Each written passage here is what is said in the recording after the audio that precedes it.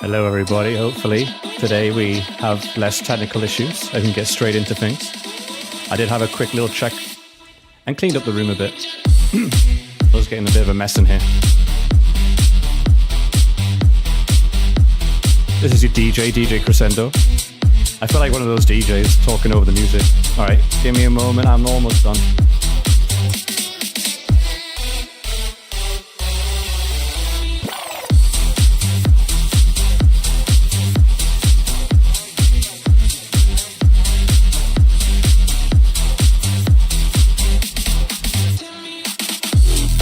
Also, I pooped today. I'll tell you more about that later.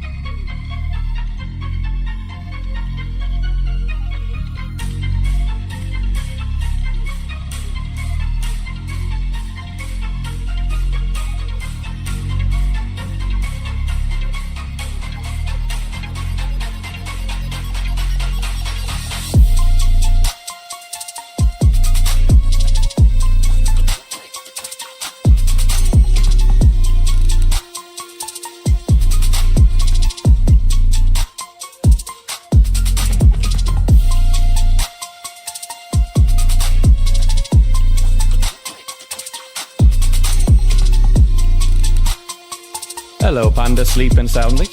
Welcome back. All right.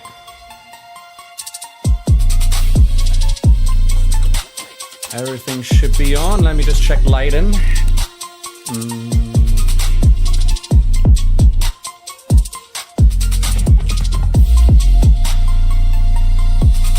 Hey, Aaron. All right.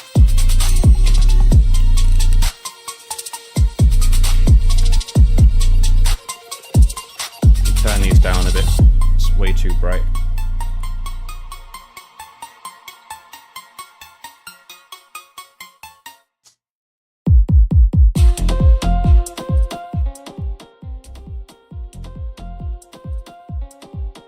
Let me know if the music at a good level. I need to get used to this. It's not too loud, not too quiet. Okay. I think we're good. There is one little thing not working properly, but we're just gonna have to deal with it. Okay. But hopefully no echoes.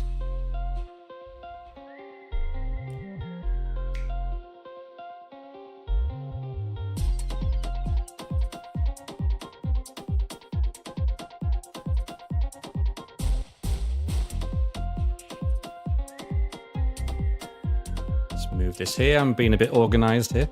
No echoing? Awesome. That's great. Okay, we need to Get out there. Also, we'll talk about this in a minute. I got a question for you guys, especially May if she's still around. Let's get this quickly set up.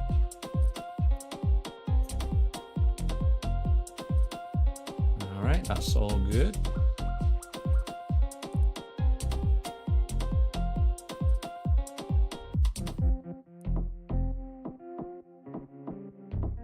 Hello, how's everybody doing? Hey, Dark Vein. Dark Vein's our #1 clip champion right now. Well done, congratulations. Another bright shirt, yes. Another white shirt, I don't know why. Just happened to be that way, I guess. But how is everybody doing? I'm going to turn this down for me, because I can't even hear myself think. I think the music's too loud for me. How's everybody doing? Sorry I streamed 5 hours later than when I was supposed to, but... one thing happened after another. I kind of woke up a bit groggy. Bring it down on stream? Okay. I will get this right eventually. It's hard to tell how quiet it is. Or loud. Maybe down here is a good level, I think. How's that? I'm good, feeling okay. Are you feeling today? Yeah, how are you feeling today? So, yeah, I woke up feeling a bit groggy. I didn't get, like, the previous day I woke up, like, amazing. It was the best feeling I've ever felt when waking up. Like, I felt fresh as soon as I opened my eyes, which was amazing. Must have been all the drugs and stuff. But today was less so. Oh, wow. Live restricted for some audience on TikTok because I mentioned the word drugs. Okay. Sorry, TikTok. So, yeah, anyway. What was I saying? Yeah, so I felt a bit groggy, but, you know, let the day go on. I was fine. And then I took Archie for a walk. And then I decided to clean this room up a bit because it was getting a bit messy. Like, I couldn't move around. So I just did a bit of tidying up. It's a very small room, so I do need to get, like, I feel like I'll need to, like, maybe rearrange stuff at some point. Get rid of the stuff that's not needed. We'll figure it out. Maybe some shelves.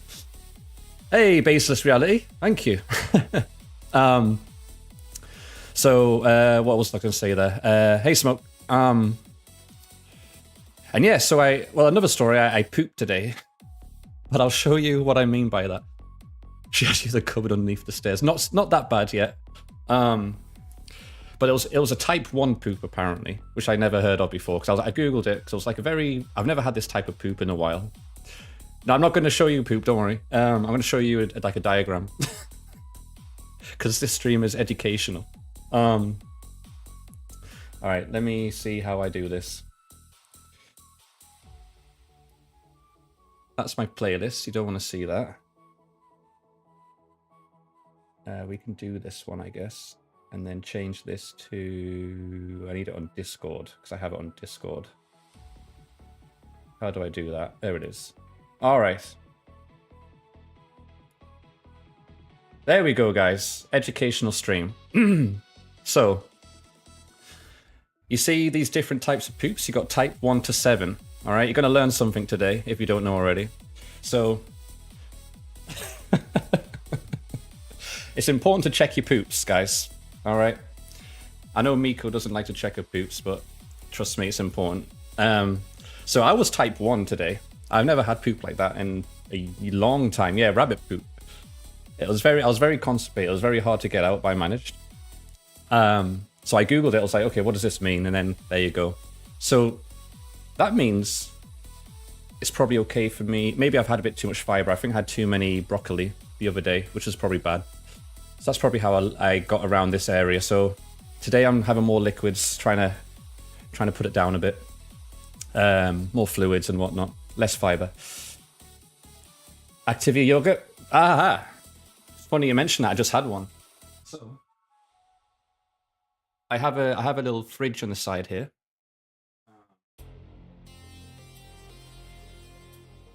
And I bought a shitload of Activia yogurts the day before yesterday. You see? So I've got a bunch of these. make me poop rocks. And I've also got my Jello, so this is great. It's clear, you know, liquids, small liquids.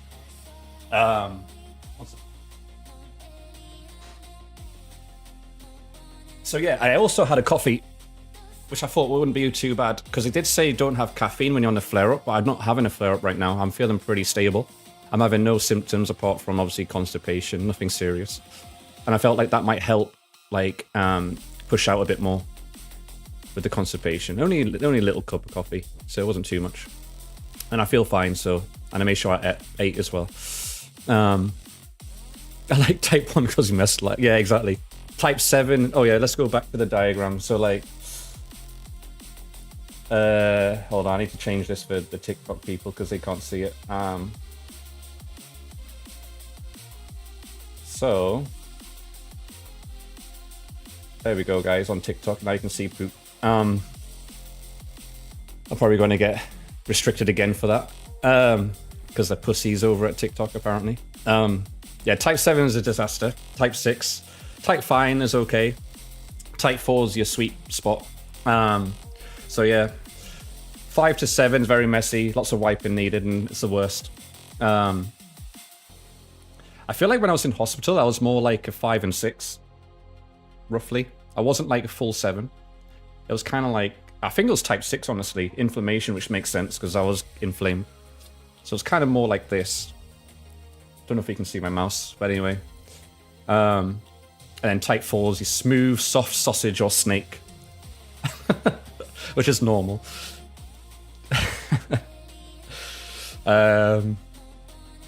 Yeah. So there's something interesting. Take a screenshot, you never know, you might need it one day. Put it on your toilet, in your bathroom wall, and you can always check your poops. Let's have a look. When I was drinking, it was invaluable. What's that, Activia? Yeah, so I've got Activia. I've got like a big stock of Activia, some Jello, you know, chocolate pudding. I basically copied whatever the hospital gave me. So I basically just copied them. Perfect thumbnail for this stream. So yeah, when I was on the liquid diet, they gave me Jello and chocolate, not chocolate pudding, broth and all that. So I just pretty much copied. And then I think going forward, I'll just stick to those whenever, like, I don't know, I feel like I might need it and be a bit more responsible with what I eat. And then when I'm like stable, remission, it's pretty much eat whatever I want in moderation, obviously, as with everybody. So I think that's just a general rule I'm gonna go by, and just listen to my gut more, like feel my gut, like, oh, I might got a little cramp there or something. Maybe I should, you know, adjust, whatever. And I think that's how I'm going to attack this going forward. Yeah, so there you go. How was your poop? Oh, you just missed it. Listen to your gut, literally, exactly. How was your poop? Well, Bionics, I'm happy that you asked. So as you see here, it was type 1 this morning. I had to get like a 10-pack of Cottonelle wipes to stand on, because apparently, right? So apparently, it's squatting to poop is easier to poop. That's how you should naturally do it. So your knees should be like up above your pelvis, right? So I saw the box of Cottonelle that hasn't been opened yet, and I just stood while sitting on the toilet to raise my knees up, to try and squeeze these pellets out.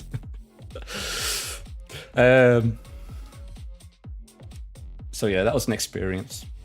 But the main thing is why we're looking at poop.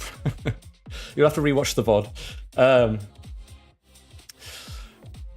Always the exact opposite. Yeah, it's something to get used to. Like, I tried tiptoes once, but I don't know. But yeah, that's what I did. And I managed, which was good. It means that, you know, because having oh, hey, thank you. Who was that? Anime Jason for following. Because they said obviously with a fistula, like, you could have like a hole, and like that could that could be dangerous because you could get sepsis. Like if your stuff starts leaking into your organs and shit, that would be like really bad. So thankfully I don't have that, obviously. They did say it was like ambiguous, meaning they probably didn't know for sure. So it might have been very minute, which is good, and it's probably healed to somewhat degree. Why is this chart Southwest Link? Bristol Steel chart. I think that's just the name of it. I don't know. No idea. I've lost my train of thought now. What was I going to say? What was I talking about? I was talking about poop. Oh yeah, the fistula thing. So yeah, so that's a good news, I guess. So I know that, you know, if the poops is traveling all the way to the rectum, then I know there's a clean, you know, tunnel. There's no gaps, basically. Anyway, yeah, that's enough of poop. But today we're going to continue with our XL printer, which I found the price of it. So basically, with all 5 nozzles, it doesn't have the enclosure. They did send us like add-ons and stuff as well, but I think just for what we have is pretty much $4,000. So all this costs $4,000 with once it's all complete with the nozzles we put on. Apparently, you can get enclosure with it, which might be cool. The extra $500 is just because they pre-assembled it, like most of it. So if you do want to get one of these with, I mean, I'm not even sponsored, so I don't even know why I'm saying it, but you know, it might be helpful. If you do want to get one of these, you know, assembled, I guess, with 5 nozzles, it's about $4K, which is about, I don't know, $3K plus maybe £320,000 and whatever else your currency is. 3D print and type 4. I could, you know, we could get this diagram and literally 3D print each one so we can always remember, you know, what the poop will look like and actually feel it as well. Oh, the question I said, so I ended stream last night and it was on like, not like this. I pressed stop streaming in OBS, the stop streaming button. So I don't know why it did that. I just thought maybe you guys might have an answer as to why it did that, because I'd never seen that before. We can bring it to open source, exactly. I didn't press the X, no, I don't know. I think this PC's acting up a bit, honestly. I'm having some trouble with it. But I do have a PC, I have 2 PCs actually in the UK, which I'm hoping to get shipped over to the US by like in January, basically, beginning of next year, roughly, January, February. So, and they're pretty much clean and brand new, and don't have any previous user stuff on the PC, so they'll have like full memory and everything. Tara's gonna get you, yeah. Well, yeah, we're gonna have to see about that. And I can get my guitars too, and get, you know, whatever else goodies I still have over there that, you know, that I can play with again. So yeah, I'm looking forward to that. I also have the McLaren Lego over there, so that will go with the sets. I assume you suddenly went to poop. No, it wasn't an emergency. It's just my PC acting like, I don't know, being a nuisance. Execute command, then the system jammed. Yeah, some crap happened. My PC, so one of the PCs has got the 4090 in, and the other one is just whatever I had, like my actual PC that I had. It was like a pre-build HP Omen 30L, I think it was. I can't remember what GPU I had in, but nowhere near like 3090 or anything. Can't remember what it is now. If you have proof the 4090 is in the US first, you might be able to get... Really? Okay. It sounds like there's just going to be a lot of work just to prove something like that. Because I think that was taken like on passenger flight. Like wrapped in blankets and stuff.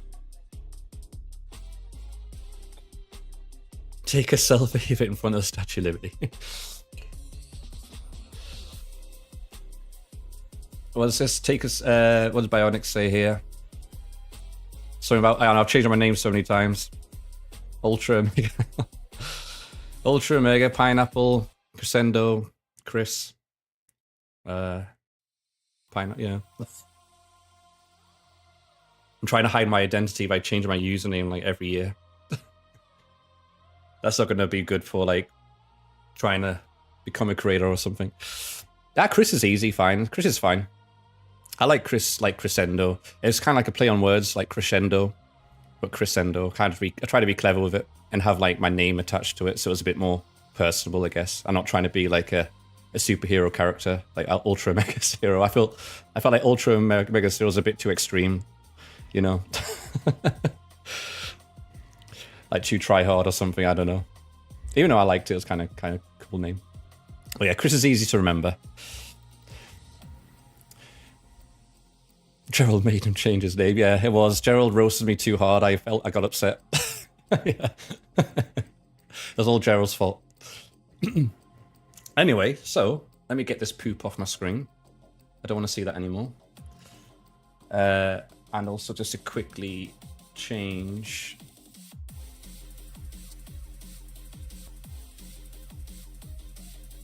You said your name was pretentious. Yeah, I think Gerald doesn't have anything nice to say, honestly, to anybody's usernames. I'm just quickly going to change my capture on the vertical so it doesn't end up like doxing me. Here we go. Because it seems to just... Let me just quickly run through those scenes real quick.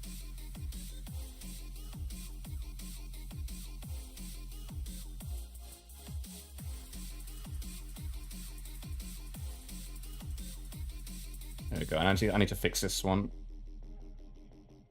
which is just quick, easy. This. Okay. Look at that. We've hardly done any setup today. It must be must be a first here. Where should I put myself? Maybe here.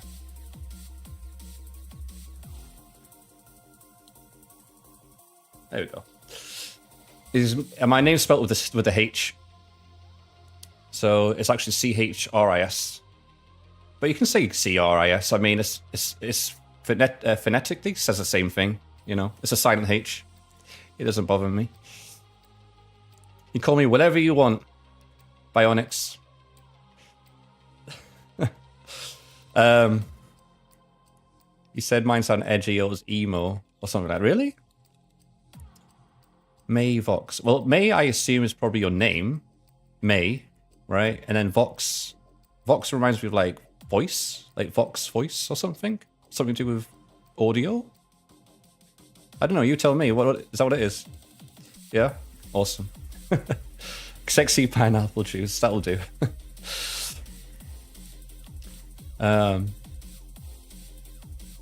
Prusa makes me think of Prussia. Yeah.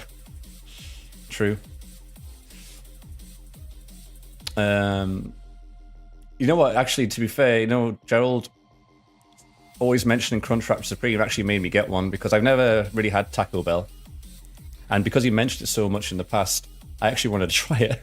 It was okay, but I like the Dorito one better. The Dorito Gordo wrap, that was good. Oh, let me change this back.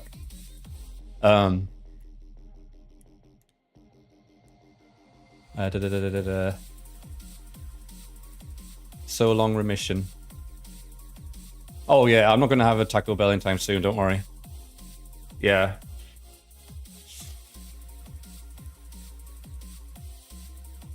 I like when there's a giant cheese in the crunch wrap. Yeah. Well, that's what the Dorito like Gordo wrap thing was like. It had like a crunchy bit inside, which was really nice. But honestly, like once you're in remission, you just got to be like a normal person. Just eat stuff in moderation. You know, don't drink godly amounts of alcohol, or you know, don't just binge on like fast food, you know, and stuff like that. Just moderation, I think. Just like anyone else. Also, there might be some foods that I get triggered by, but I mean, I kind of stay away from like most fast food now in US. Apart from In-N-Out, I feel like In-N-Out's okay. I think it's more fresh.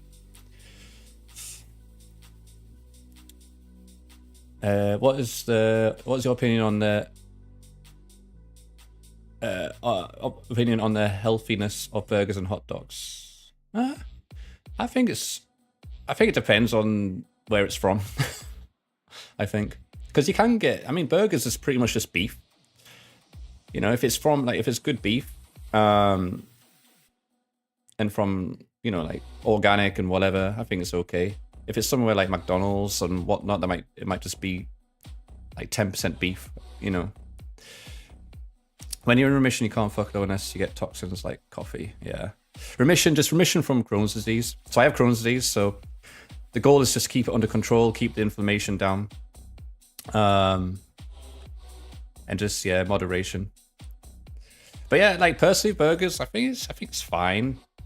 like I said, I think it's just what additives are in it, where it's from, and stuff like that. And same with hot dogs, I assume, because you can get some top quality sausages, and you can get some just shitty sausages, right? So just make sure you know what's in it, I guess. Yeah, it's okay. I get on with it. And stress, yeah, stress is important too. So I've definitely been more mindful of stress. Definitely been more mindful just to try and take things more easily. Not hello, Elfo. Just to try and let's just sit up. I'm gonna get an arch back like this. Try and just manage stress better and just not overthink things too much and not, take a more calm approach on things and just be like, you know what, it's okay if this doesn't get done today. There's more time, because I'm kind of that person that I'm a bit of a workaholic and like I try and get lots of things done.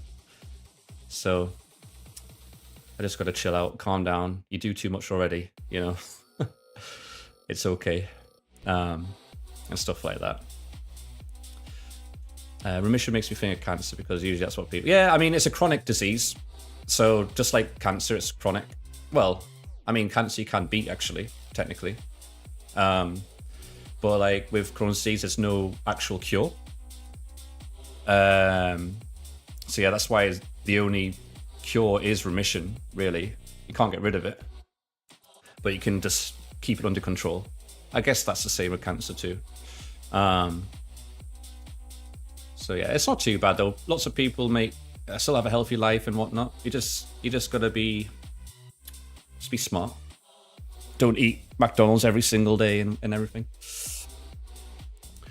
Set yourself off time where you actually take off time. Yeah, exactly. So hard cut off during the day, so you have evenings off or entire day. Like, yeah, I agree, Mavox. Like the other day I did that. I think when I came back from the hospital, I pretty much just had the whole afternoon, and I think even part of the next day, just chilling and just chilling with the cats and dogs and just taking it easy and just resting, and just giving them cuddles and not thinking about anything else and just happy thoughts because they were all being loving and nice. Yeah. Amico drinks soup right in front of you, yeah. What else? And then also just positive attitude, I think, is the best too, mentally, because I feel like, if you're going to be doom and gloom, which is nothing wrong with that, you got to go through the emotions, but I try and keep myself positive. Don't try and worry about things you can't control and stuff like that. So, I just move on. I feel like worrying about something's not going to change anything. So just keep positive. Whatever happens, happens, and just get on with it, kind of thing. Something I had a long time, kind of. So I got diagnosed like 3 years ago, but I feel like I had it way before then, because when I look back in my history now, I think the first indication of it might have been when, in my early 20s, I had a perianal, I think it's called, perianal abscess, which had to get drained. And hang out the chatties, yeah, Fran. And that's where I feel like I might have had the first kind of hint of it. But at the time, when the doctors there, they don't go straight to, it's Crohn's disease. They just think, okay, it's just an infection. Maybe it was your hair follicles or whatever. So they just drained it and whatnot, and I just went on my day afterwards. So I feel like I've had it maybe since then. I do remember a time as well when I was really young. I was like, I was in my teenage years, maybe like 15, 16. I remember like this one time I had like a really bad constipation, and this is the only other time I can think of. And I was in like pain trying to get it out, which I managed in the day. So I don't know. I could have had it for a long, long time. Oh my god, yeah. That emote, yeah. Oh, I can see it. That'll be our little secret. That emote. Sounds like you're doing okay. I know someone major Crohn's disease and while these manages. Yeah, exactly. So I do feel fortunate. I feel like with mine, I definitely not in the severe cases. Touch wood, So I think I've been pretty much like mild, I would say. Maybe a little bit like just above mild, like recently or something, but or in certain times. So I do feel fortunate for that. And didn't have a fistula or anything. Don't have a stoma bag, because there are people that have that. And that's why it's important just to keep it under control so you don't get to that point, I think. And now I'm going to take it way more seriously now too, obviously. So I am fortunate in that sense. Do I have general anxiety? Not really. Sometimes. I mean, I used to in the past. I like to feel like I conquered anxiety, really. Because I remember that, like, when I was younger as well, and even during my 20s, I would have bouts of anxiety, but I feel like that might have been because of like my lifestyle. I worked in the bar industry and stuff, and I'd always be like socially drinking after work and stuff, and I feel like alcohol didn't help with anxiety, as that's like a downer, really. It's a depressant, really, right? I mean, I've cut alcohol out of my life pretty much. I only do it every now and then for events, which is like a couple times a year, and maybe the odd drink here and there, but I don't know. I feel like that might have contributed. I'm trying to think what else might have. I have one of my best friends in the UK gets anxiety from energy drinks. He can't drink energy drinks. Thankfully, I don't get that because I've had so many of energy drinks in my life. But I think, again, I guess it triggers anxiety. Different things can trigger people differently, right? Just like Crohn's disease and whatnot. I guess everyone has their own vices and triggers. Yeah, alcohol regularly isn't great, exactly. Special occasions, for me. I don't drink at home. I never have, really. Just special occasions. You trigger me. Energy drinks make me not sleep. Yeah, it's probably sensitive to it as well. I mean, for me, I've drank energy drinks so much, like, I probably have a high tolerance of it. I could probably have an energy drink and still fall asleep. But I have not had an energy drink since almost a week now, actually. And I'm going to see if I can keep it up and see if I psychologically not have to rely on it. Because maybe I was in that feedback loop of like, oh, I need this to keep my energy levels up and not let my body like produce its own energy or whatever, So we'll see how it goes. I switched to coffee, definitely. I'm trying to switch more to coffee and teas and stuff like that, which is obviously a lot less caffeine too. Yeah, there's lots of people sensitive to caffeine. Yeah, microdosing caffeine via chocolate. Yeah, I didn't realize there was caffeine in chocolate until I saw it in the notes. Smoke always to meth.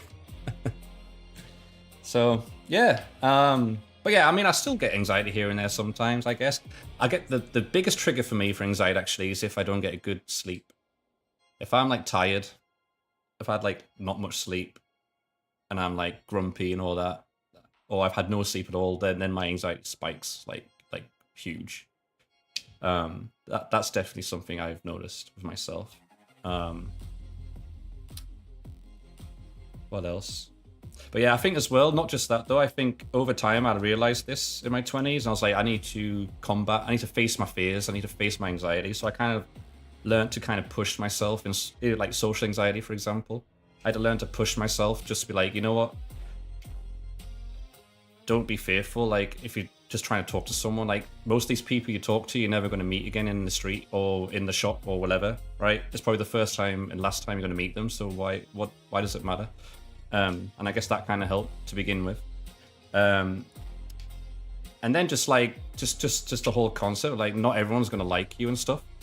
You're always going to have enemies. Someone's not going to like you for like your nose or something stupid, like the way you speak or, for ridiculous reasons.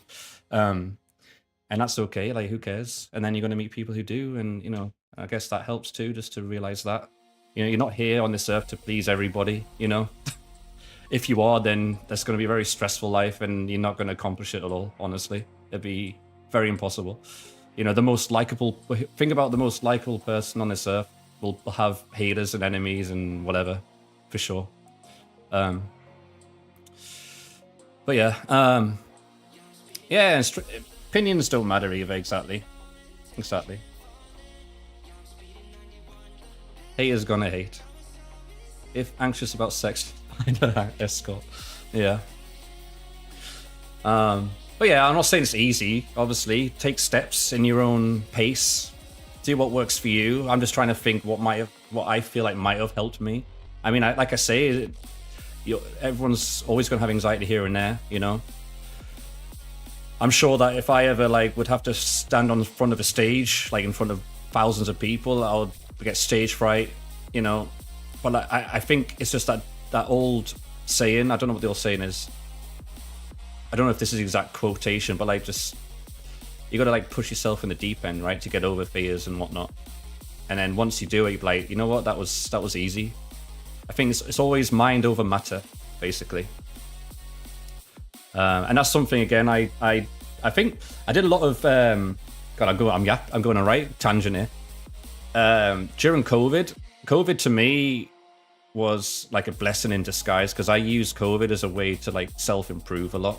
Because I was like, okay, I'm at home, I've got lots of time to myself, and I kind of just looked at the man in the mirror and be like, okay, what do I need to fix, but what can I improve on and stuff? How can I make my life better? And all that kind of good stuff. And I just think it's all a mindset, really. I think you got to put yourself in a healthy mindset to begin with. And I think starting from there, everything will come following, if that makes sense. Not come following. God, these words, phrasing. It's like the foundation, right? If you have a healthy mindset, then things will follow after that, right? Kind of thing.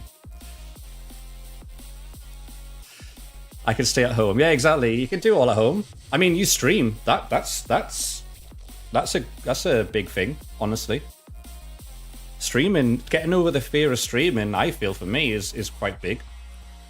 Just to talk to, online, putting yourself out there, that's a big hurdle, I think, honestly.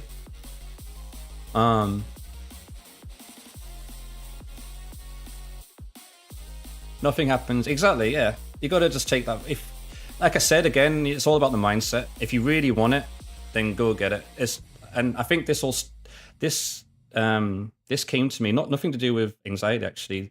The mindset thing came to me when I started working out, because a friend of mine who was he was like bodybuilder, everything at university. I was his roommate, and he said to me once that, go to the gym for yourself. Don't do it for anyone else. Don't do it for, you want to pick up girls, or you want to look, you want to look good for other people, whatever. Do it for yourself, because that's what's going to make you stay at the gym. That's going to make you keep continuing that lifestyle, because it is a lifestyle. You can't just do it and then stop, because then you go back to where you were. I mean, that's okay if you want that, right? But you got to do it for yourself. You got to get your mindset right, basically. So it just works interchanges with lots of things in life, I think. So yeah, I'm not an expert though. This is just my opinions and my life, I guess. Yeah, go for the pump. So for me, what made me stick at the gym was, yes, the physical aspect is great, obviously. I mean, who doesn't want to feel comfortable in their own body and look good in their eyes? But it was actually more mental for me. I felt like when I went to the gym, it made me combat some mental issues, maybe depression or whatever it is, right? And I felt like going to the gym gave you that, what Base Reality said, the endorphins, made you happier, I guess, in some way. And that's what made me keep going, because this makes me feel good, So yeah, I think it all starts with the mind. It does. I think you got to put your head in the right space, and whatever it takes to do that, then go for it, because people have all types of ways, meditation, gym. Everyone has their own thing, I guess. Even just routine, making your bed every day. So I had depression once. Well, I remember when I had I've had depression a few times, I feel. And it's just the little steps, little accomplishments as well. And that again could be taken into other aspects, not just depression. Just start with the small things, and every little step will go a long way. So even if it just means getting out of bed and just make your bed, there you go, you've done something right for the day. And if that's all you do, great, but at least you did that.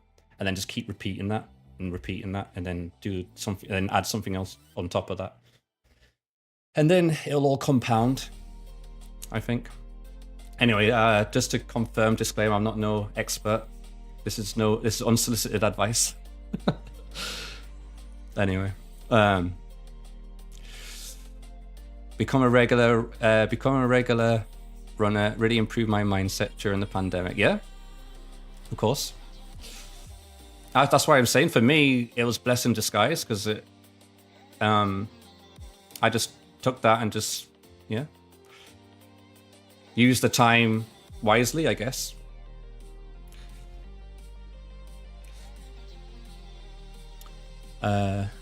Modern. Is that an emote? I can't see it. It doesn't show up for me. Let me see.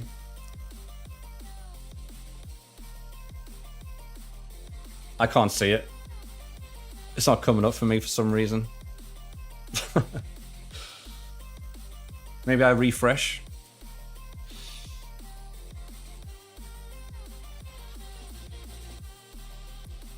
Oh, what? Okay, I see it now. Yeah, I've seen that one before. Hey, Mild. Hey. I'm doing well, thank you. I saw it. So, I think it was Gardo asked me last night to raid someone, and I was just like in a rush. And I didn't realize you were streaming, so I would have probably raided you if I noticed, so I apologize. Next time I'll look out. I'm on mobile, so I'll never see it unless it shows on screen. Yeah, emotes don't 7TV emotes don't show on mobile. What's the poll? What poll have we got? Would you watch a workout stream? Oh god. How did I get here? Yeah. Hey Tyson. Yeah, I need to get back into working out. I need to make that. I need to get a schedule. I need to get stream schedule. I need to get a schedule for working out and everything else. I need to work on that, because everything at the moment is just like ad hoc. But yeah, I'm gonna turn these lights down a bit because I feel like my face is shining. But yes, I'm feeling better today, which is good. I've been more careful. The drugs seem to be working. Sorry, TikTok. I mentioned drugs again. What do you do for workout? So I remember the name of the guy that I used to. So when I actually started working out like proper, there's a guy called Jim Stopani, and I followed his shortcut to size program. And at the time, it was free. I think he's monetized it now. But that for me was a good like entry into just getting to the gym and just following like something. And it was just like mainly just all weightlifting with just a bit of cardio. So what I'd usually do is start on the treadmill just for 5 minutes just to get the blood pumping. And then I'll just follow his workout. So I think he did like more of a push-pull. So 4 days a week. Focus on push-pulls on the days. But yes, Jim Sapani, I'll show you. He's got a PhD and everything. He's called Dr. Jim Sapani. So I don't know. I trusted him because he has a PhD over like gym bros. And yeah, I just need to... He's 57 and in great shape still. But I just need to make it more consistent. So shortcut to size program was what it's called. And he had lots of good nutrition advice, like supplement advice. So I remember mixing... So I made my own pre-workouts instead of buying pre-bought ones. And I think I mixed beta-alanine. Oh God. What else was it? Beta-alanine. I might be butchering these words. Yeah, consistency is key. what was it? I think I mixed like two or three powders. One of them was definitely creatine, which apparently, don't quote me on this, but I've seen some things on the internet where creatine is actually really good for a woman. Apparently, as a supplement to take. Let me just quickly get a quick fact on that. I don't know if it's actually true, but I think there's been some studies.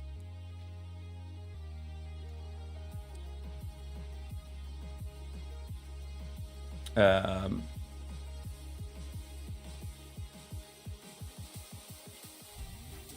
can't remember exactly what it was, but anyway, that was great.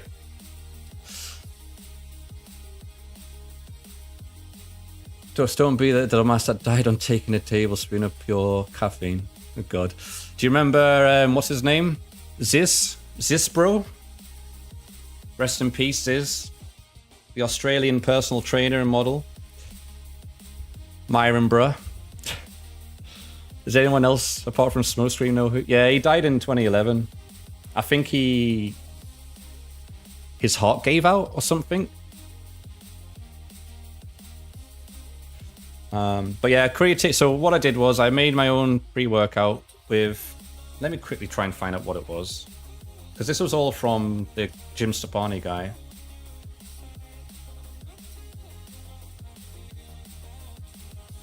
So not only just I followed the workouts, but I followed what he recommended for like the supplements.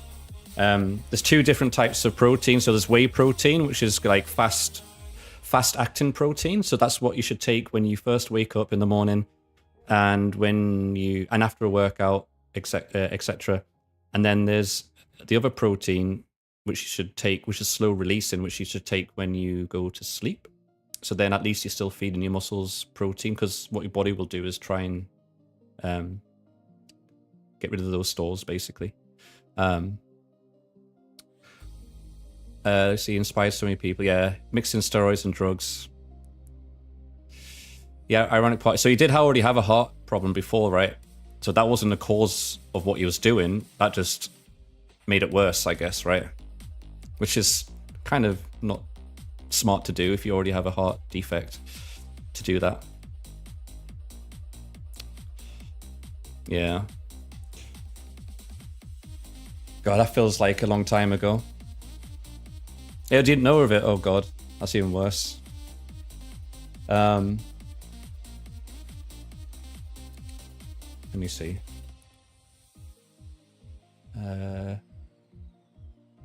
So whey protein. What's the other protein?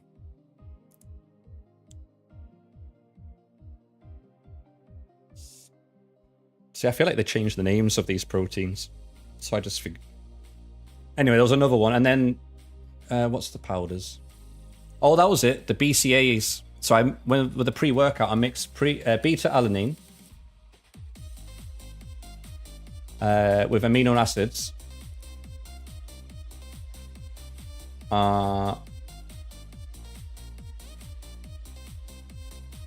Yeah, the BCAA 2-to-1 powder. That's what I got. Mix that with beta alanine, which doesn't look like they have it in this American store.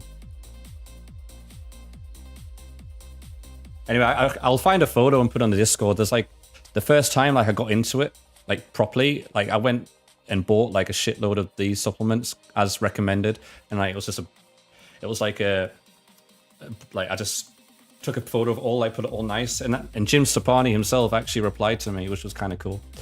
Not on that photo, but a random Instagram photo I put up, and I think I tagged him or something, and he got back, which kind of helped with my motivation a bit. Branch chain amino acids, yeah. Zeus was also D's like God 4. It's a fellow Aussie Clownius. I will bet you that if he knew, he still would have gone that way. Yeah. Yeah. Crazy. I never actually saw him game, actually. I just saw the memes and him like always dancing to like techno EDM music. And like doing that, what was it? Something like this, I don't know. And like the dances. But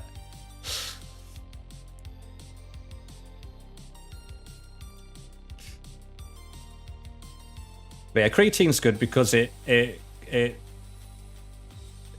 feels like when you take creatine during the gym, which was what I did, I feel like it helps you do extra pushes. So it helps you push for extra reps and stuff, which I mixed in with the pre-workout as well. And I think that's pretty much it, really. And obviously the diet, nutrition stuff, but that's, you know, don't need to go into that. I think that's pretty known. But yeah, I don't know how we got onto that tangent. Oh yeah, the workout, Paul, that was it, yeah. Yeah, so I need to be consistent again, which I will.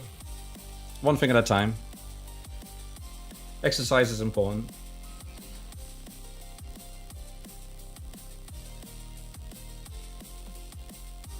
Oh. Makes you live longer. You know, I never played WoW before. I've had friends who played WoW. There's lots of streamers that's played WoW. I've never played WoW. Never even logged in. Never even downloaded it. Maybe I should just wait for the next best thing to go into that one day. Who knows? Try to take sunrise walks, but I recently fell off. It's okay. Take sunset walks instead then. You don't have to do it every morning.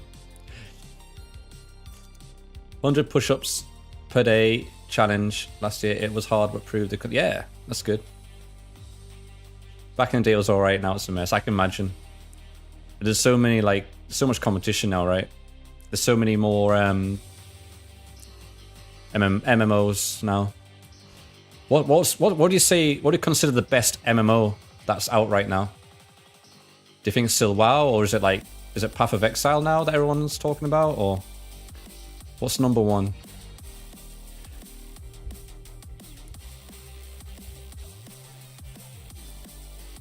Yeah, it's habit building, exactly, Doc. You got to build a habit. Smoke, you're lying. You played GTA. I've seen you play GTA. You shared a clip that one time. I remember. Club Penguin. PoE is an ARPG? What does that mean? What's an ARPG? Oh god, I feel like a boomer now. There's too many abbreviations for stuff. You can't give your opinions too biased. Go on, give your opinion, May. It's a safe space here. I've heard of Ultima Online, but I don't think I've seen it. Final Fantasy 14, okay. Didn't Final Fantasy 14 get a lot of flack? Like it was really good, and then I guess it got a lot of hate or something. I don't know. Would he be playing the new GTA Smoke? Black Desert, yeah, I've heard of that. I thought that's quite old now, though, isn't it? That's one thing I did play, RuneScape, but I didn't get far back in the day. I did play a little bit RuneScape because it was free. But I didn't pay for it because I think they were like the free version, like locked you out of like more of the map and stuff, which was kind of shitty. So I kind of got bored. I didn't get that far though. I think that's the closest like MMO I've ever played. I've not played the new one though.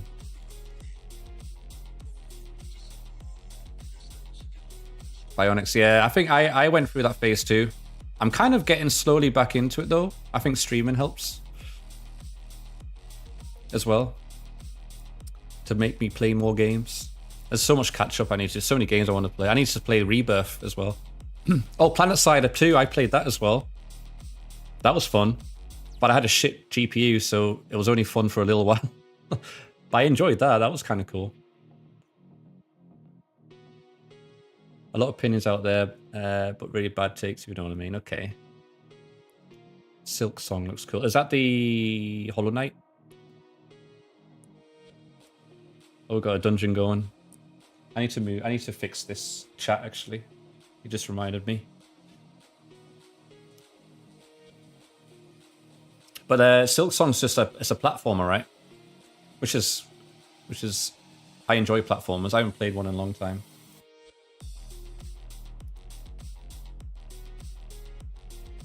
I like platformers because they're kind of like casual. I've not played Cyberpunk. No. I'm gonna move. I'm gonna move chat down here.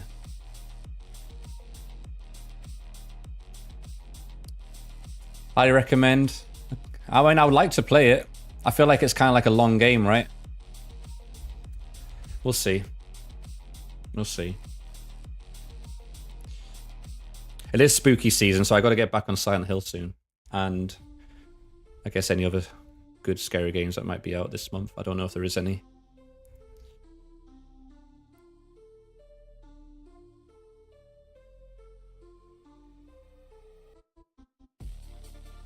I need to start getting games on my radar again and see what's coming. Oh, what's this? Someone won something. What's that?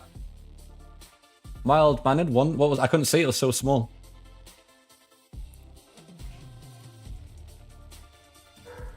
I have such a hard time playing games offline. It's a problem I had before. Oh, I think the only offline games I've played recently is Zelda on the Switch. I'm still on Breath of the Wild, but I've been picking it up like every now and then. And I've got Tears of the Kingdom to play after that. So those count as, I guess, games I play offline. I play them when usually traveling. I did take it to the hospital, but I never picked it up. I ended up watching YouTube for a little bit. Which, if you're not doing it yet, watching YouTube on the Switch is pretty cool. It's better than the phone, in my opinion. And Stardew Valley, which was like a year or two ago. So I like offline, for playing games offline, I like playing lots of casual games, I guess. I think platforms are a good choice for playing offline, because it's something you can just pick up. And that's what I like about the Switch. You can pick up and go, and then you can set it down, it'll pause, and then when you pick it up again, it'll be back where you left it, which I love. Let me see. Epic pirate hat, okay. Yeah, we need to make some custom stuff in this dungeon thing. You guys need to help me. If you want to have more custom dungeon, maybe we'll have like a poop legendary item, the legendary poop. The legendary Crisendo poop, type 1. Type 1 rabbit pellets. Let me see. Isn't there plan to scare it? I don't know. I think I did some smoke last year, like one of those smoke things. Legendary Archie mount, yeah. Last year, I played Red Dead Redemption 2 throughout the year. So when October rolled out, I would be set to play Undead Nightmare. Yeah, that's fun. I haven't played that in a long time. Oh, Mavox. Yeah, well, make sure you're looking after yourself, May. Epic Chris hair health. Enlarge this moat into a dungeon. Hello, Archie. What do you want? Hey? You want attention? Is it because I'm talking to chat? Have you gone for a pee-pee? Hey? I need to go for a pee-pee, so you can stay here. Whoa, someone else won something. What the hell? How are you guys winning so much shit this time? Oh, okay. There you go. Back on the... There you go, over there. God, he looks so huge, like the size of his head. When he's on this camera. You got hold of the Red Dwarf handbook. Oh yeah, you're a big fan of that, aren't you? Oh, he's a big boy, he is. Yes, sir. Yes, sir.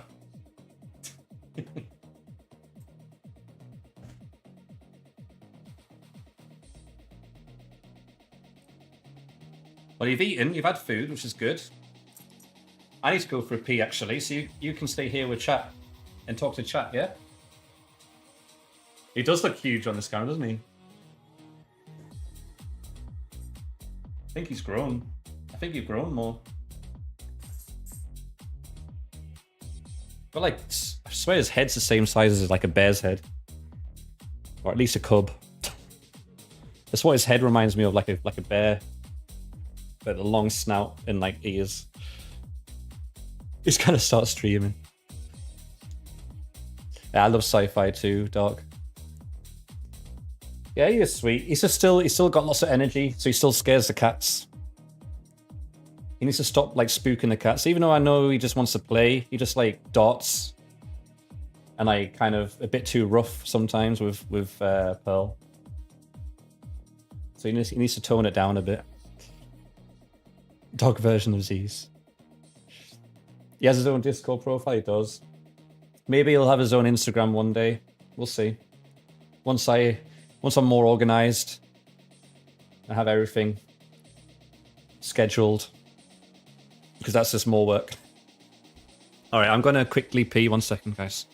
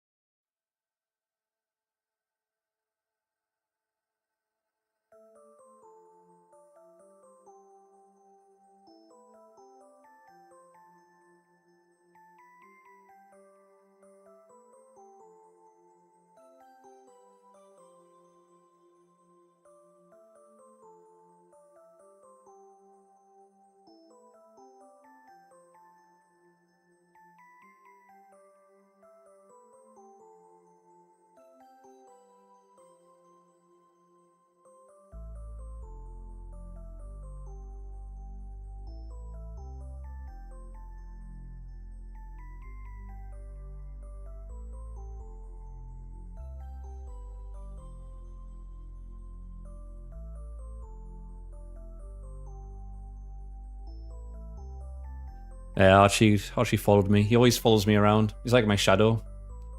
Wherever I go, he goes. Even into the toilet. Let me see, what have I missed? I'll get him the buttons. I feel like that's going to be a lot of work to teach him that. I feel like that's going to take a long time. Your cats do that too, yeah. It's funny because, who is it? Sometimes Evan or Pearl, all you'll hear, like, you'll be in the toilet and all you hear is like under the door frame, like sniffing, like as if like zombies trying to get in.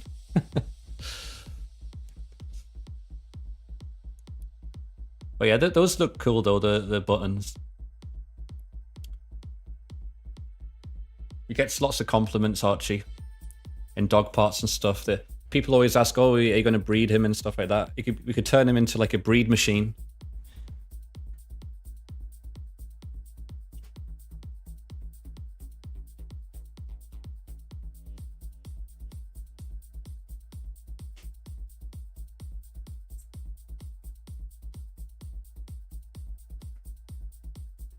What? A breed machine, yeah. Hey, Avery. Archie's here. Sit. There you go. This is my food. I'm going to have a jelly, guys, just to give myself some food while we're chatting. He's safe in there, exactly. They're so needy. They're so dependent. Does Archie like toy plushies? He does. We got him, like, especially in the beginning, got him those Kong plushie toys that are meant to be strong, and he just ripped them to pieces, and that was when he was younger. So I kind of stay away from getting him like toy kind of stuff because he just destroys them. They don't last very long.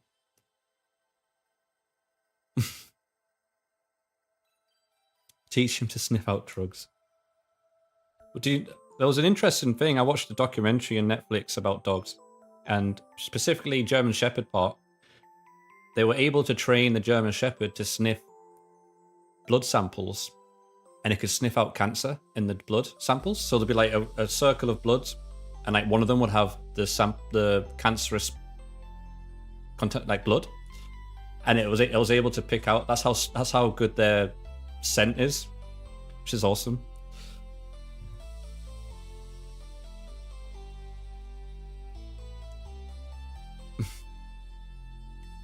So there could be a way, maybe. I wonder, because their nose is so good, good.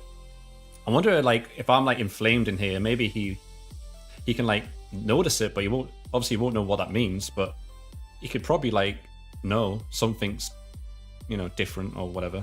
Maybe I could train him to be like, okay, to like give me a sign that maybe it's getting inflamed in there. That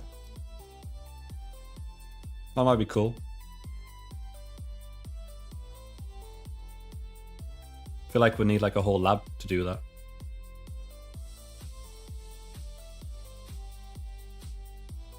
I have no idea, May. Time to go, yeah. He usually always likes to like sit in the hallway and just watch the cats, basically.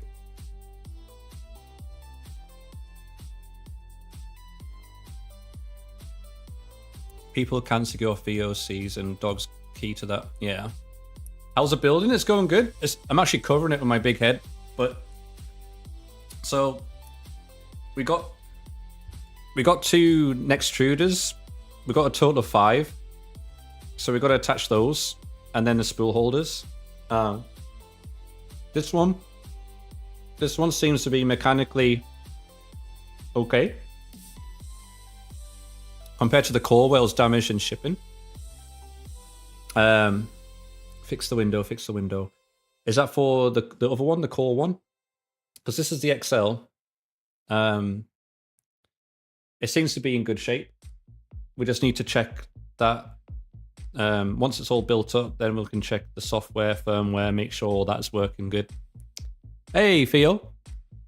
Yeah, the core one, no. So what's happening with that? That one is, you can't really see it, but it's there. I've just tucked it under there for a bit. So basically, what the quickest option to get it fixed is just to send. They're going to send a new one, just a replacement, and we'll send the old one back. Just hopefully that one doesn't get damaged in shipping, and hopefully looks like a science project. Yeah, it's kind of cool looking. Makes me feel like I'm in a like manufacturing factory or workshop. It's kind of cool. So yeah, so we won't be able to play with that one yet, which is like the kind of cool looking with the enclosure and lights. But what we'll do when that comes back, we'll do the same again. We'll assemble it and get that tested. But at least for this one, it looks like this one will probably be good to go. So once we get it all built, we can then fire it up, and do all the stuff, and then hopefully the camera will work. If not, that's a separate issue. And then we can kind of test it. Make sure we'll do a test print. I'm sure they have lots of models and stuff we can just test with. I think there's even preloaded ones on the USB stick. I'm building a NAS. You're gonna have to help me. I don't know abbreviations. Just got it to boot after complete failure yesterday. Is that like a 3D printer?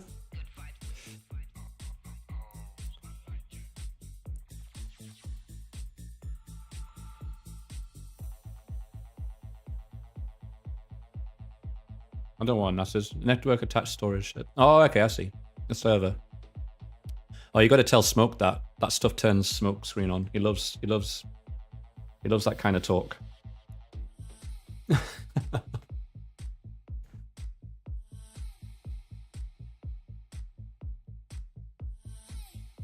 He loves storage, Smoke screen. Anything about storage.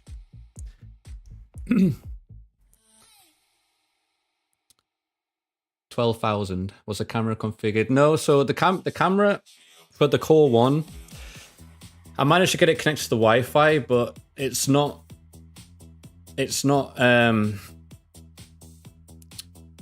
Actually, let me do this. This will be easier.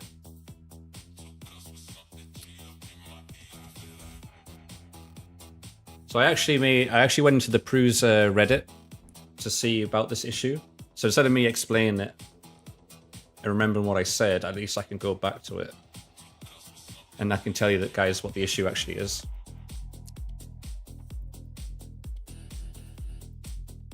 That'd be easier to kind of explain, because I can do like kind of show and tell kind of deal. Hang on a sec.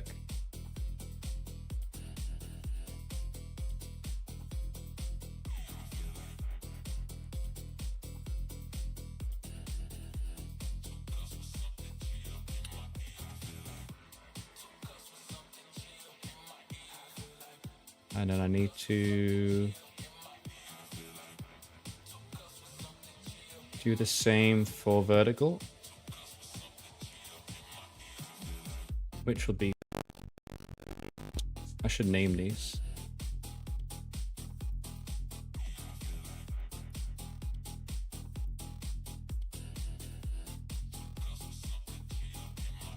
Okay.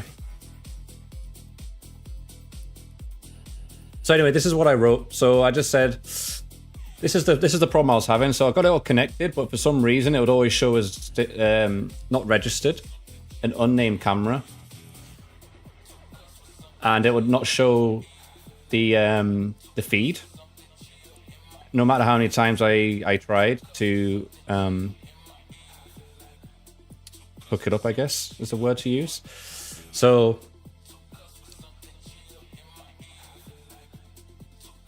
I went through all this. Some people tried to help. And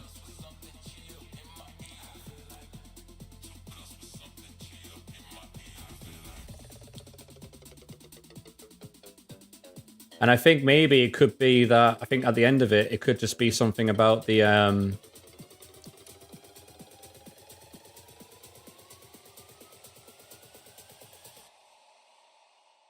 here it is. So Prusa's going to send a replacement camera. Because it could something be like maybe the firmware when it was updating maybe got corrupted or bugged, or a faulty device, or it might just be something to do with the home network that needs fixing, because there has been some kind of weird issues with the home network, like my PlayStation 5 Wi-Fi not connecting properly, which Smokescreen had to help me manually do that. I also, when I turn my PC on, every time I turn it on, I have to do the network diagnostic problem tool to connect to the internet. I have to run that every time. So there's something weird going on with the network too, so it could be that as well. So for the cameras, that's something I'm looking into to hopefully maybe fix. So yeah, that's kind of that in a nutshell. So any network, internet guys, Wi-Fi experts might be able to help me with that one.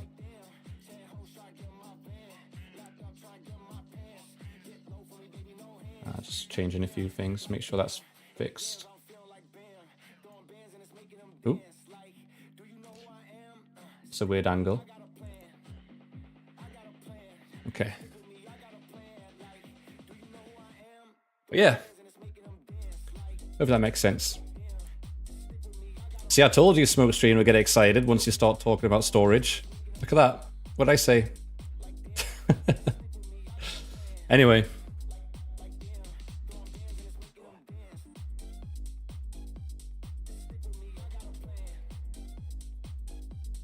Shall we get started? It's actually 6:20 p.m. So I think we should probably get started with finishing this off. It's a shame we didn't start way earlier, because it would add more time today, but let's just make sure things are good. Okay.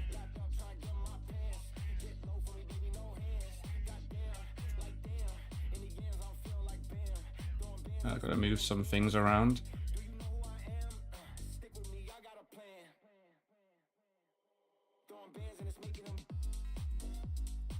Why is my camera so big? I should minimize that.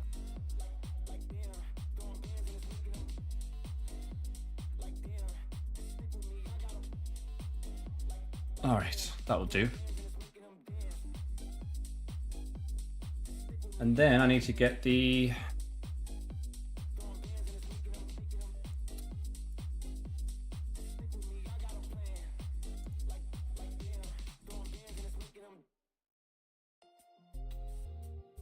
I'm being a bit of a perfectionist now. I want to kind of make this a bit nicer on the fly. All right, we're good.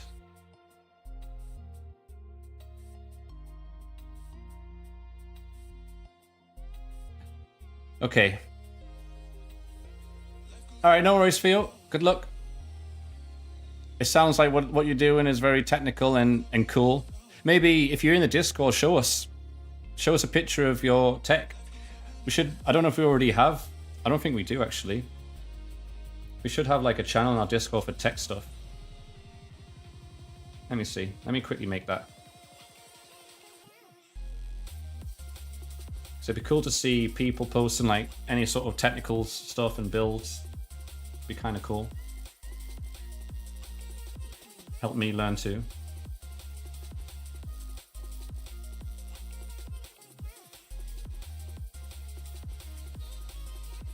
There we go. We got a technology section. So post it in there. I want to see. All right, no worries, man. Adios. All right, so. Oh yeah.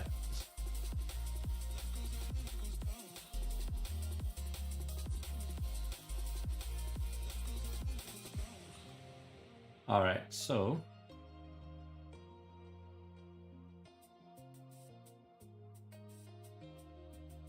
I stick this on.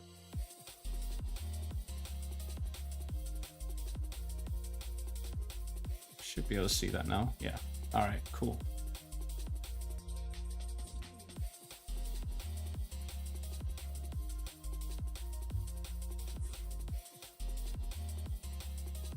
I did a bit of cleaning up. Let's move this like that.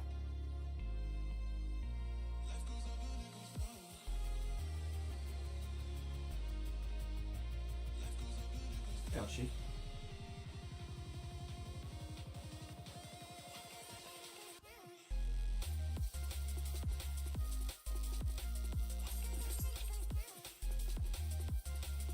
This needs to stand back a bit. Over here. Nice. This needs to move a bit more actually. Needs to kind of be here, to be fair. So everybody can see. Okay. Archie, no, back. You might have to leave the room for this, because I don't want you damaging anything. Come here.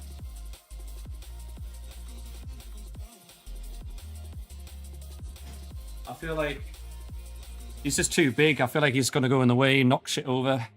I don't want like dog hair in there, I guess, so that wouldn't be good. So he's going to have to be up the room for now. All right, so let's see. Let's get things a bit ready. So we're going to install the other 3 extruders. So if I remember right, oh, that's the price of them, yeah. So there you go. So that's what we have. $4,000. That's crazy expensive, isn't it, for a 3D printer? But 5 tool heads, extruders, assembled, which is the extra $600. If you have it semi-assembled, it's a bit cheaper. Not bad.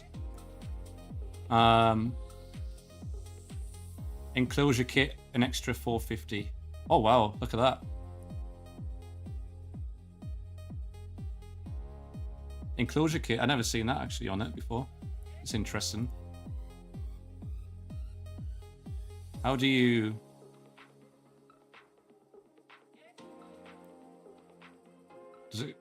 Does it go up and down? Oh, I see, okay. Oh wow, look at that. That's kind of cool. It's like a whole castle. A tire. A shoe. We can print our own shoes.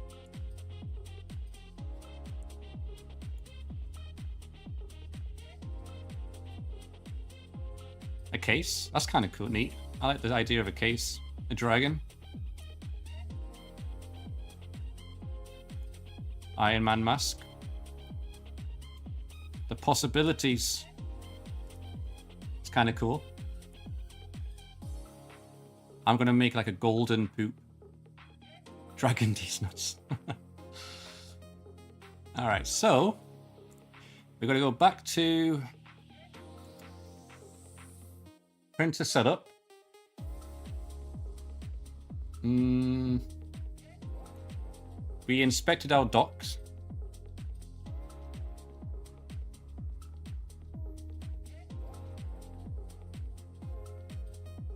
Is there a... Let me see, real quick.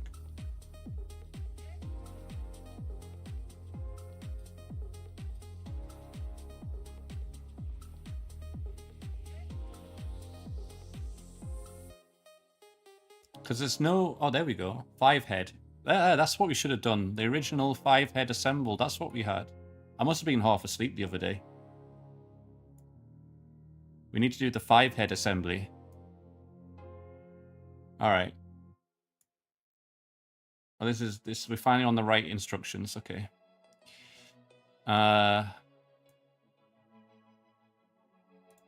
guess it'll just be like the same. Traction the first and second. We did that. Now we need the third.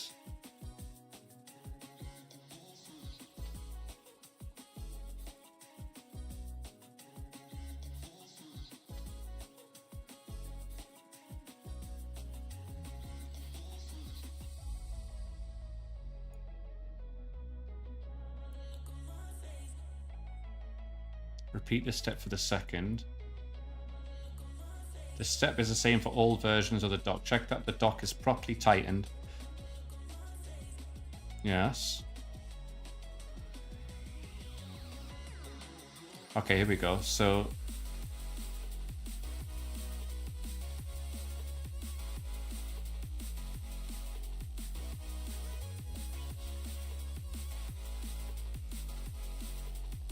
this step is the same. At this point, you should already have 2 docks installed. Yes. Locate the M3 screw in the metal insert. Yeah. Using the Allen key, remove the screw from the metal insert. All right. So this is where we're at. All right. Cool. God, my Stream Deck's not working either. Nothing's working. My Stream Deck is another thing that keeps messing up. All right. Let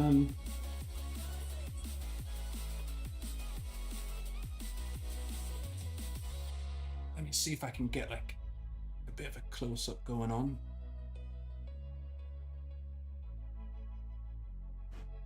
Let's see.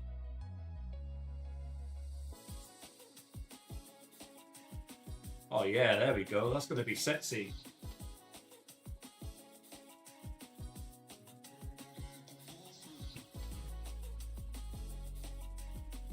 You guys are going to be all up in the mechanical parts. You're going to get all the close-ups, the sexy close-ups. Look at this. You're getting closer.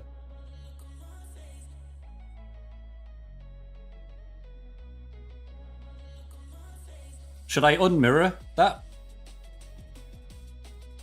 Would that be better if it's like unmirrored? I'll just keep it.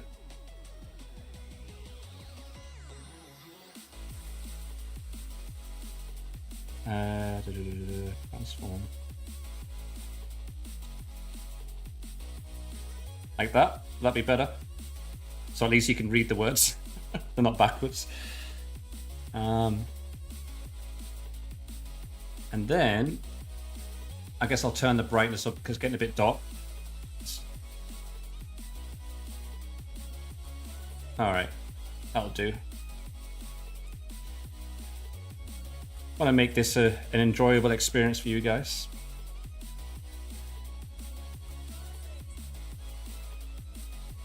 Okay. So I got to remove the screw in the back.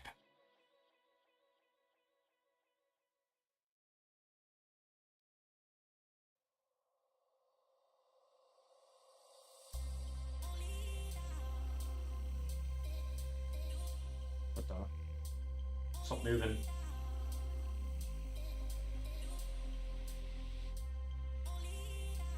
I also need to unmirror this one too, don't I?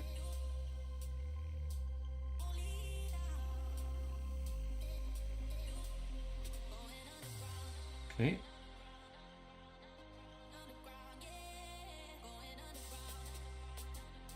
Where is it? There it is. And then the guys over at TikTok, sorry, you wouldn't be able to see anything there.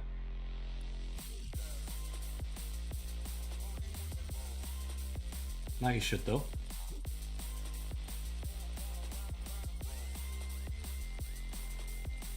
That'll do. All right. Locate the M3s. Let's get our tools out.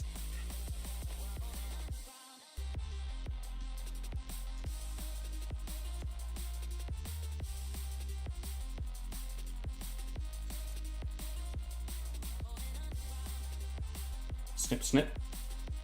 I love all the extra tools I've got now. Like, they've sent us like 2 sets of tools that you need for these printers. You can never have too many tools, in my opinion. Love it. Okay.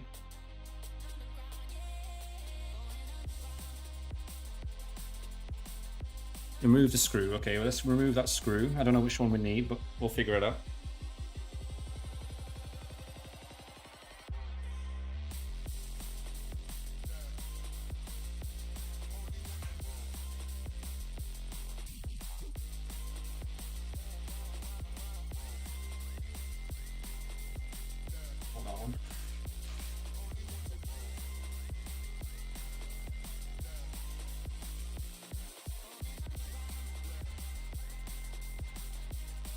I wonder why there's a screw in here anyway.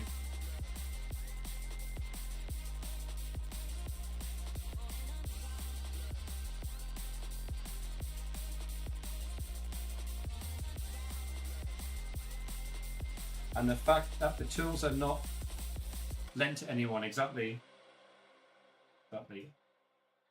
Alright, so we've took the M3 screw out. For some reason the scene doesn't change on this scene on TikTok, but there you go, guys.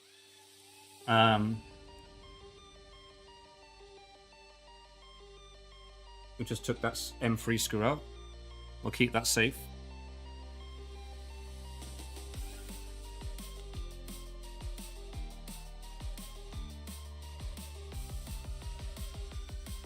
Alright, so using blah, blah, blah, attach the 3rd, 4th and 5th docks the same way as the first 2 docks. The docks is a press fit, so the screws need to be tightened. If your next extruder docks have the pre-installed blah blah blah. Okay. Yep, we did that. And just stick it all in. Alright, so we're gonna get all our boxes. Which is back in.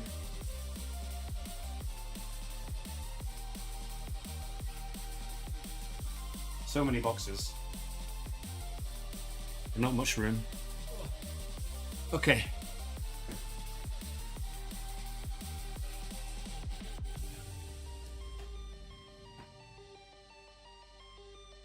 Let's hope none of these are damaged, to be fair. This one's got like a... Someone took a bite out of this one.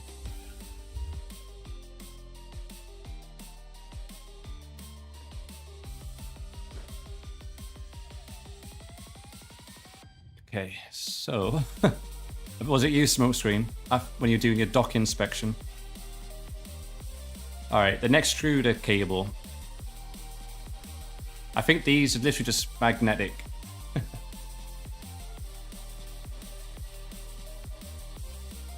From what I remember. And it already has these parts, I can't remember what you call it now.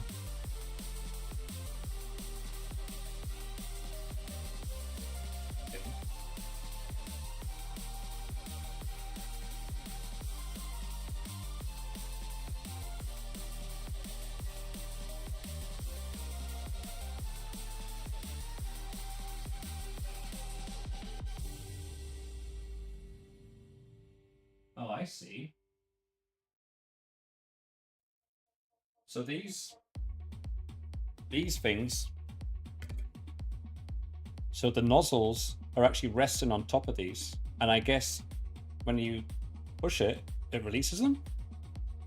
No screws. The screw is already attached here, so you've got to screw it from the back of this hole.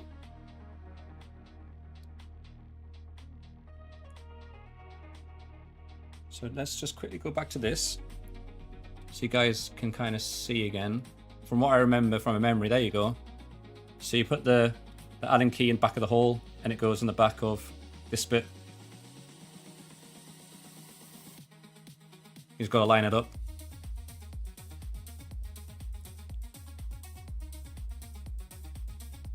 We removed the screw and now we're just going to fist them all in.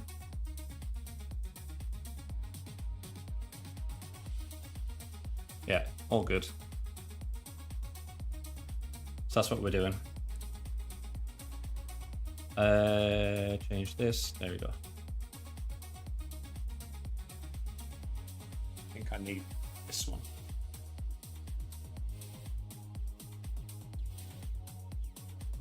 I kind of want to see the cable management that they've got on this picture, because there's a lot of cables and I don't want them all twisted and shit. This is before they've plugged the first and two in the dwarf slots, so I'll just hang them for now.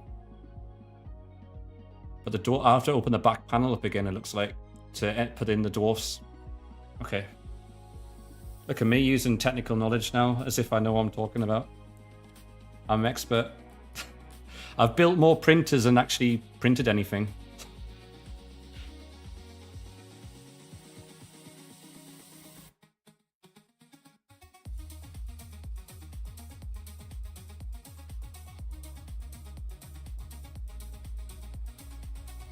Alright, so the third one is going in.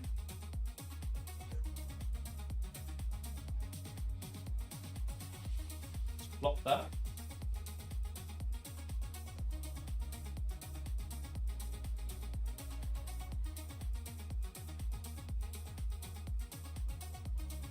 Oh, the lighting is working because I can see better. Alright. Now I'm going to find the hole, the right hole. I think that's a hole. Oh shit. Oh, don't tell me, is this going to be first try?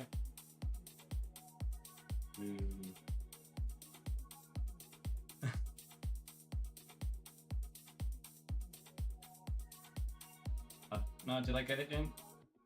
I don't think so. I thought I had it first try, but... Oh no, I did. I did. It just needs more. It just needs more screwing. I've got to screw it more. I'm gonna keep screwing until it's done.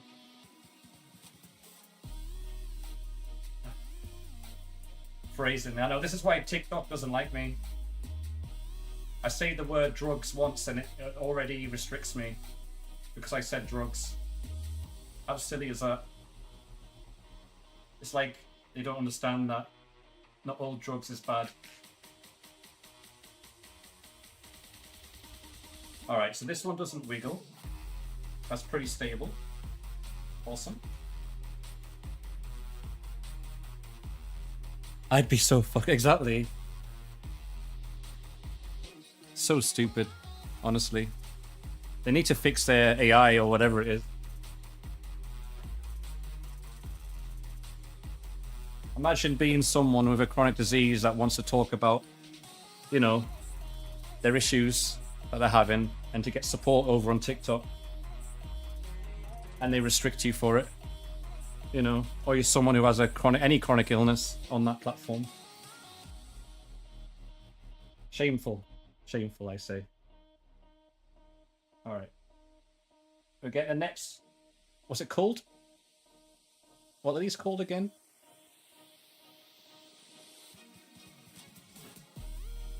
Can't remember what these are called again. The Nextruder cable. That was it. It might just be the sub. Yeah, I'm just kidding, Dark, honestly. I don't care. I don't care if they restrict it, honestly, it's fine.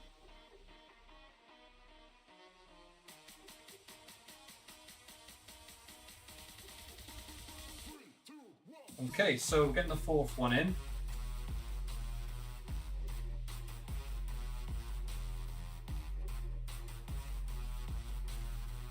I'm gonna push the screw out a bit more.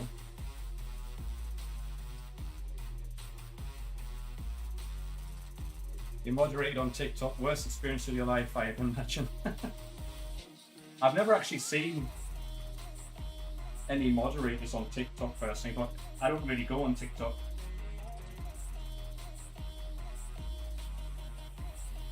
So I've not actually experienced any of that before. I can imagine it being very chaotic.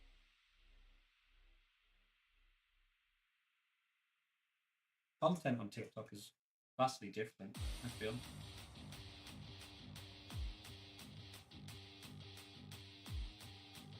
All right, sticking the fourth one in, making good progress already, pretty quick. This one I'm struggling with the hole.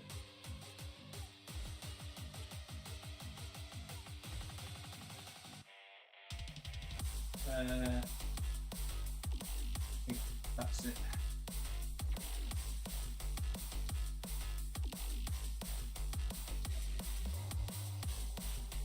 All right, there it is, there it is. Come on, push it in, push it in.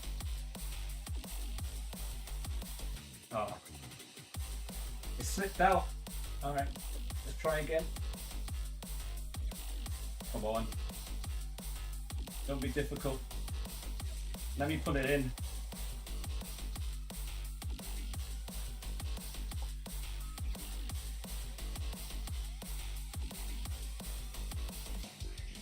I need to make the text bigger because it's hard to read from this distance.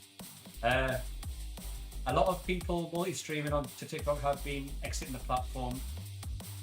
The added headache is not worth it. Yeah, I agree.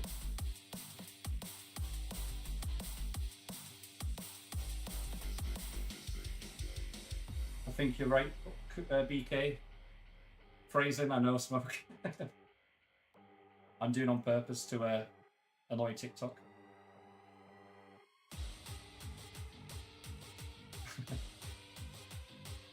All right, I think this is tightening up. Let me see. There we go, we got it. All right.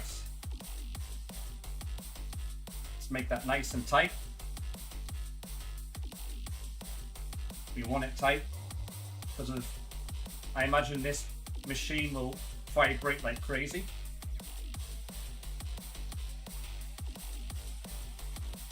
Don't want it getting loose.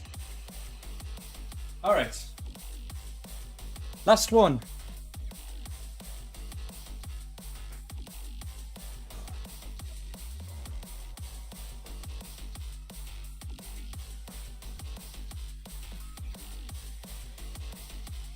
What was the last thing everyone built recently? That'll be interesting to see what different things people have built.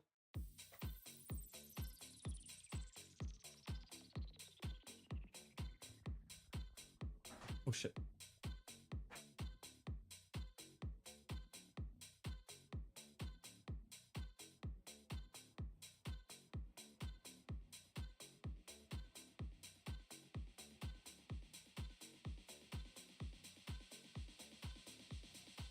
Ready?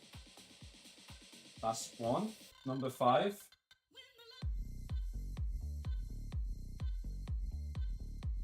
I think this one's going to be it's a bit of a tight space for this one, so this one's going to be a bit annoying, I can tell, unless we get lucky.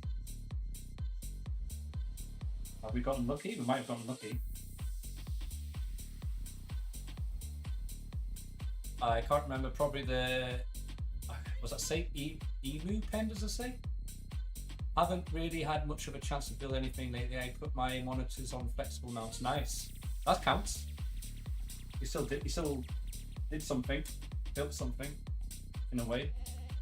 Assembled something. Built new chair of the day, nothing fancy. Which chair is it, Dyson? I kind of want to get a better chair. Like this gaming chair is not it, right? It's not good for your posture. I kind of want to get a proper chair.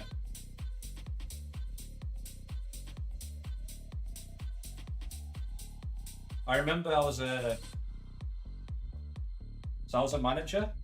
I managed like a team of like 10, 12 plus people in an office. And one of them had like need to get a special chair for their health, for the health problems, I guess. And that thing cost like I can't remember how much it cost, but it was expensive as shit. And it was like a ergonomic kind of state-of-the-art chair. It was an amazing chair.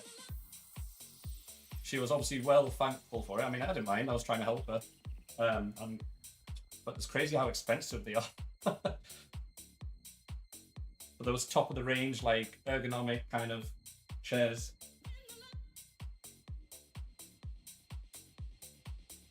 I knew this one was going to be a bit of a nightmare to get in.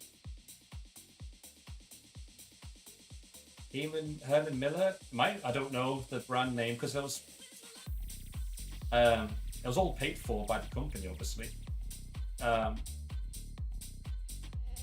But there was I just kind of had to do all the paperwork and referrals to the health people that I can't really call them now, to like come over and assess and see what they needed, what was a perfect fit for them. I don't know what the brand was. I just nodded my head and be like, "Yep, well, let's get it then," All right, that's in. That one's very close to the edge. But thankfully, no issues. There we go. That wasn't too hard. But I'll definitely Google Herman Miller and check them out, because I feel like getting a chair like that would be really, really good. Yeah, it was in Europe, so it was in the UK. So if it's only a US manufacturer, there probably wouldn't be that. Basic task, non-gamer. That's good. I think the gamer chairs I don't think they're the best for your back, honestly. Pardon me.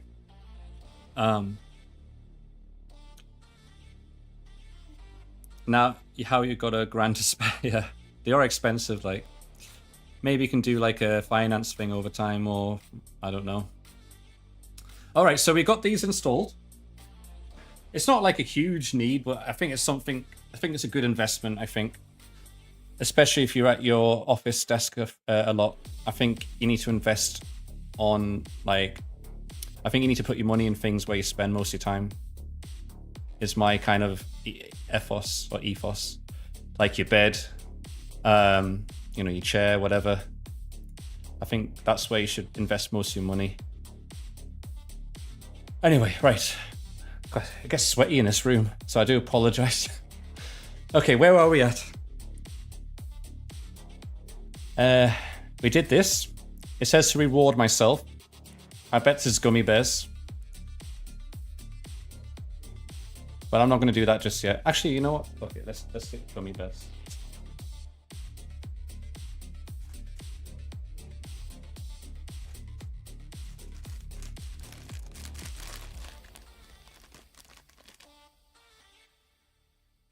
All right.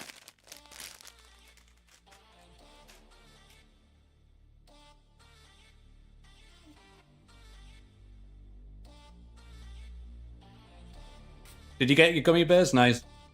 Is it the same ones? The Haribo ones?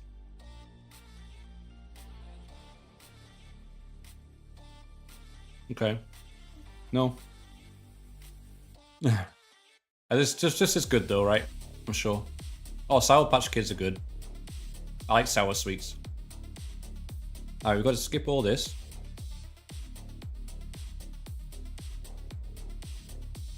We did the Wi-Fi antenna.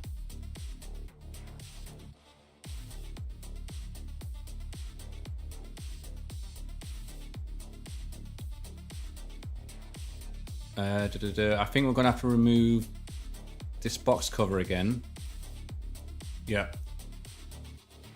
Loosen the 4 screws. Don't pinch the antenna cable or connect them next to the cables. Got you. All right, so the cable management here. So this is the 1 and 2 that we've already done. So we can just rest it above. And then we have, that's the antenna cable. Yeah, we don't want to touch that. And then we've got the dwarf slots here. I think this is for 1 and 2 there, then 3, 4, 5. And there's an extra one, it looks like.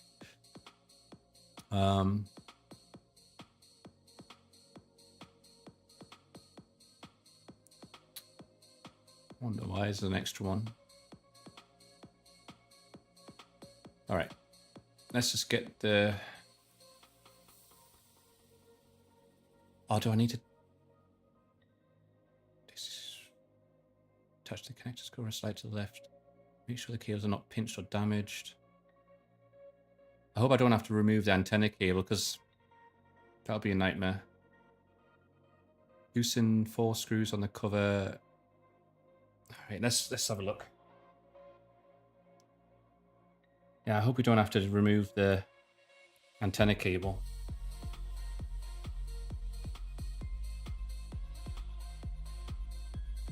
I think we might be able to get away with it.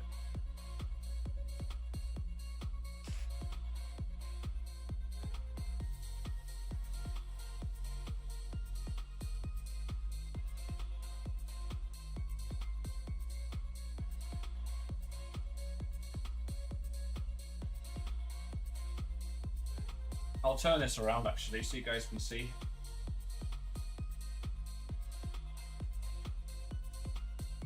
No biggie.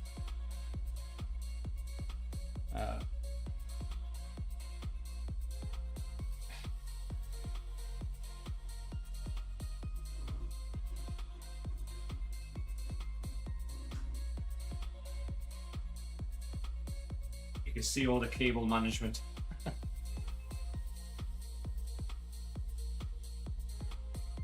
Okay.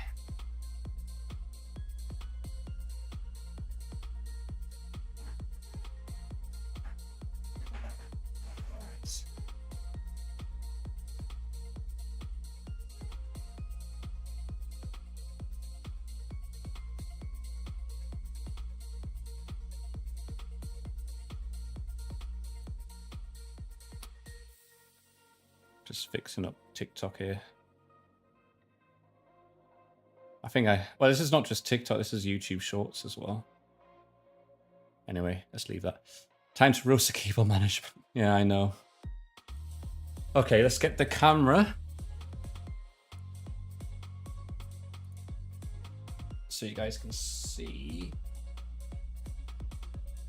What's the best way to do this?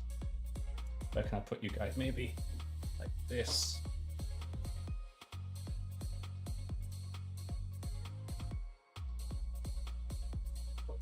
Maybe upside down. Let's see. Just see all my shit. No, that's not gonna work. All right, just gonna have to keep you guys down here, like my small little assistant in the corner there.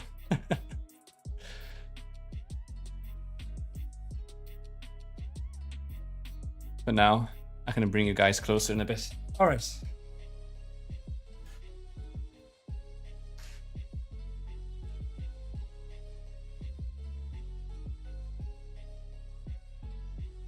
Why are we on the cook chair? Exactly. You're in the corner cook chair. Okay. That's that one done.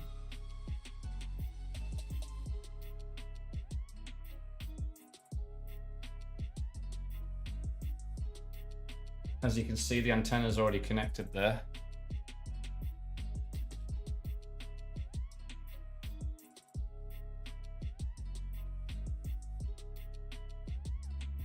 Okay, back panel coming off.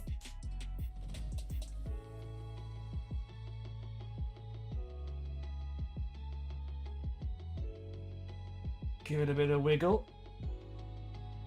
All right.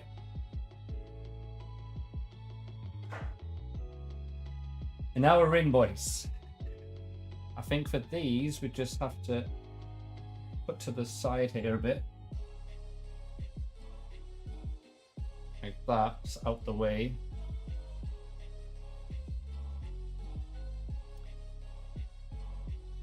And then,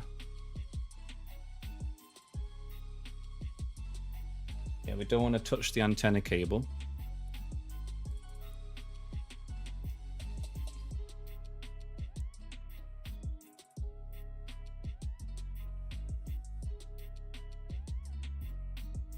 The tight spaces, I'm not liking the tight spaces here. There we go, so that's what we have. Oh, there's a dwarf 6.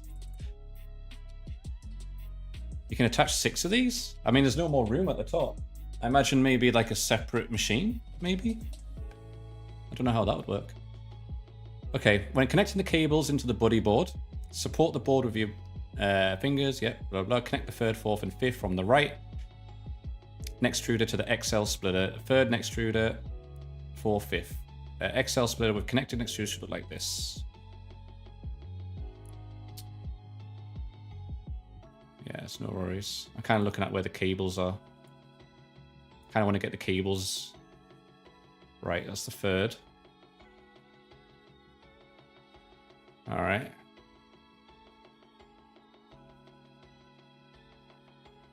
That's this one.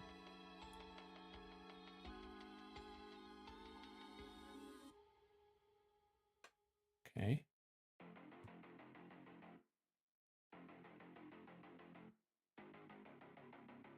Let's make sure it is the 3rd one, yeah. And then it goes kind of backwards like this.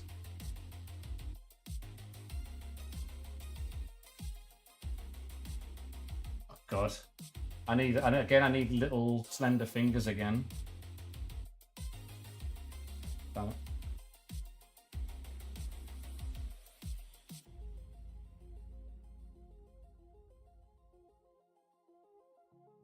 It would have made more sense to put the 3rd, 4th, and 5th ones in first, so we don't have the 1 and 2 in the way. No? To me, that seems like logical sense. Is this the right way? I think that might be the wrong way.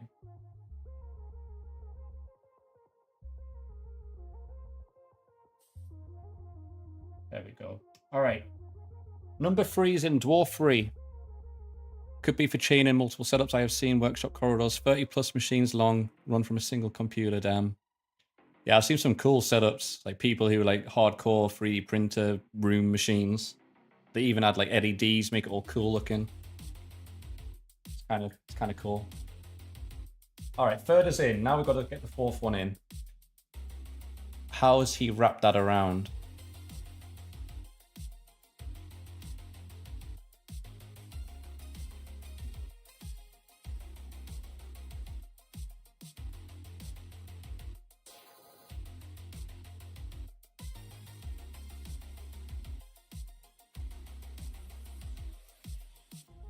Third, 4th, 5th, yes.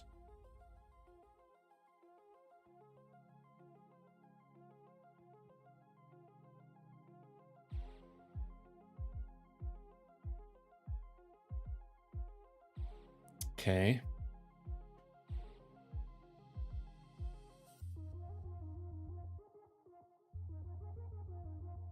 So this one, it seems.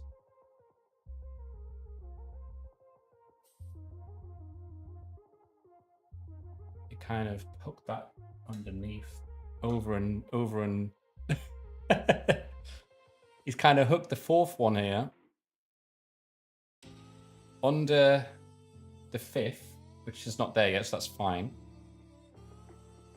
And then under the 5th, and then underneath the 3rd. All right. I'm just literally going to copy what they have. Hey, Aaron.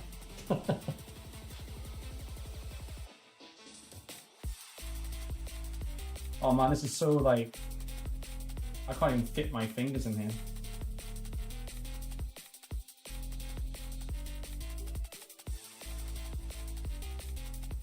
God damn it. I hope I don't have to take these out, because getting them in is hard enough. Okay. And then last one,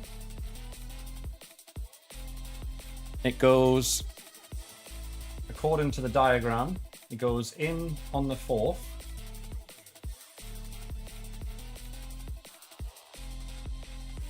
And then literally just over everything else. In on the 4th.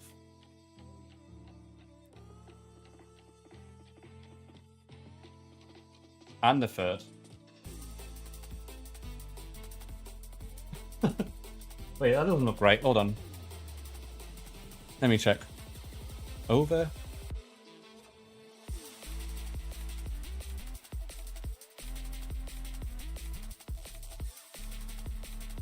No, that's right. And then. Is that the right one? Oh wait, I think you know what? Fuck it. Right, I think this is fine. And then this one in here.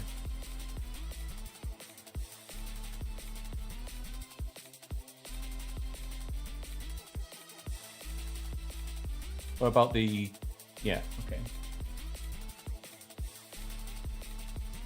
Oh my god, this is so fidgety.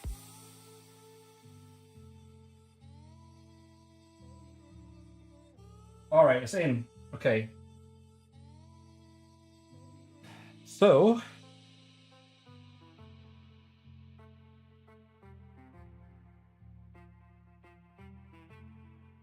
just check. Yeah. Yeah, you need fine fingers for this, for sure. Let's just see the other diagrams.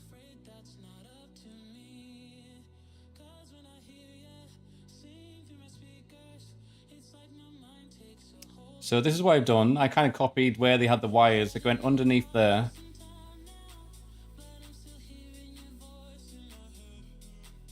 This one.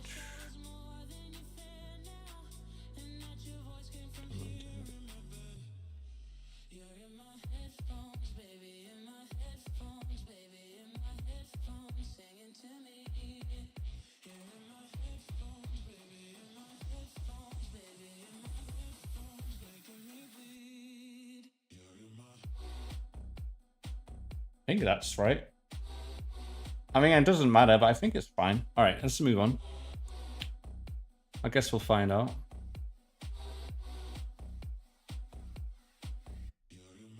Be careful, do not pinch any cables. Put the blah blah. Check that they have to be inside the cutout in the cover with a... Yeah, okay, all right. Okay. These tubes are all in the way.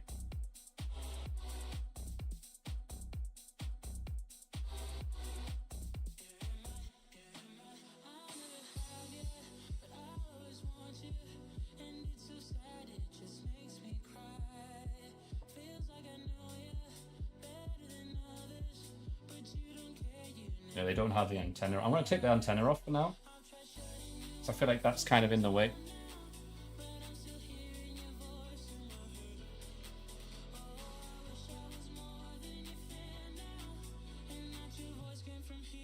Okay.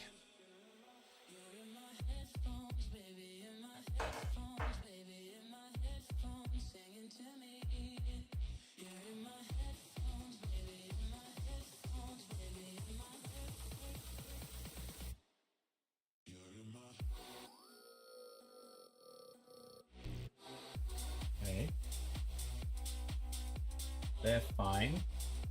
And then these ones, I just want to prop up, stick this on.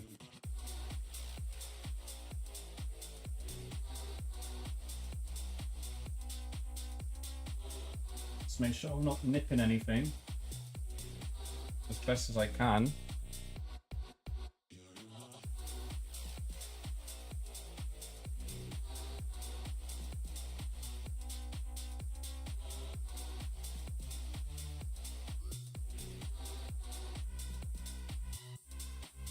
Okay, I think that's fine.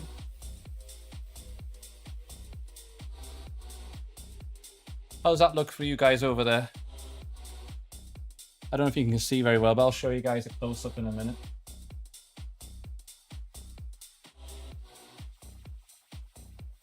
I think it looks all right.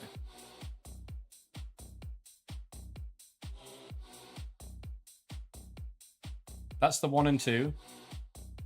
I feel like they might. I think they're okay, but there's the rest. How's that looking for you, cable management pros? Looks good. Thank you. Great. All right, we're good then. We're good. We're safe. All right. It doesn't look like it's pinching anything. I think they're all good. Yeah. All right.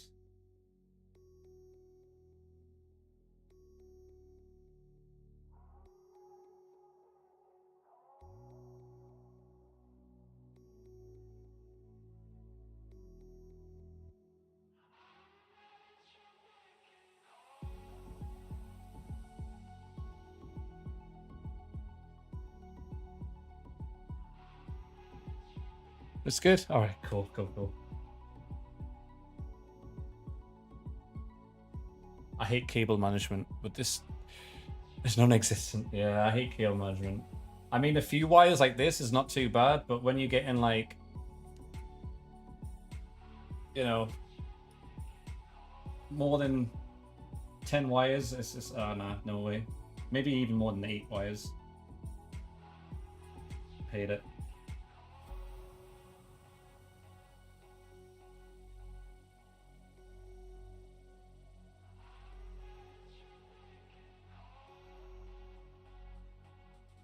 Okay, I think we're good.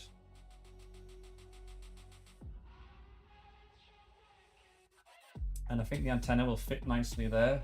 I don't feel like there's anything like caught. I don't think so anyway. No, that's good. Yeah, I think that's pretty decent. Smoke, you still there? How you look? How's it look? What's your opinion? Everyone else says it's good, so it must be good.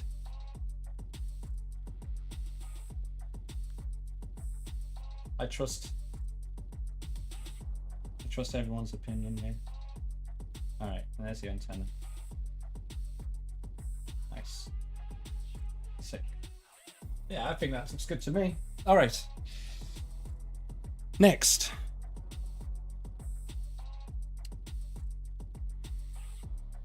Put it back on.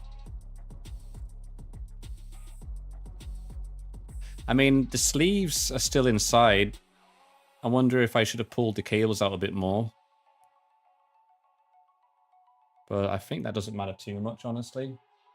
I think it's fine. Hey, Factor! Yes, we're finishing the thing. Check the next few. They have to be inside the cutout. They have to be... Yeah, I've done that. Yeah, okay. You just got home. Nice, nice. Okay, we've done that. Locate the side filament sensor. Insert... Well, we did the first and 2. Insert the period for the second dock. Insert the PTFE tube from the third dock. I feel the standard boxes that electricians work with are much more fun to do cable management on. I don't like working with cramped spaces. Yeah, it's the cramped spaces, like, you know, you need those fine hands. Such a struggle when you don't have... I can imagine it be such a struggle. My dad's an electrician, and I think he kind of has, like, fat fingers, so I wonder how... He always has, like, cuts and bruises on his fingers, which I imagine is from all that stuff.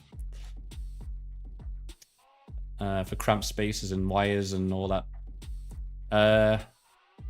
Alright, insert the tube from the third dock from the right side all the way to the bottom hole. Yeah, alright, cool. 1, 2, 3. Alright, well, we already have the first and second. They're already wrapped around. So now we just got to get the third one, which is this one. And stick that in there. Kind of want to see how they have it, if it shows.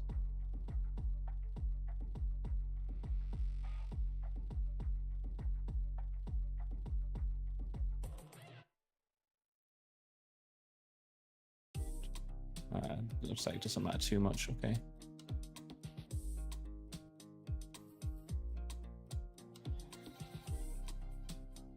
Okay. More steps, yeah. All right, so yeah, I'm going to stick this back in here. That's the third one.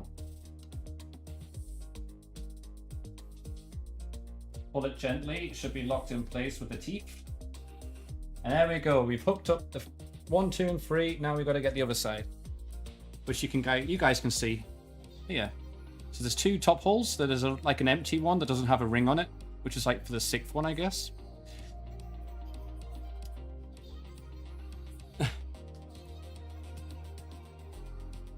And that will be...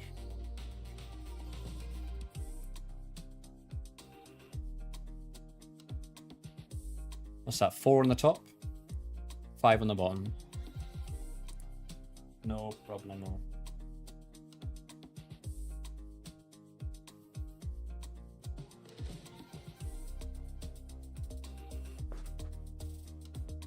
So that's number 5. That's number 4.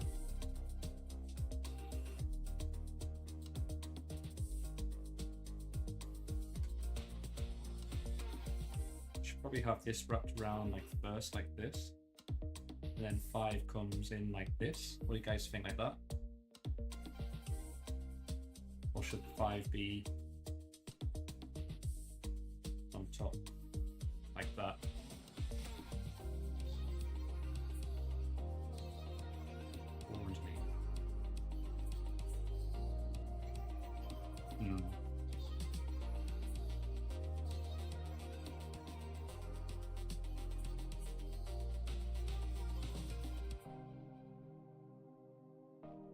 Figure this out. That's number 4. Like that, like this.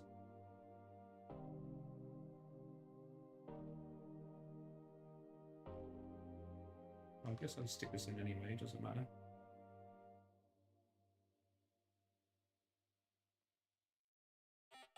So pull out, it's good. And then this one, I'll put it in like that, or should I wrap it a bit? Like that.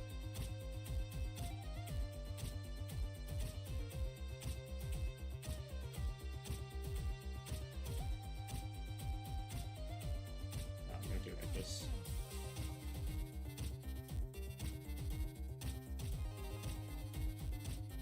Oh, I don't know. I like how this side is done. I kind of want to emulate that in a way, but I wonder if... it's on top. It's at the bottom.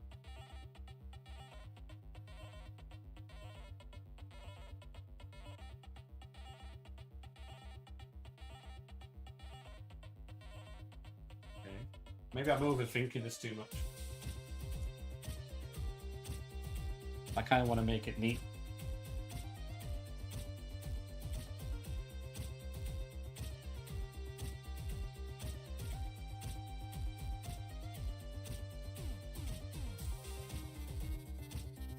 Think like that.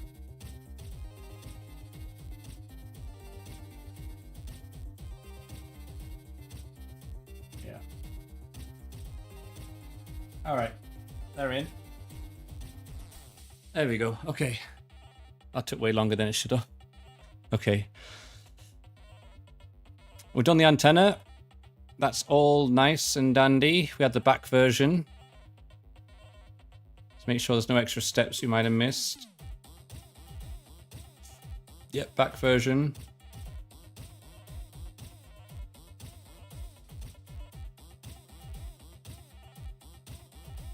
I thought we did this already.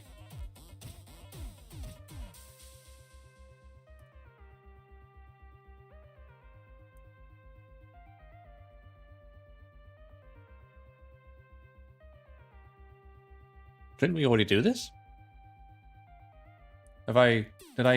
Oh, I'm so confused. Right, we did the antennas, yes.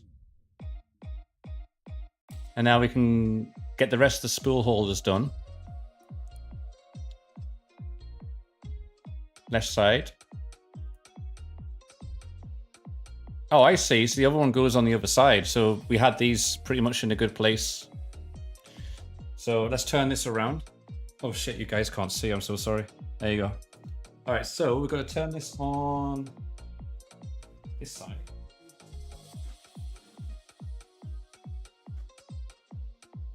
Okay.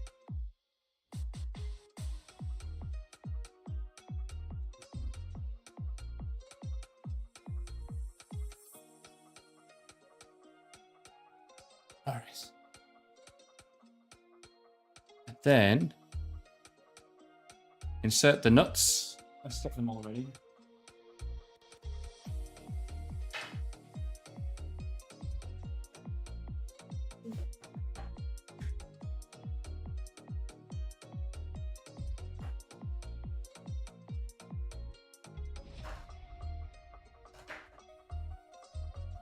They're nuts.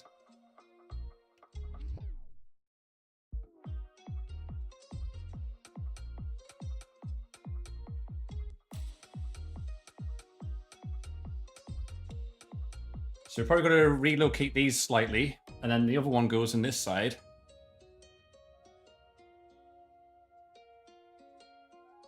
Just the things are in there. Okay.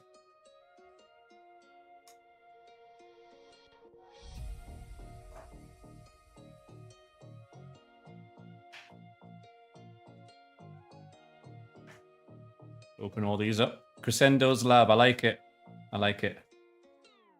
I'd love to have a little lab, an evil lab, a lair where we can build devilish stuff.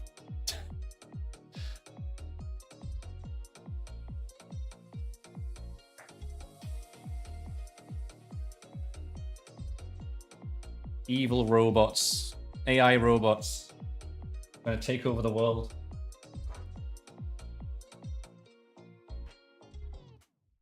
All right, so we just need one for this side. Mwahaha, mass production. This is the evil, this is the beginnings. All right, so insert the nuts into the front support with the orange plastic cover. The nuts are free to move, readjust, but remember the nut must be slightly pushed in. Yep. We recommend the same position as the picture. Insert second and third into in the extrusion, approximately to the same position as shown. Yeah. All right, so we can reposition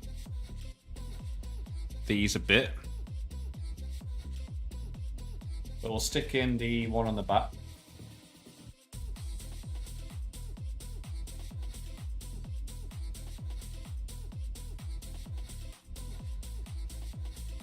Like that, and then slightly above the screw.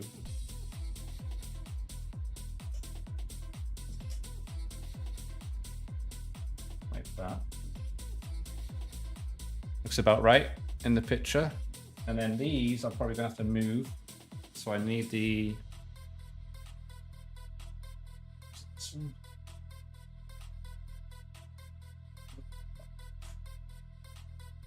this one. So unscrew this again.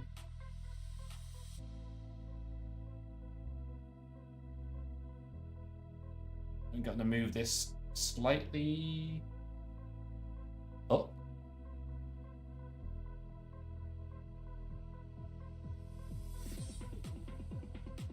So this one's going to go slightly up, maybe about there.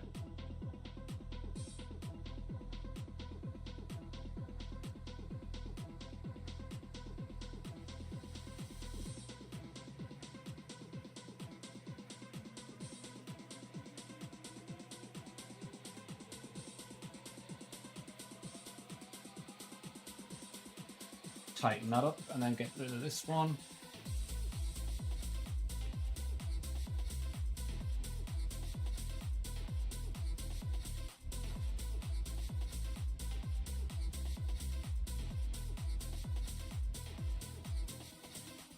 And then this one's going to move in line with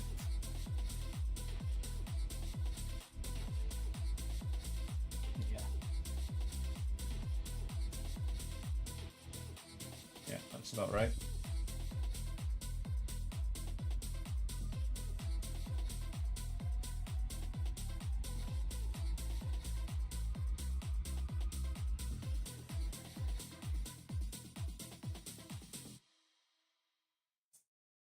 All right, and these come out pretty.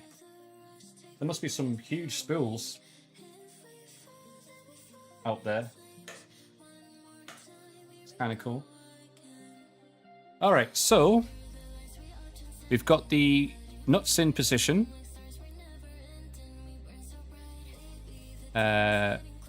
We have the injection molded spool parts, so we need to move on to 47. Oh no, don't tell me I gotta oh no. I was looking at the wrong one. God damn it. Alright, so I gotta remove these into position again. I was looking at the printed spool holders. God damn it. Alright.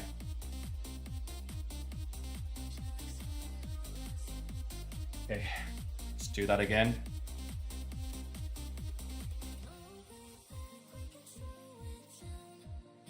It's not a big deal. Alright, so I had them in the right place.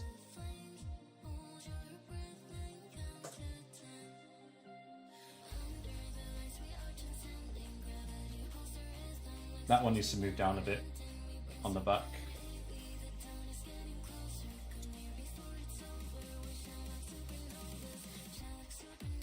I just thought, once I build this thing, it's going to be a nightmare to move. I don't know where I'm going to move it in the house, but I'm going to have to move it somewhere.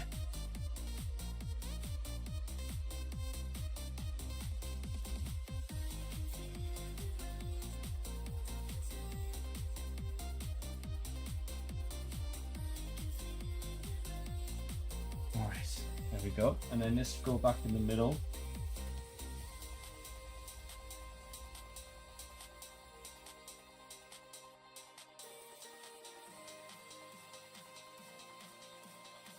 So, all right, and then they're pretty sturdy. Move this one in line with this screw on the side.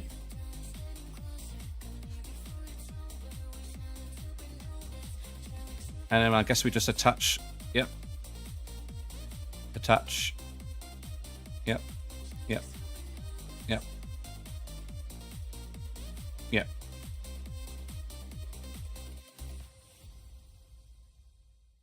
You have to find a good place for it. Nothing fits my cave anymore. Oh god, yeah, I agree. Like, this room I'm in, not huge. I feel like I need more room if I'm going to start having lots of stuff in here. I'm going to face that problem too, but I think I need to get some shelving. I have to figure it out.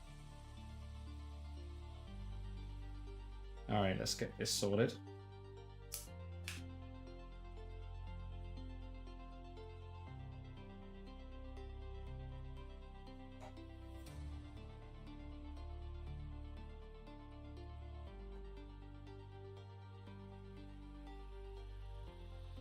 This is a bit. Gotta be a bit careful with this.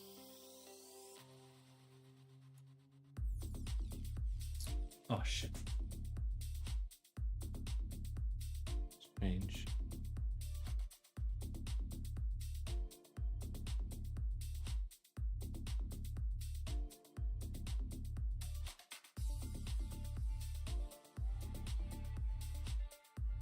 Ah, there we go. Oh wait, that's not it. I've lost the screw. Got stuck inside.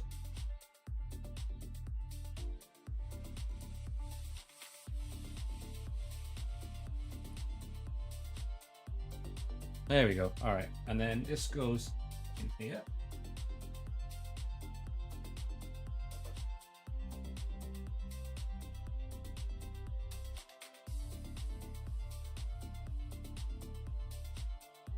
See, as you can see in the on stream, like, my fingers are quite slender. I've got those like guitar fingers, but I feel like because they're a bit long, it makes it a bit harder with these tight spaces. All right, it's good, I think. And then we should be on to the other side. We don't want them molded. I don't make that mistake again.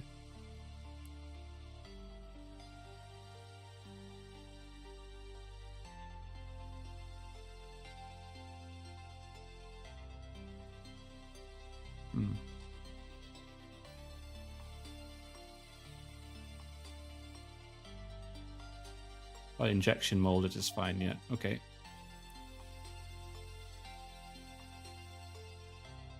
Alright, go spin it around.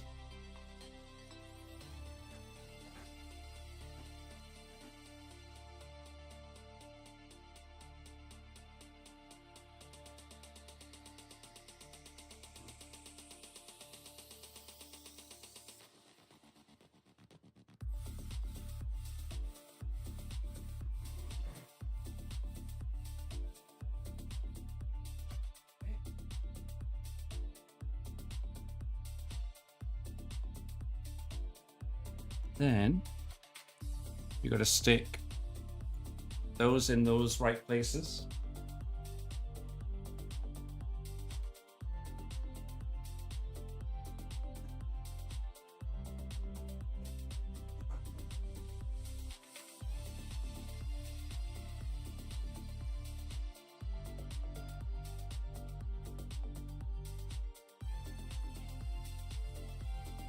Alright, so this one sticks right against the middle and the top. Pretty much the same as the other side, but on the front here.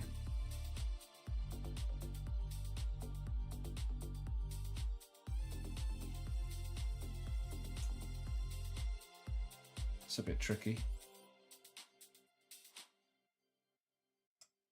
There we go.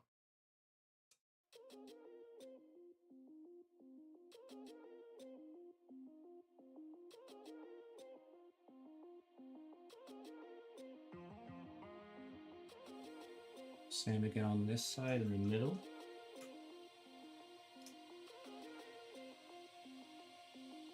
All right.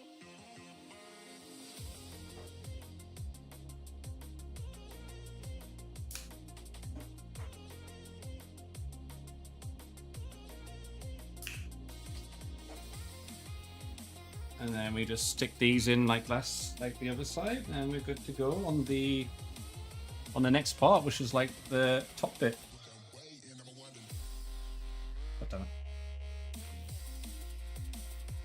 I wonder how long it'll take to build this from scratch.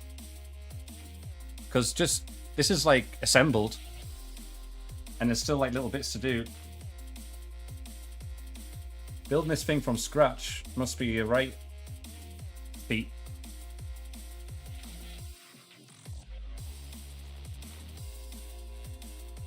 And more reasons for it to go wrong, I guess.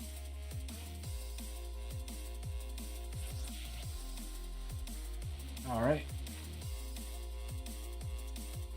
That's in. That's one. So many spool holders. So since there's 5 of these things, technically then you could make something with 5 different colors. Is that the whole point? Or you could do like 5 different materials and mix and match. I guess that's the pros of it. Because I guess the alternative you have is that if you just have one head,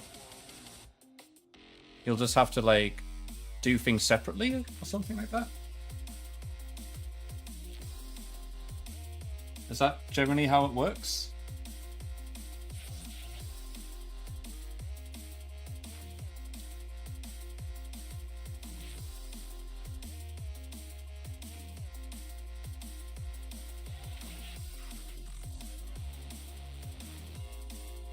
Oh shit. Sorry guys, I dropped you from your cook chair. Sorry about that.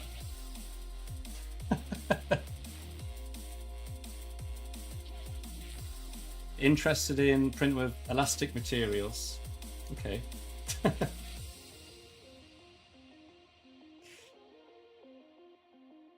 Alright.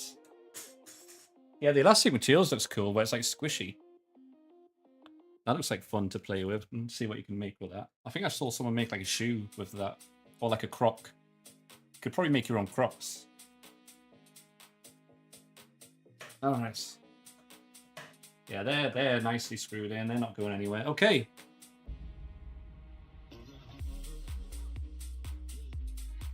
Next. They are mounted. Alright, now we're doing the docking of the extruders again. Back to these bad boys. We already got the first two, so we just need to do need to dock the second, third, and fourth. You haven't thought about it, Shoes? Yeah. I mean, the cool thing about these is what I've seen. I mean, I haven't seen everything yet, but you can do a lot of things with these. Right, I've got to turn these around. Put this to the front again.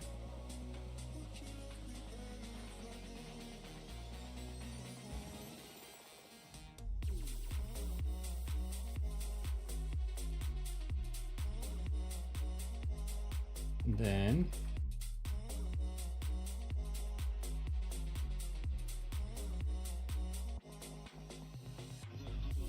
okay. I want to put you guys back on top.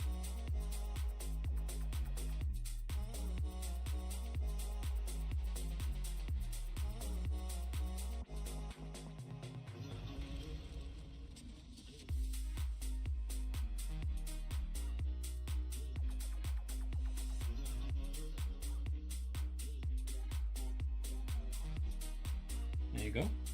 And now we've got to get these extruders out. All right.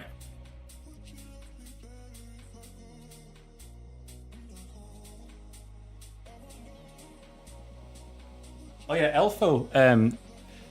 We'll probably make a. We'll make like a 3D print channel in the Discord, so everyone who does 3D printing can share what they've made, and like we can all like help each other out. You can teach me some stuff, show all the cool things you've made. So we'll put that in the Discord,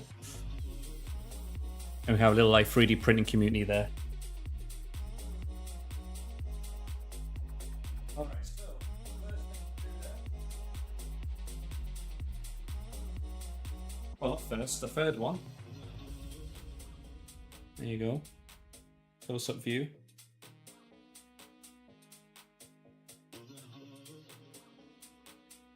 These are pretty simple to slot in. It's just magnetic. Take the extruder, place it carefully, place the 2 metal inserts. Well done. It's all good, yeah. This is pretty straightforward.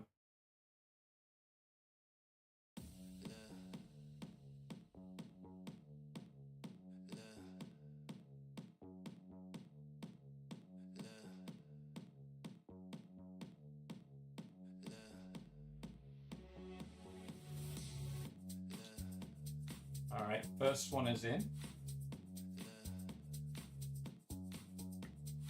Got the third one, I'll say. And we've got the fourth one.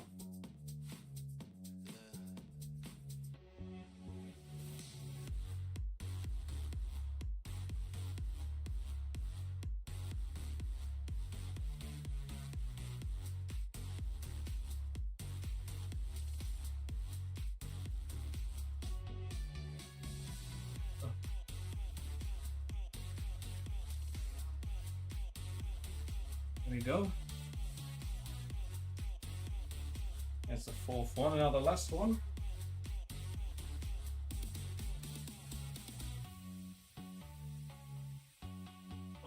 There we go.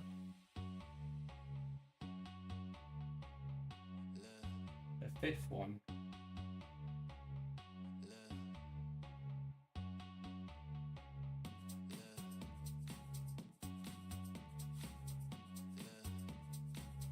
There we go. All right, they're all in. Looking beautiful. And then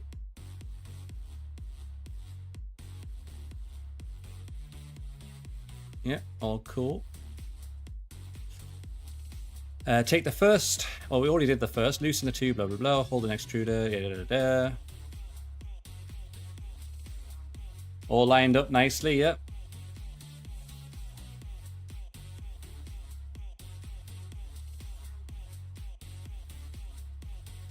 Just checking ahead, just make sure nothing is different. Yeah, so we need to put the PTFE tube first. And then we put the screws in. I'm just double checking. It certainly looks like a pain. It's not too bad, actually. I mean, I enjoy this shit. I know it's not for everybody. I know people hate building stuff. But for me, I mean, I enjoy the process. I find it interesting to learn or to see like the ingenuity of like how things are built and done, and the engineering kind of gives you a little insight of the other things.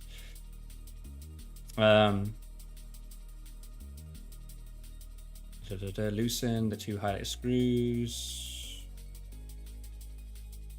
Yeah, so we just need to do these plastic bits.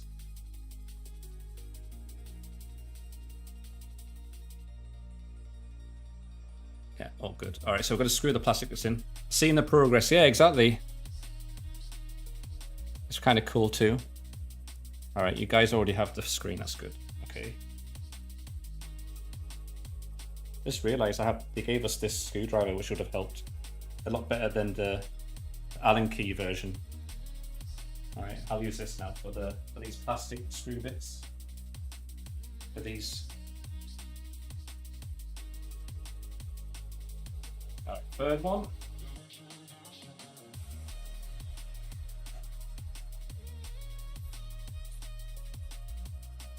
Let's get that curved over.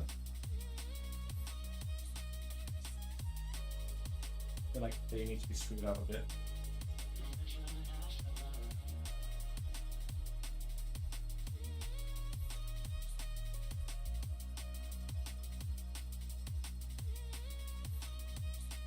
Let me move on this side so I'm not blocking the view.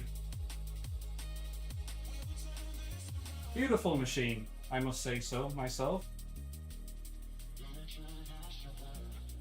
I love the fact that these Prusa machines, as far as I know, are like upgradable, and like, you know, you can start with the base, but you can upgrade it as you go, which I think is kind of neat. It's not like, oh, this is the base product, this is what you're stuck with, you got to buy the next model like an iPhone. You know, you don't have to buy like a whole new printer. They upgrade them, and I can put add-ons and stuff, which I think is really cool. I do like that. That's as far as I know, anyway.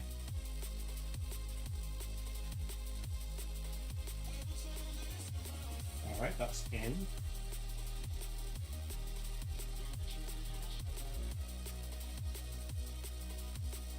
I recently bought a ratchet screwdriver and I'm in love with how practical it is. I just need to buy more bits. Yeah. Hairy arm. There you go. That's my hairy arm. It's not that hairy. I mean, they're hairy, but I've seen hairier. What was I doing? Okay.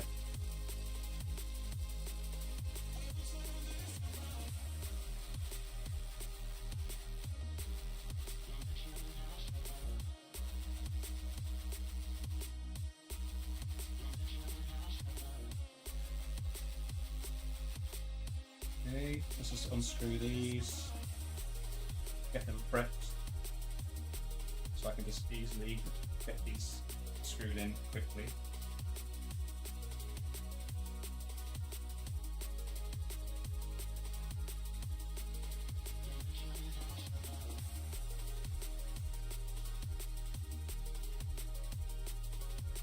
Going to screw that out more, looks like it, okay.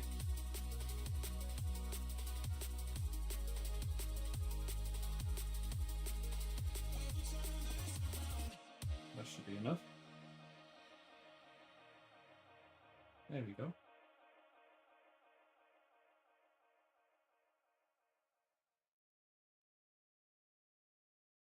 Oh man, using a screwdriver is so much easier than an Allen key. Can't believe I just found this out now. I didn't realize I had the right bit for it. It's like those, is it called a Torx? I don't know if it's gonna focus. It's like a star-shaped. It's like those star-shaped screwdrivers.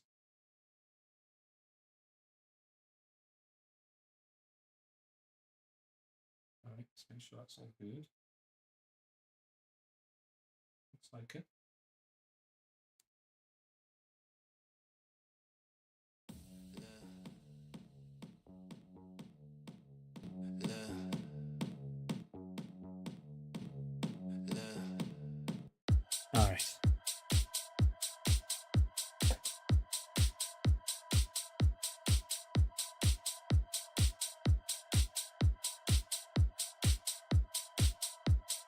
Let me know if the music's too loud.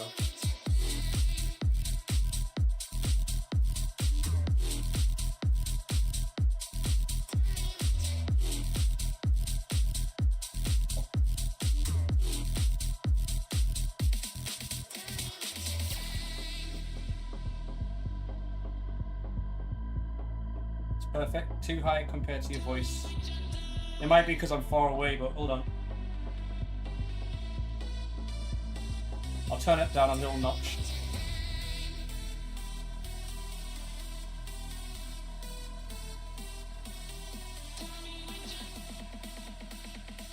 I'll turn it down a little bit.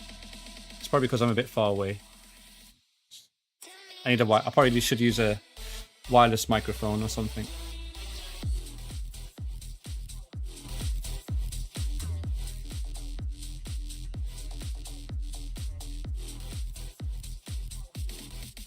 I could also move this microphone a little bit closer.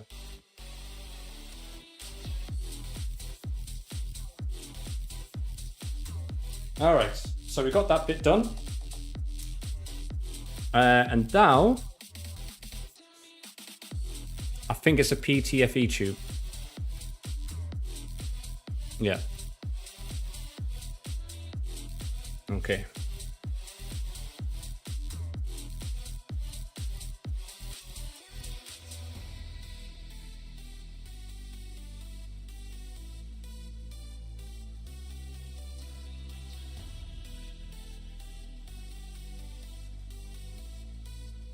Make sure the cables are all good.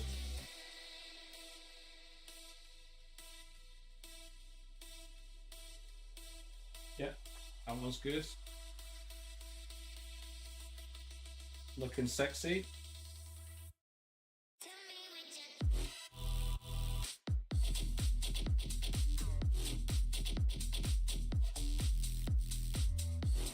Let me just double check this one again. All good. And now last one.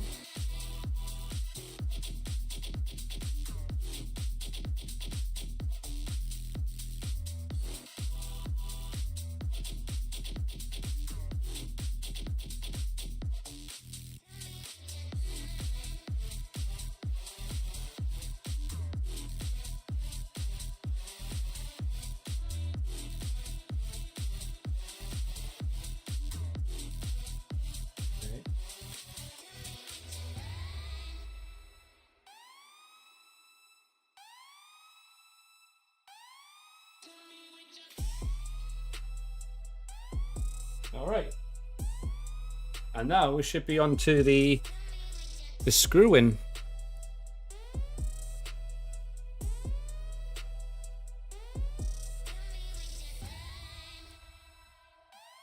Insert the tube, push it all the way in, remove the screws, and screw it in. Awesome. All right. Can I use a screwdriver for this? Awesome.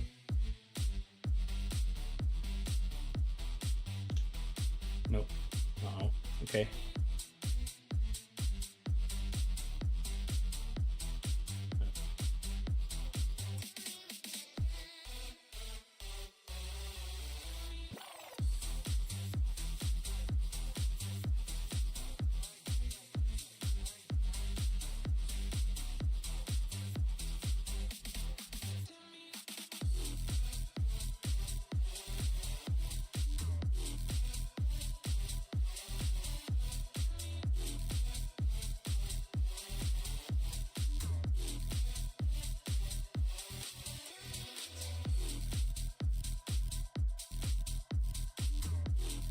So many screws. One. Alright. Two more here. Look at that. I wonder if it's worth getting the enclosure for this in the future. For this XL version or not. Right, okay, so the third one we're going to screw in, make sure that's screwed in the right way. So get it twisted. That's the right way.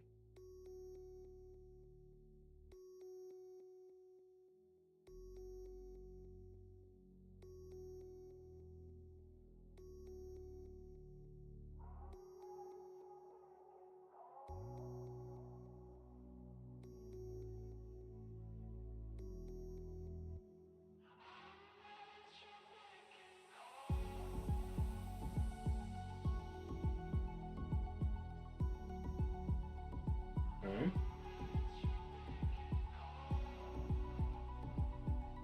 I've got much room to work with here.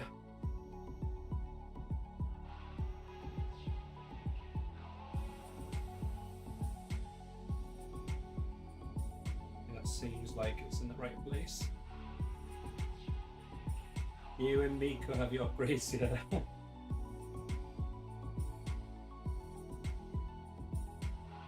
I need the bigger one for that. Small one. Oh, there we go.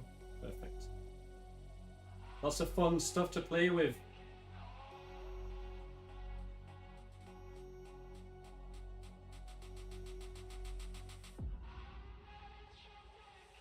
And learning new things.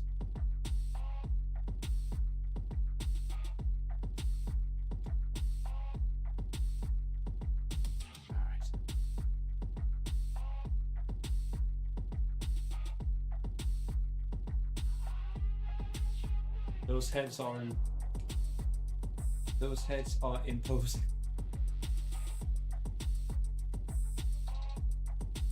Okay. We'll make sure everything is tight. We don't want the vibrations to knock anything loose. I assume over time you just keep checking for any looseness and just tighten over time, I guess. All right, there's the third one in. 1, 2, 3, number 4.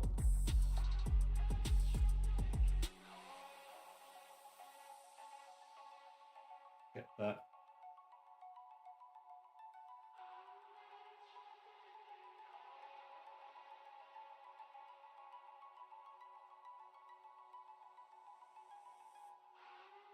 Maybe we could print our own Lego bricks. Counterfeit Lego.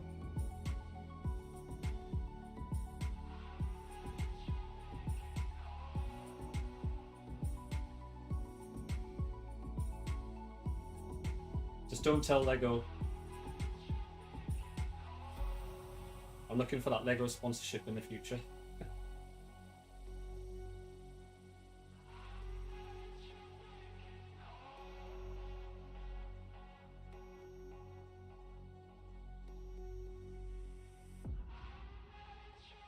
Okay, fourth one is almost screwed in.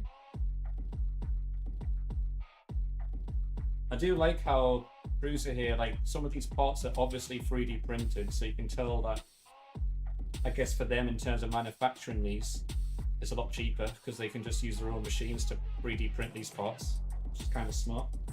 A smart business model. Have your secret branding hidden somewhere, yeah. You could just have like a little still like engraving somehow.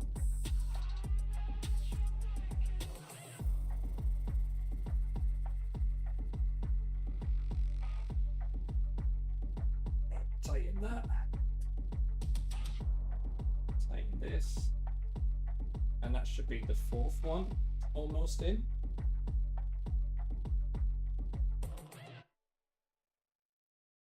Okay.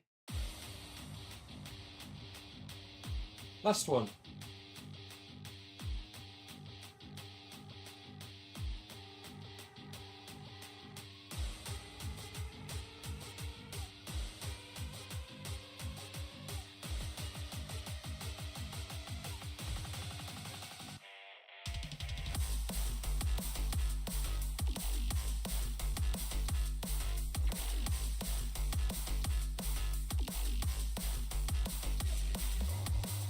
Getting seriously there.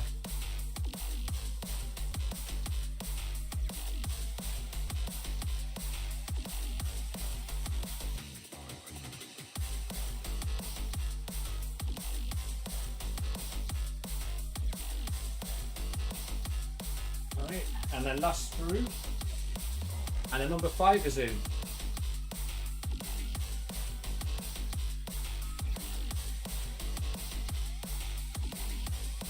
A dance stream. You're going by the impression that I can dance. I can't dance. I can spaz move my head up and down like a headbang, that's about it. I need to do some dancing lessons. I need to do an IRL stream when I go dancing lessons sometime and learn how to dance.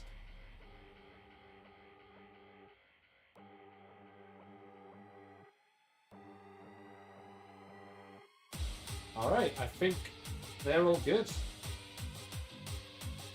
They're all connected. Looking nice and neat.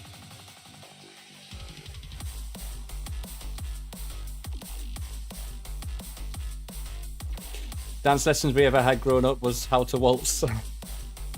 Hey, waltzing is dancing too, any kind of dancing.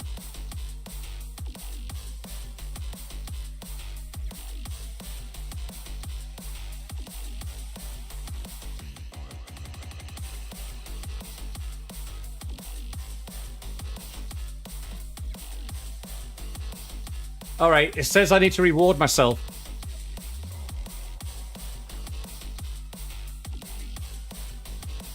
So that's what we're gonna do. Oh.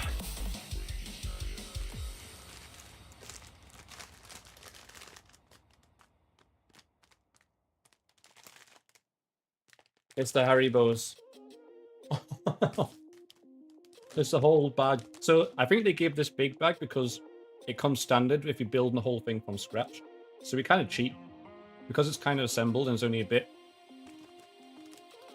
But it's shit a brick if you eat. Yeah, no, I'm not gonna eat too many.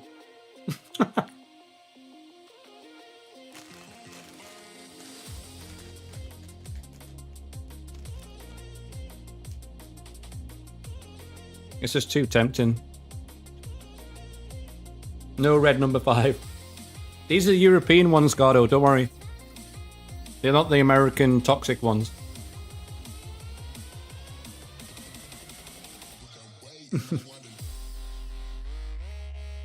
These ones specifically don't have artificial colors. I mean, the Americans should follow suit because it is a lot. I mean, in my opinion, a lot tastier too, honestly. Or maybe I've just, because I've grown up with them, maybe that's just why. Your food is so bad, I know. I know. I think there's a thing about the whole UK and US trade relationship, and I think the UK are getting a bit worried about the food trade. So, yeah, we'll see. You know, now that UK is not part of the European jurisdiction. What else I was going to say? Oh yeah, and also Ninja, I think last stream you mentioned about whether we have to take these back. I don't think we do. Ours to keep permanently. So this one altogether is about 4K, this printer. The Core 1, I think it's about 2K. So it's very kind of them to give to free. I just swung off all gummy candy. That's good, Doc. Good. That's smart. It's not exactly, you know, nutritious. Just a nice treat. Oh shit. What's going on here? Okay, there we go. Right, so we had our little reward. I think it's pretty much done now, right? In terms of being built. Keep your chlorinated salmon and chicken out of our lands. Yep, we did all that. You just got gifted 6K Prusa printers, something like that. So the Core 1, let me see. How much does a Core 1 cost? It does come with extra accessories as well that they sent. So it's probably a bit more because there's also like a filtration thing as well. So these are about 1,200. We've got some extra sheets as well. We've got like one of each of these or something. So that's an extra $100 there. So 1300. An advanced filtration, that's an extra 76. And the camera. And then let's just add these extra sheets. So you're talking about the core one, about 1500 altogether. And then, oh, that's another thing. We need to add the infiltration, the filtration thing in the new print that we get. And this one's like about 4K. So yeah, a lot of money. Very nice of them. And top of the line printers apparently. And user friendly, I think. I need to get the influencer perk. Networking. Ninjagardo, network. Got to talk to people at events. That's how you do it. Trust me. Oil princess. Okay. Like I talked to a Red Bull guy at open source, and he gifted me just free Red Bull. and you know, that was it.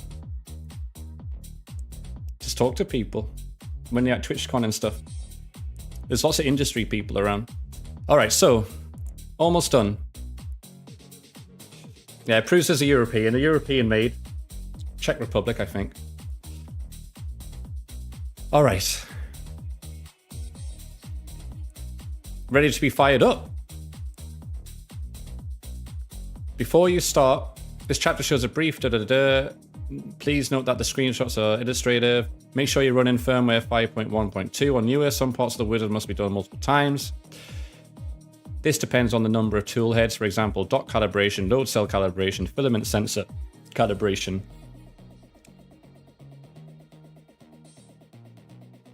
And that's how it looks right now. The nozzle seal height calibration. On the nozzle seal height calibration steps, we used docked extruder without the printer for better visibility. Proceed next steps on your printer. Do not dismantle the docks. In the next step, we'll calibrate the height of the nozzle seal using the 2.5mm Allen key. Tighten or untighten the M3X30 screw to calibrate the height of the nozzle seal. Okay. So it's that one there. Okay. And it wants me just to...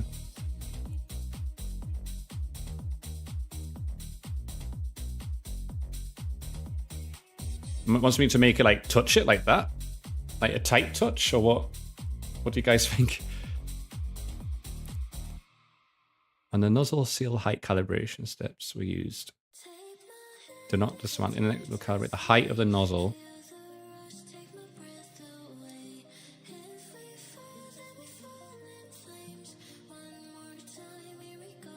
If the nozzle seal is too low or too high, we need to reposition its height. Using a 2.5 Allen key, turn the screw clockwise to set the nozzle seal lower. If you're having trouble reaching the screw, then you can detach. If the nozzle seal is not bent and is touching the nozzle, it is in the correct position. Alright, I see. So it just wants to be straight. I get it. What's the first thing you print, Goddo? I have no idea. It'll probably be like a test thing, like a pre... I think they loaded some models on the USB stick. So we'll print one of those as a test print. There's also the website printables, with lots of stuff. So we'll just do that first of all. I haven't got that far yet in terms of, you know, printing things in the future. A small benchy, exactly, something random. 3D Archie, yeah, that'd be good. Alright, so I just got to make sure these are not bent, right? It's just got to be straight. Okay. And it was clockwise to set the seal lower. And that's what they mean by this. Okay.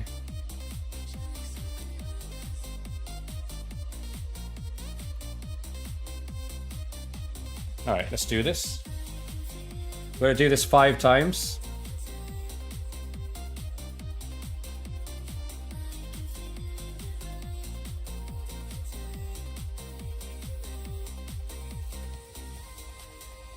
Okay, I see where it is. It's going to be a tight space in between these ones.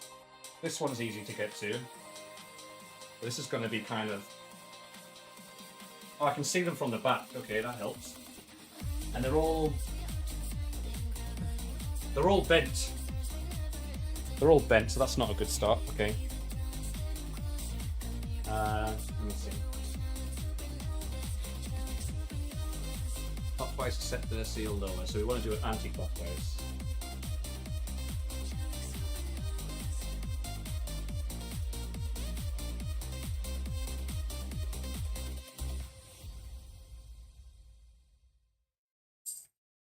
Okay.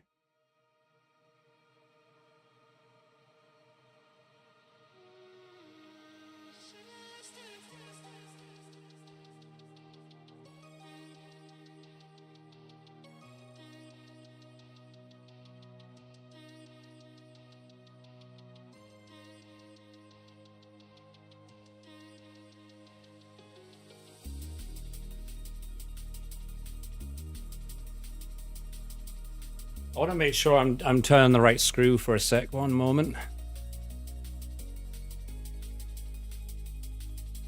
That one.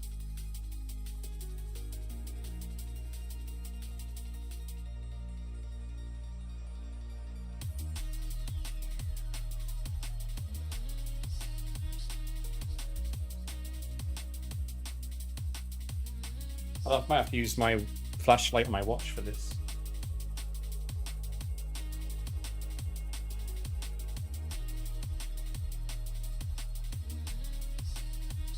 Alright, I see. It's that end one, alright. Alright, I see. So...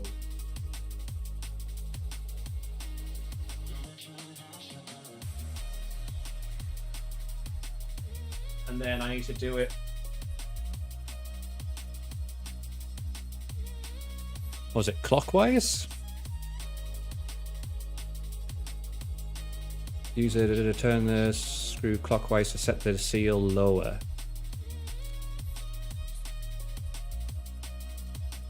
Yeah, so I want to do it anti-clockwise because they're all bent.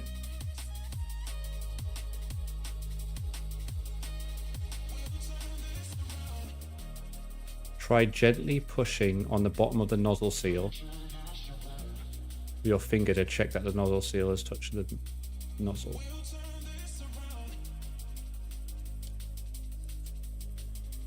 One, two, three. Zombie tab. No worries, tab Beppo. All right. Okay.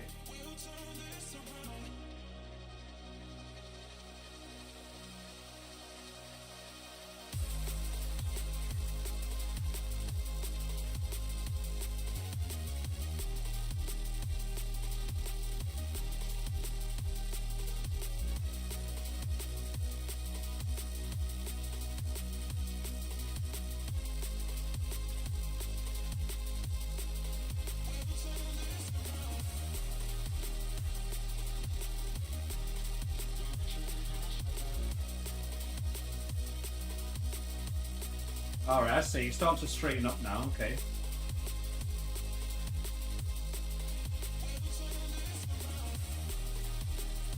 It's going to take a while because it's very slow and they're all bent.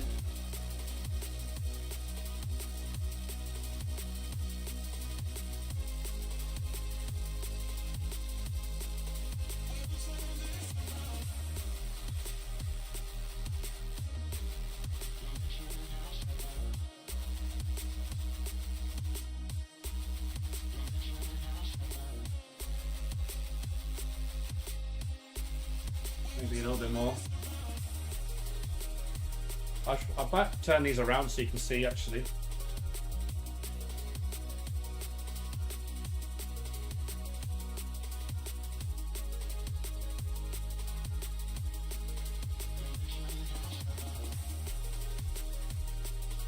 Okay, that one's done. Let me turn this around for you guys.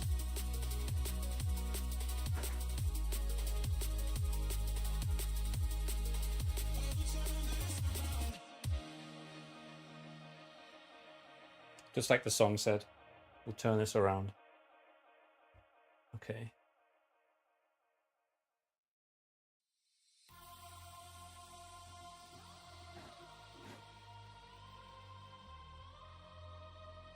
Yeah, so hello Beppo, if you just joined us, we attached the 5 printer extruders, even the spools. Now we're just calibrating the nozzle heights, nozzle seal, and nozzles. Let's see, how am I going to do this? I think like there.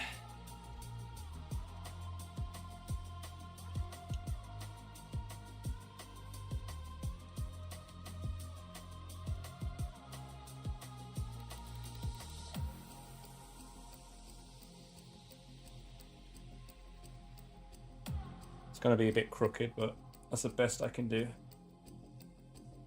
I don't think you're going to be able to see much because it's quite dark, but we're in there.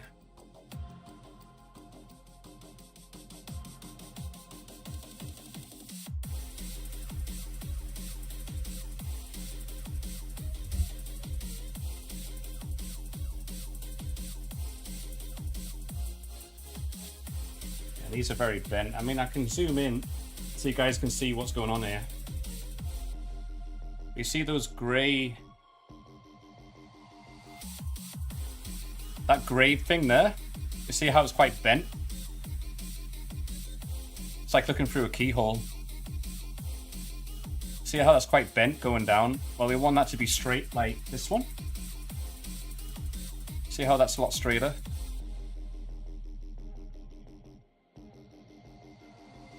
Yeah, they're all a lot bent. All of them are. All 5 of them.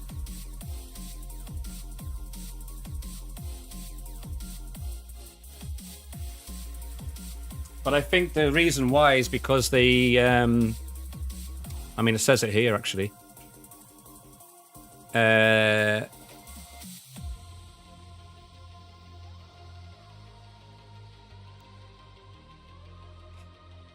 So on the nozzle seal height calibration steps, we used docked an extruder without the printer for better visibility.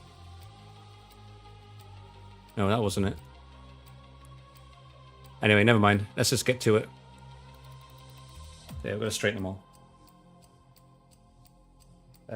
Next one is this one.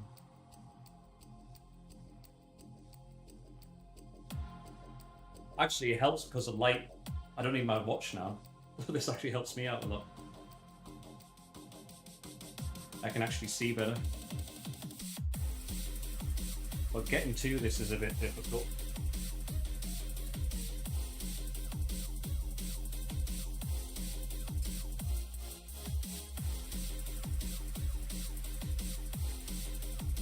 Oh god. This is going to take a little while.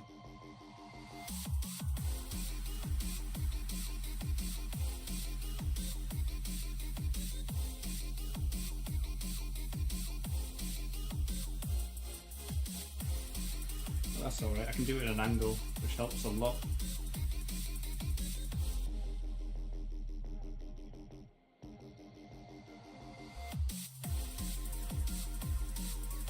How's it going, Beppa? What have you been up to?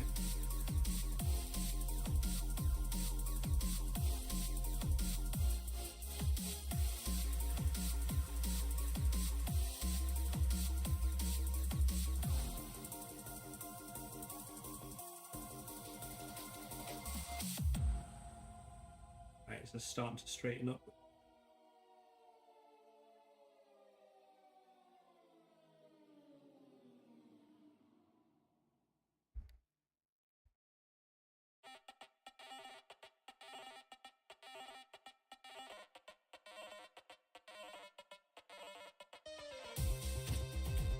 These are like very bent, so it's taking a little while.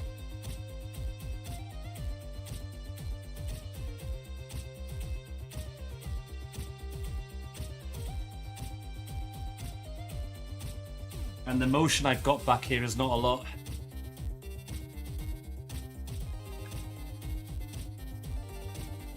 Again, I need those slender fingers. Did you ask? I just installed the Prusa slice so I know what you're going up against. Nice.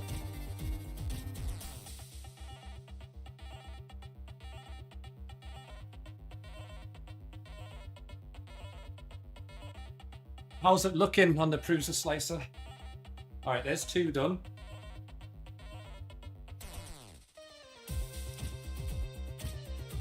Is it user friendly?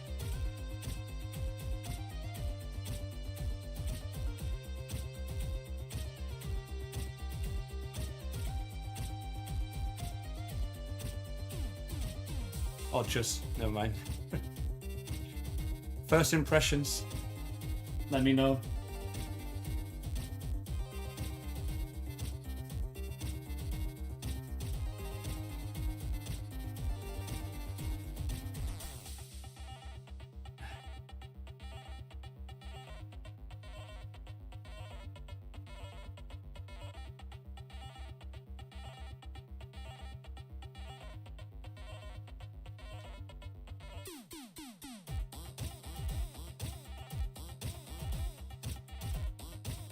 I wish I could see it from this side because it'll make it so much easier.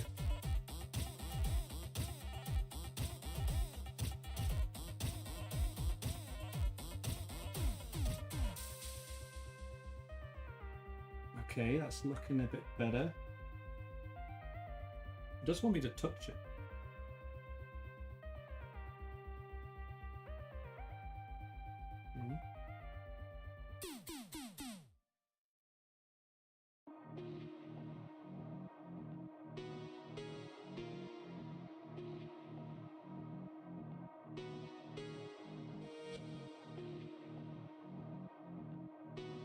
All right, I think that's good.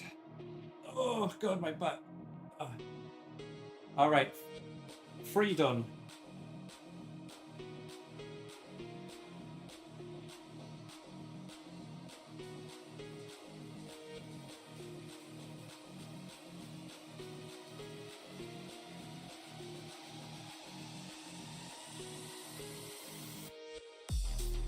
This is not even a very exciting thing to watch right now. You can't even see what I'm doing, which is kind of sucks. Because it's like inside there.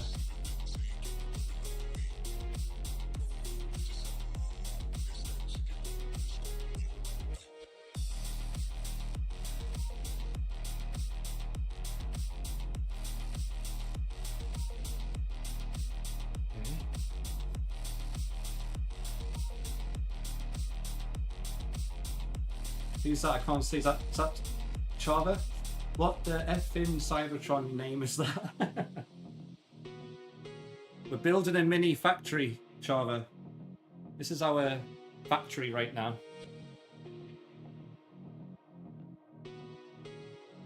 Crisendo Lab.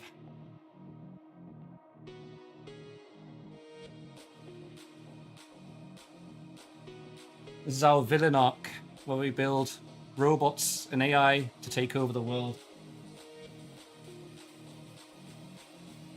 I'm going to loosen this a bit, actually. I think I over-tightened that one.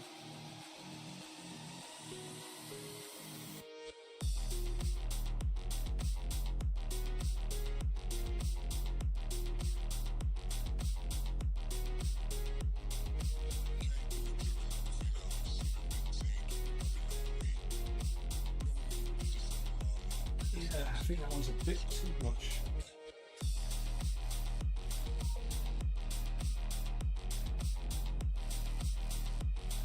Before Musk. I think Musk will be first. I think he has the resources and people to help with that. Right, this one's a bit weird, actually.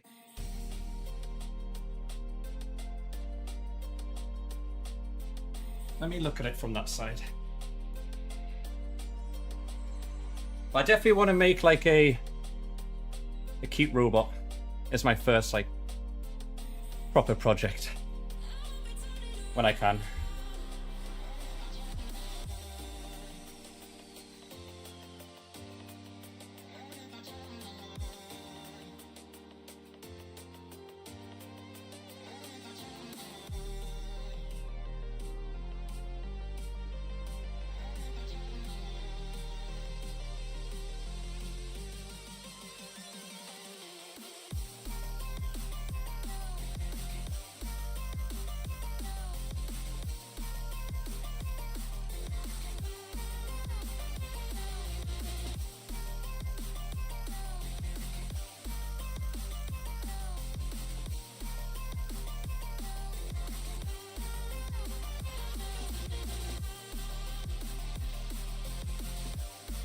All right.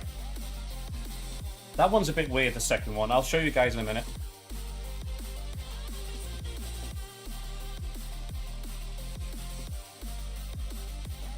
You guys can help me with the quality testing to see if it's straight enough. You found the dark mode? Nice.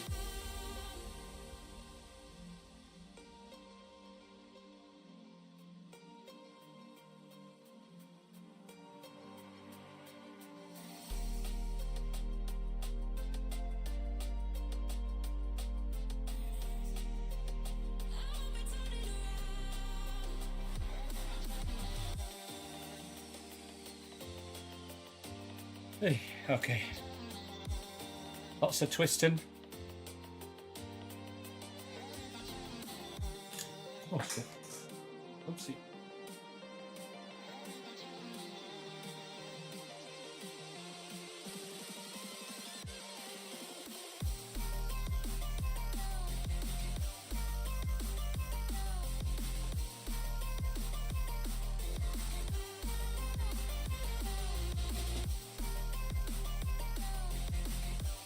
How's it going, Chava? Oh, there we go. Dora was watching Battle Angel later the other day with me and asked me what part would I want replaced by to Cyber first. Definitely all of my back.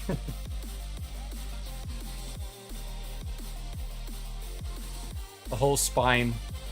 Gotta be careful though, because the spine is like in a very important part of your body.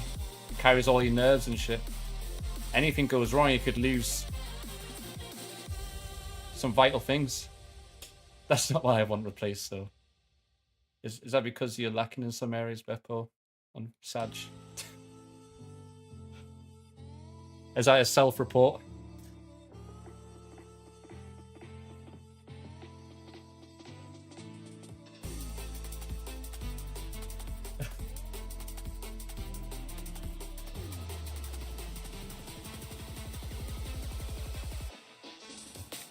Oh god.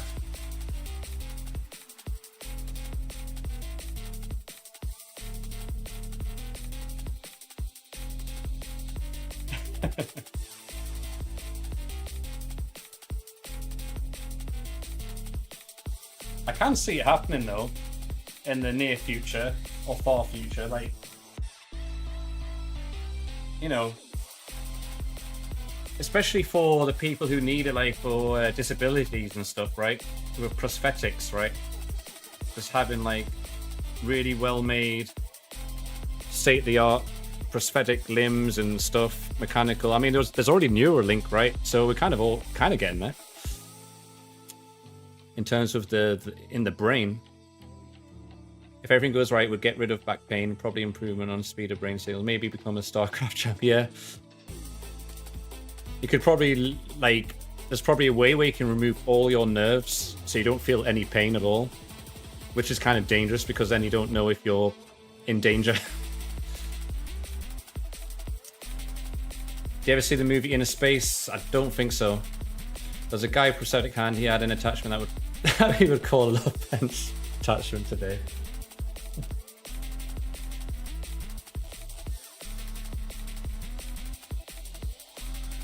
I'm going to tighten this one a little bit more.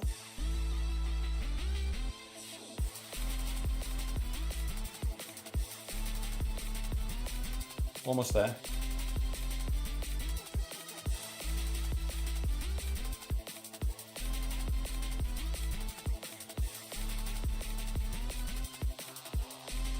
Alright, that doesn't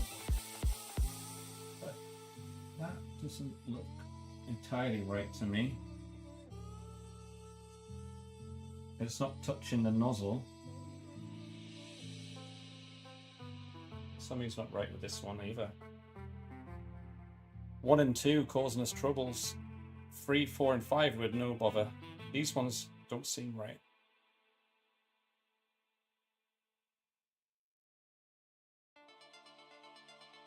I'm sure it'll be fine.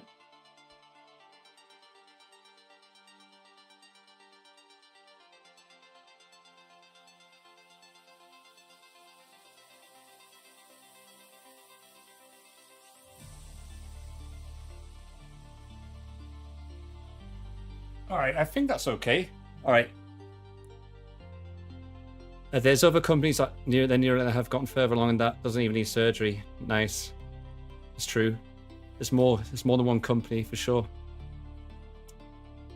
Neural implants do worry. As much as I want to see them, I don't think companies are going to keep it honest. Yeah, that is another issue, right? Like all these advancements and things are great, but as with everything, there's always bad actors. There's always going to be people who use certain things for, evil and bad things, which is a shame, because there can be lots of good done with these things, but with that will always come bad, unfortunately. They can't even keep fridges honest. There'll be a day when we ask Santa for a new body, one of those with hair, chocolate bar on the stomach, and new knees because mine is already yeah. My dad has bad knees as well. That would help him too. Yeah, malicious people, unfortunately. I mean, it's a flaw of the human species, guys. Unfortunately. We're not perfect. We're not a perfect species. Alright, so I'm going to let you guys see if these are straight. You'll have to be my quality testers. My assistants here. Alright. So first one I think was straight. This one looks... Does this one look pretty straight to you guys?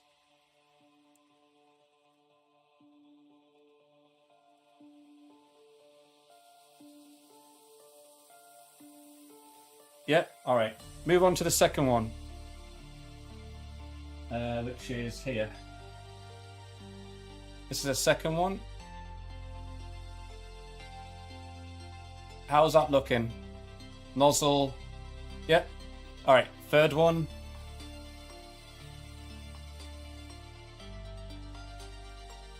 This one's a bit awkward because the antenna's in the way, but how does that one kind of look? Think that was okay? Yeah. Slight bit low. Let me move the antenna out the way one sec. That'll be easier.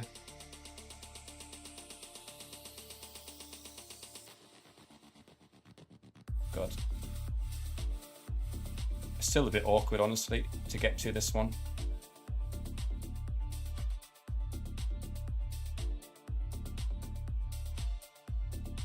You think so? I think that one seems alright to me, honestly. Alright.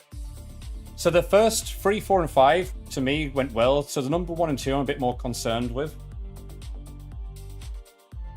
So you guys can be the double look on this.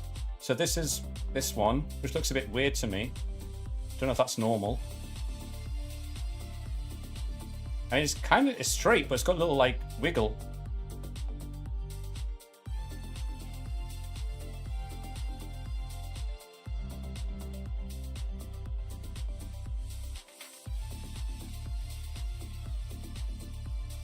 Oops. It's also mirrored the camera, so it's hard to like get it. It looks like it's in it. Yeah. All right, we'll go back to that one. And then the last one, or the first one. I think this one is okay. I think this one is fine. I think we'll get away with that one. What do you think about this one?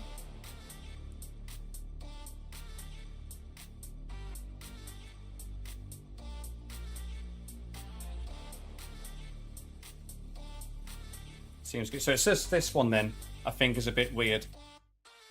And I don't know why. Let me see if I can fiddle with that a bit more.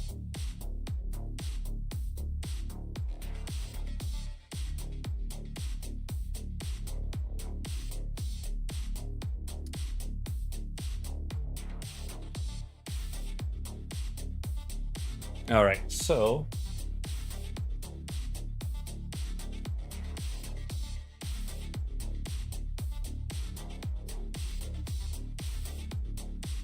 like those 3 are perfect in my opinion.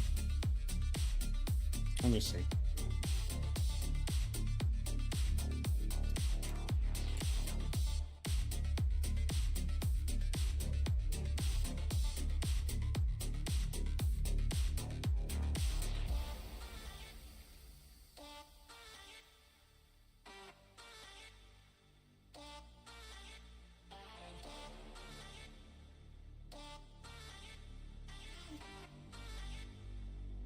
Maybe this one might be too tight. What do you think? The one with the little wiggle.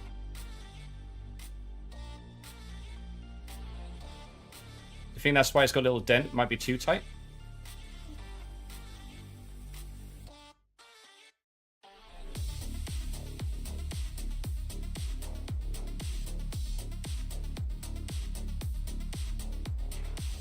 It's pressing too much, yeah.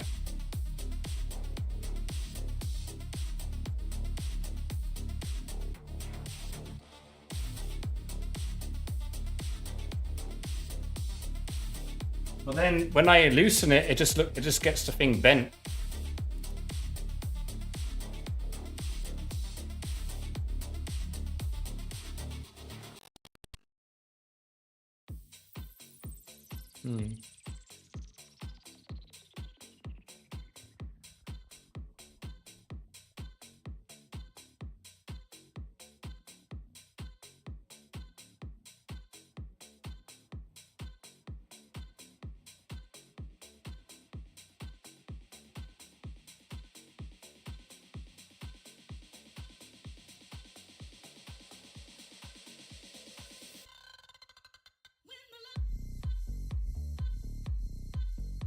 It just seems like this one is just, you want to move the tube away from the spiky nozzle.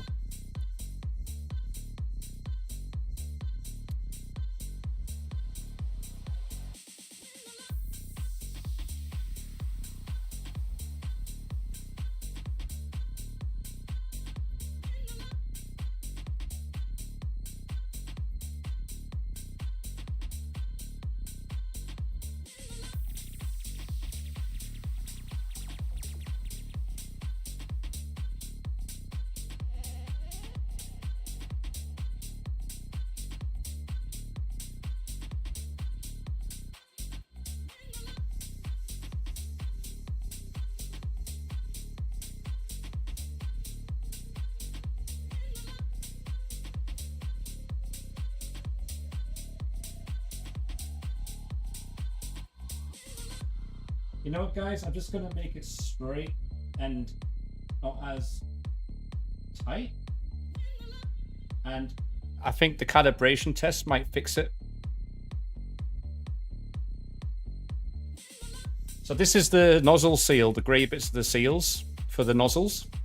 So they want to be touching the nozzle head, but this one just looks a bit too tight on it. But I think it'll be okay. As long as it's touching, because it has to act as a seal, right?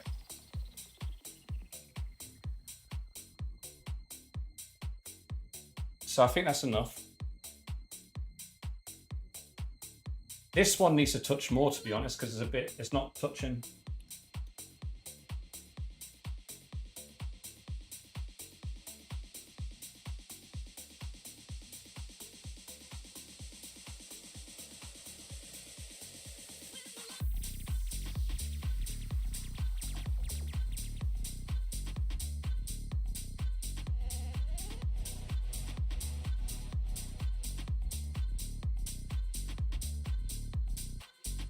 It's just so fidgety because it's like such a small. Yeah, it's very fine tuned in here. 100%.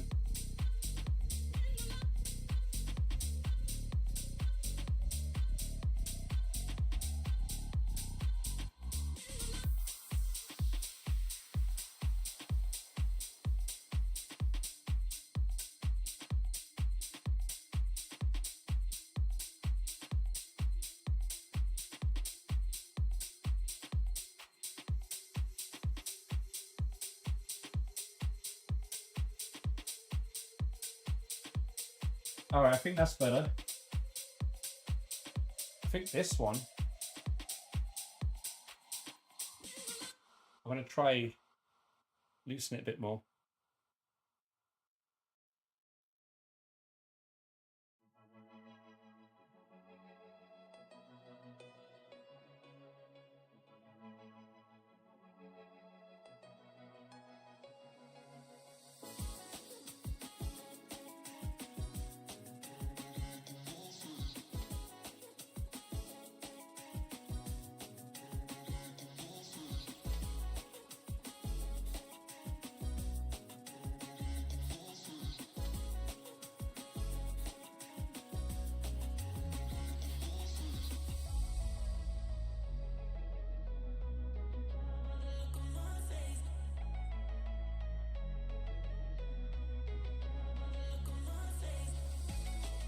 this helps. Actually looking at it from the right angle.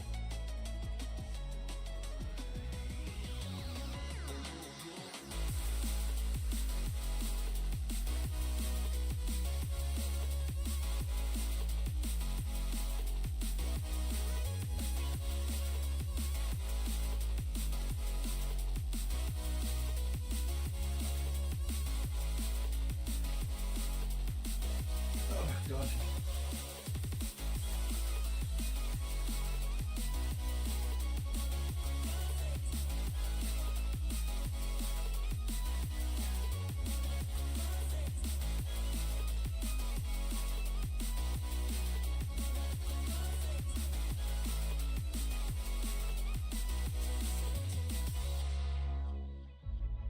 All right, okay, let me, that looks a bit better. I think.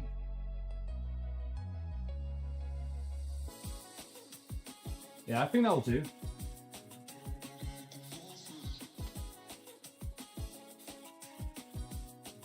Yeah, I think they're all right. All right, cool, we'll move on. Oh, clean cable injector management, yes. We want to make sure we do a good job. This is all a learning to know how to future maintenance as well. We'll know which parts are the problem childs, which could make sure they, like, if something goes wrong, I know which parts to check, basically. Okay, so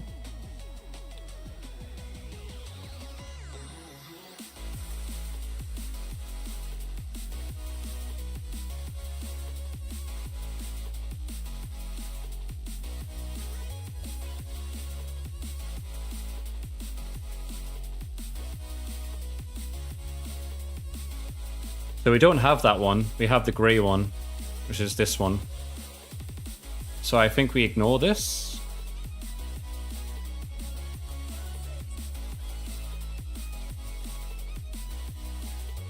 Let's watch the video real quick.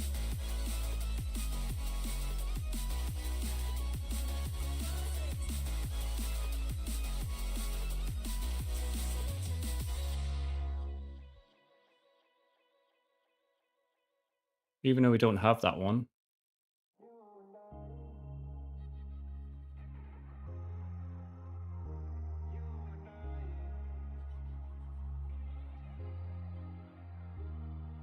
At least it gives us a general idea of what we're doing.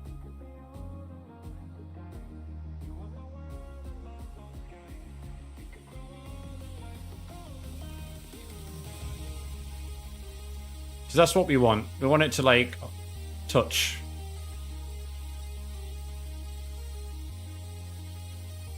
Oh, where's my... Oh, great. Let me get that back up.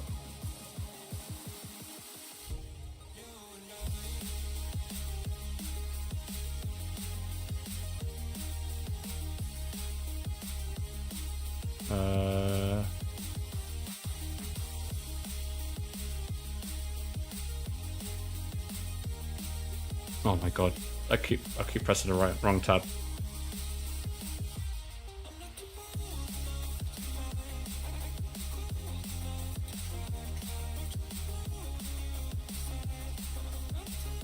So we were...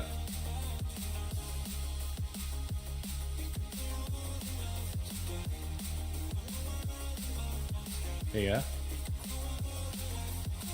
Does yours swing like that? I'm going to test it in a moment. I'm just going to quickly go back to that part. It definitely doesn't look like this anymore. It's definitely more straight.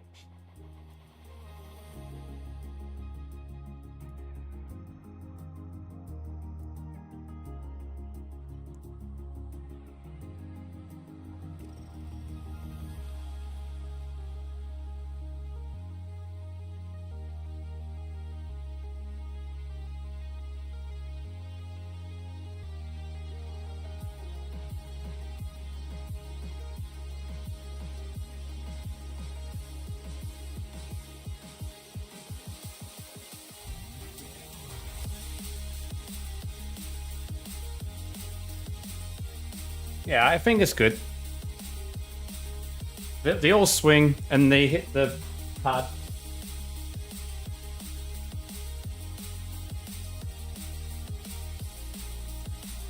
I think the whole point of it is to stop the hot filament, whatever it is, to like just drip, right? Just to have it at a seal, basically. I think it's fine. If there's a problem, we'll know about it and we can adjust. All right, so make sure that the printer is placed in a stable place where no ambient vibrations are transmitted, for example, where other printers are printing. From the rear side of the printer, plug in the PSU, turn the power switch on.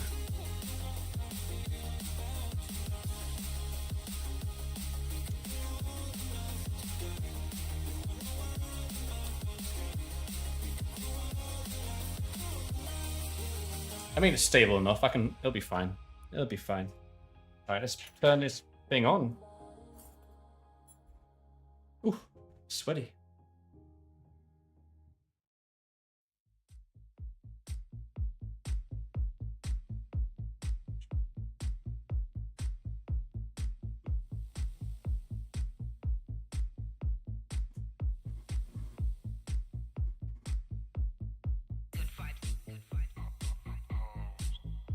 Moment of truth.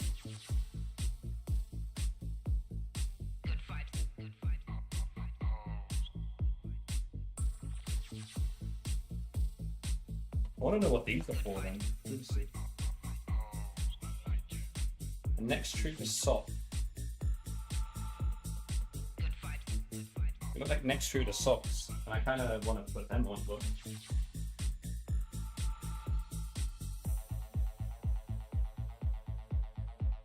might have to do that another time. Funny you say that, Fran. I actually bought a fire extinguisher in Costco the other day, so we actually have one now. But I don't want to use it because the fire extinguisher will just destroy this machine, all the chemicals and whatever. But anyway, we have one just in case.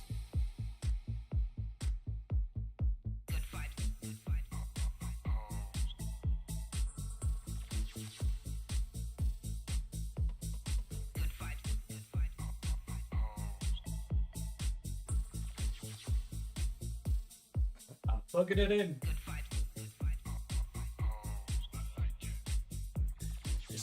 I'm plugging it in. Oh, there we go. It's not all the way in yet. There we go. Hopefully this will reach. Perfect. It reaches to the plug in the back. Okay.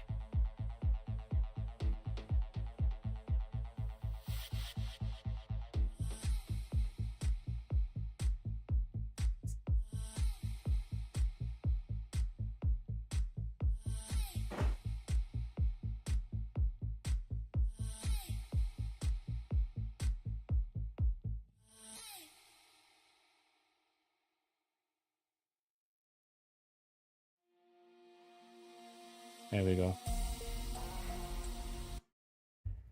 The moment we've all been waiting for. I haven't turned the switch on yet. All ship printers with a USB drive. To access Prusa homepage, you can use this. Let's just check this real quick. So the latest firmware was September 03. That was quite recent. So we'll probably have to download that because I don't think it'll have that on the USB stick, which I need to get.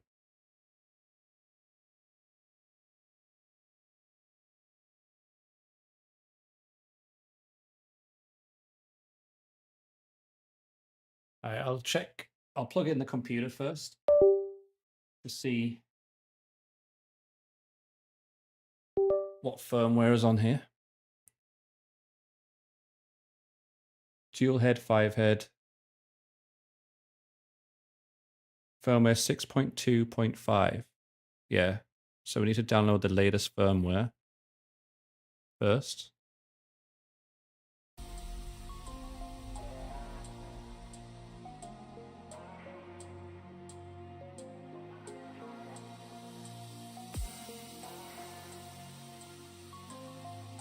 So I'm just going to download that. One moment, guys. Very quick and easy.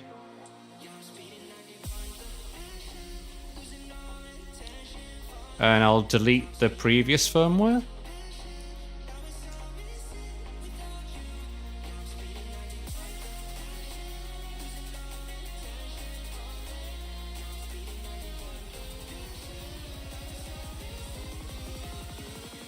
Heavy breathing.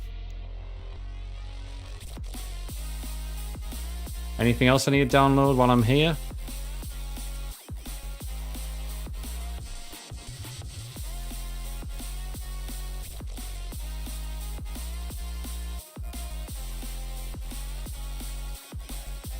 After the printer starts up, all right, here we go.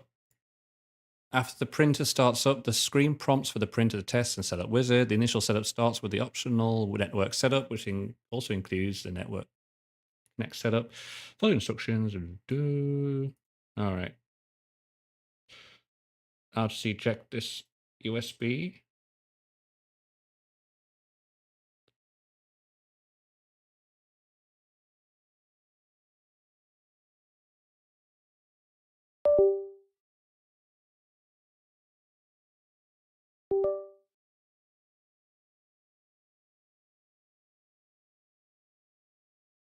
I'll just quickly go in ahead of the instructions here.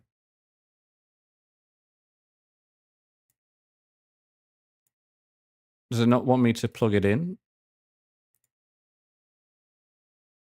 before turning it on, so it flashes the firmware? This is definitely way more complex than the Core 1. Especially with the 5 heads. Wow. Okay, there's lots to do here. It's pretty interesting stuff. Sorry, guys. Let me just change it so you can see while I'm skipping through this.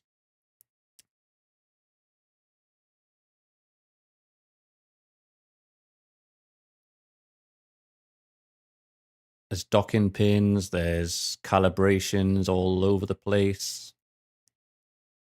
Calibration pins. I'm just looking for the firmware part. Like, do I have to hold on? Oh, there's socks. I want to use the socks later. Okay. Looks like I'm just going to flash it to begin with. All right. Let's go back to the firmware update. You are a 5-head. You might even say hardcore. Okay. All right, I'm just going to plug the USB in.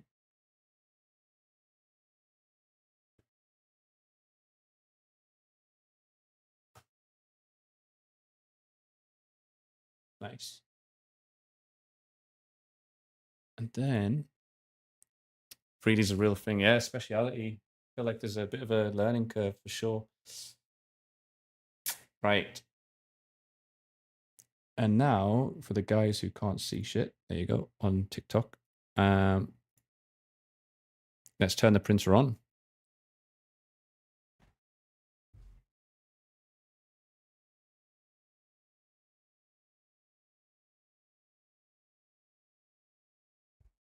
Wait, before I turn it on, I need to go for a pee.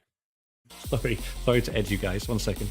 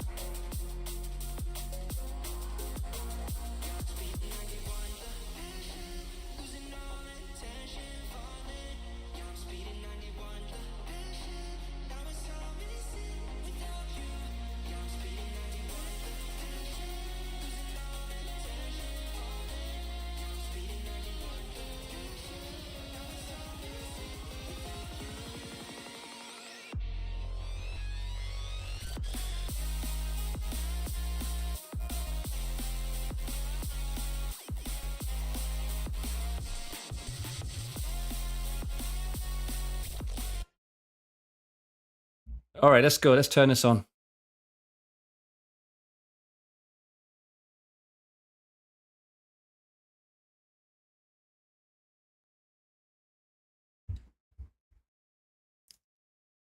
It is alive. The new firmware available, version 6.6, waiting 20 seconds. Flash. Oh, wait, yeah, flash it.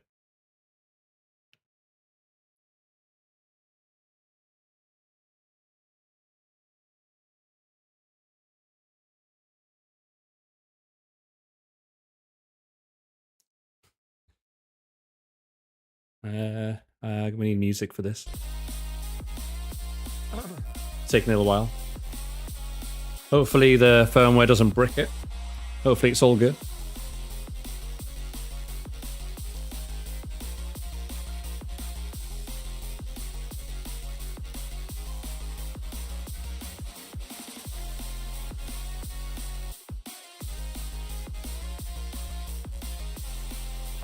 I can't wait to see it moving. This big hunk of metal move around.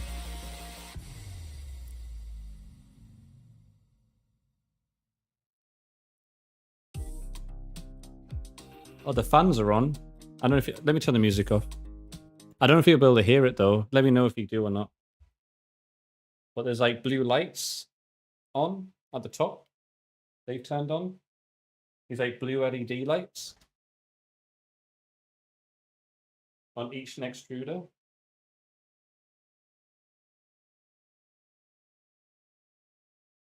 Each one is turned on. Each one is green at the top, which means they're all connected good, which is good. The fans are turning. That's good news. You can barely hear me, sorry.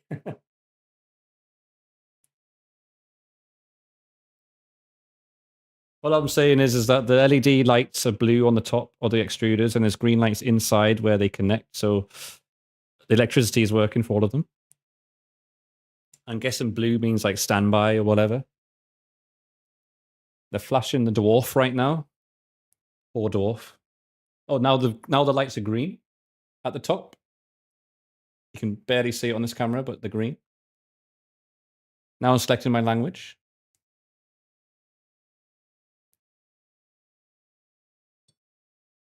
Hi, this is your original prusaXL printer. I would like to guide you through the setup process. Oh god, pointer type Excel, yes. Tools. Hold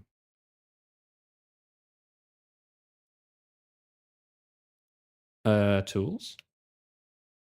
Tool 1, tool 1, 5. Okay. I'm just going to say done. I'm going to skip the network setup for now. Run self-test and calibration now. All right, I'm going to start seeing some stuff move then, I guess.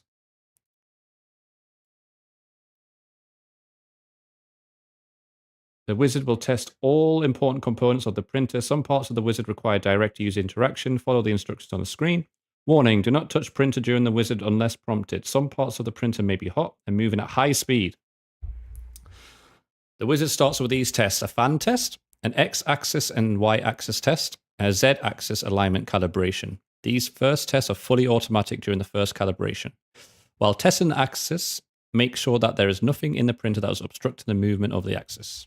All right. Let's go. Before you continue, make sure the print sheet is installed on the heat bed.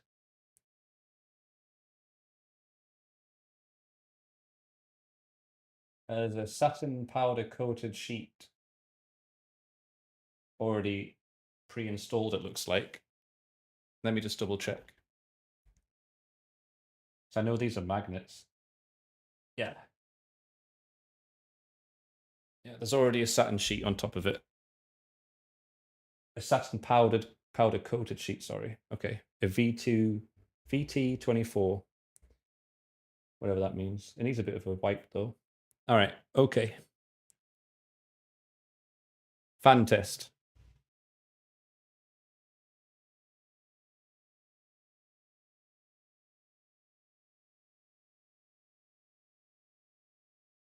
Actually, if I turn the mic up, you might be able to hear stuff.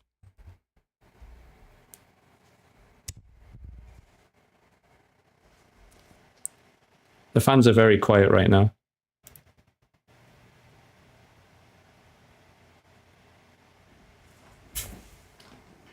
Green arrows, okay. Oh shit, shit's moving now.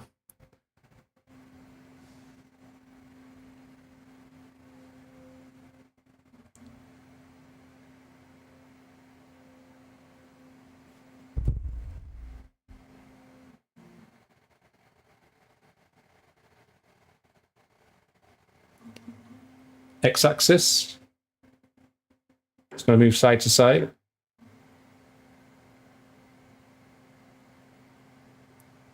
I'm feeling fine about it, Doc.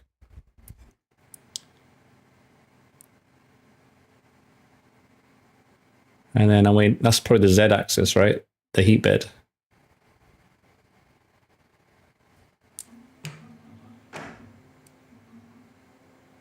Oh, no, maybe not. I was wrong. Oh shit, that was fast.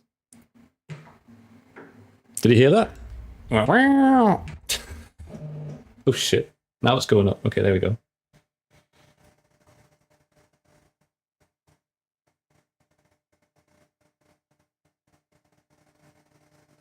Sounds like a robot, isn't it? A scanner noise, yeah.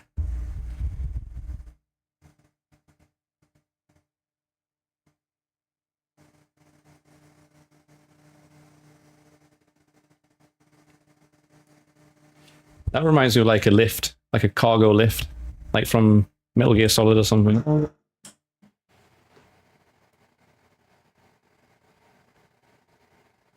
Okay, we suggest opening online guide for the first time calibration, approx 3 minutes. All right, I'm going to turn this down a little bit because I'm probably going to be very loud. Okay. So it did the tests. This test would require your input. Oh, the mini wrench. I was wondering what that was for. It was like a tiny little thing. Okay. Where did I put that? I just saw that a minute ago.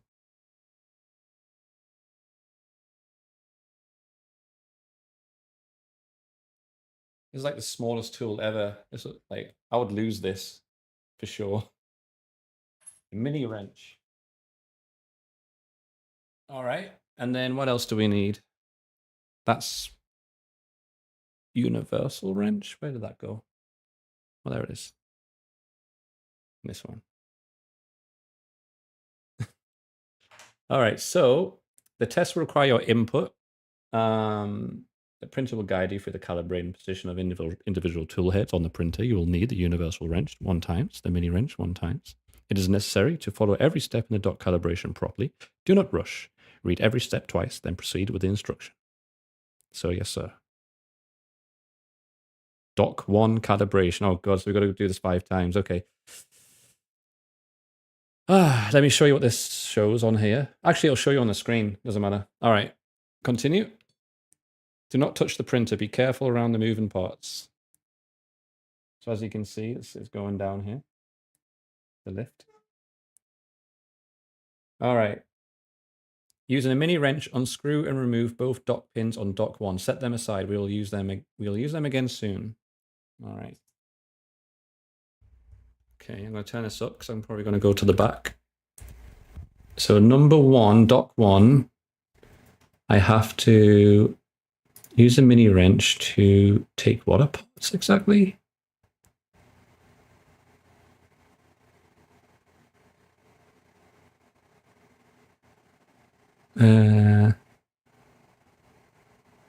Oh, is it those? No, surely not. Just going to remove both dock pins. Just going to see the next picture just so I can understand better. Oh, really? Okay, I see. Wow, I'm surprised I have to remove that. Okay.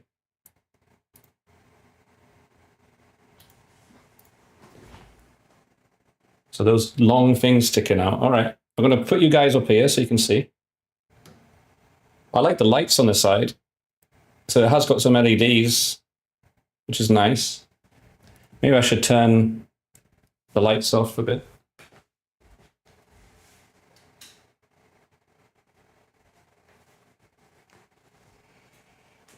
Okay, let's move you guys here. So I think I'm going to remove these pins here. I could also just quickly turn everything off. And we can maybe see the illumination. There we go. Very nice.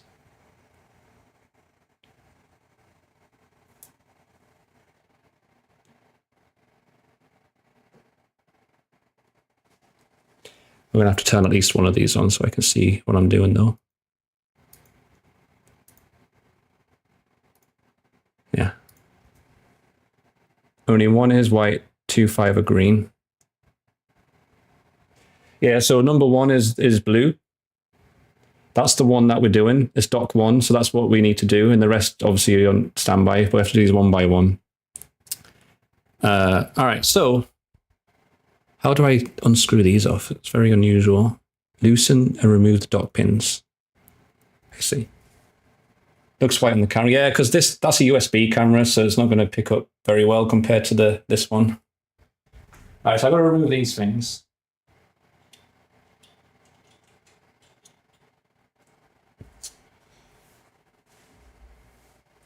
I'm going to go on this side for this.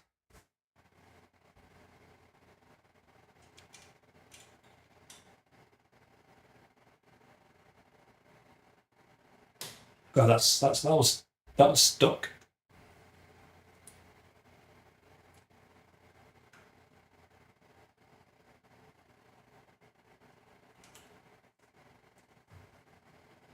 You'll get a better view from this side, I think.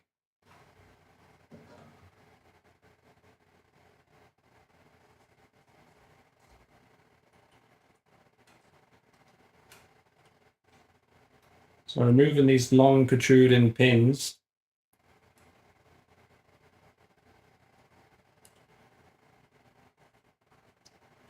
Don't want to lose them. Stick that one there.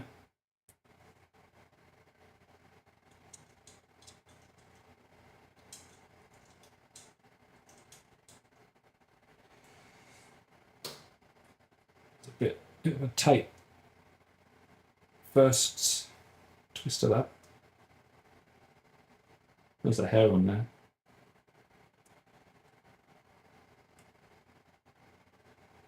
Okay.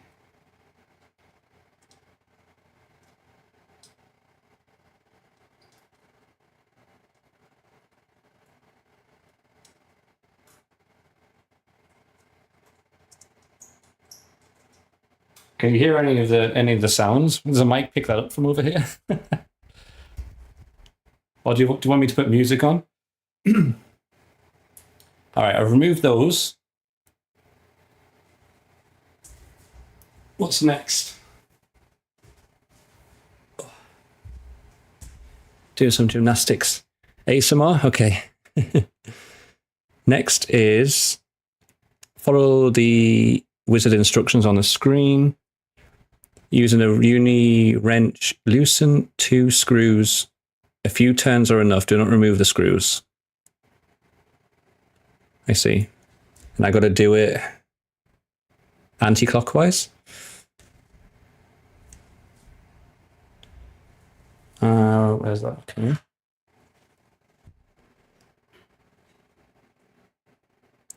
Calibrating dock is bottom and front side is flashing and with white color. Oh, it is white. It looks blue to me. You're right, Beppo. Kind of has like a little blue hue to me. All right. Loosen and remove the dock pins. I did. And then continue and loosen pins. All right. And then I'll go loosen the pins. Which is on the side there. And that, actually, no, that goes clockwise. Loosen the 2 screws on the right side of the dock pillar, marked in orange, using the uni wrench.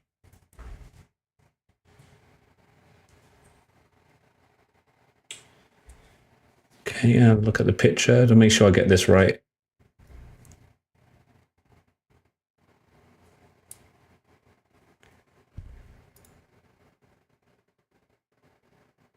Oh, that's definitely anti-clockwise. Sorry, guys. I just double, triple make sure here. So just wants to do it just a little bit. A few turns is enough.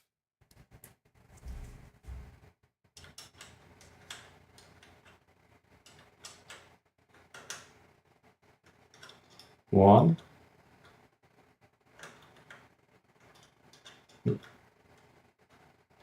Two. Three. Okay. And then the next one is that one.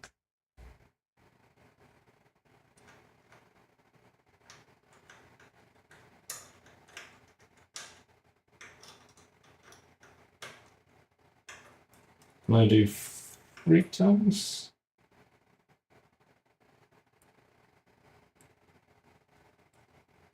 All right, that should be enough.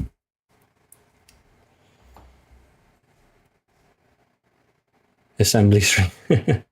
No joke equipment, yeah. Insane setup. All right, and then next, follow the wizard instructions. So follow the wizard. Hello, wizard. Continue. Dock 1 calibration, lock the tool. Slowly and carefully move the tool changing mechanism by hand to the first leftmost tool. Manually lock the metal bars as indicated in the picture. The tool has to be locked in the tool changer. Good. Align the tool changing mechanism with the tool and lock it by sliding both metal bars to the right. Oh, I see. So it wants me to move this thing.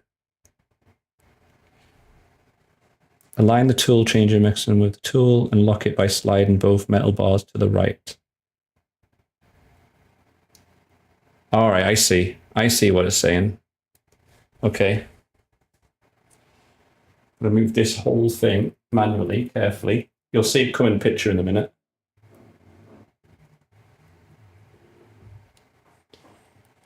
And then I'm going to move this and lock it in place.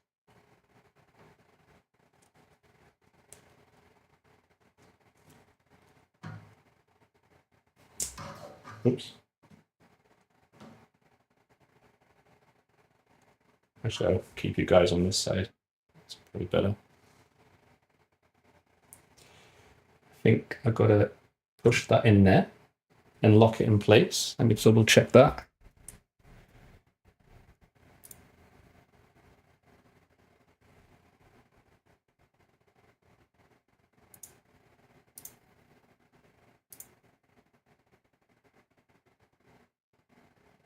Oh, wait, is it the other side? I think it's the other side. Okay.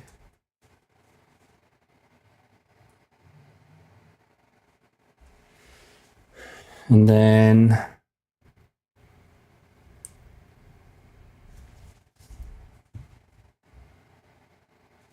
me double check that again. And so that is like that.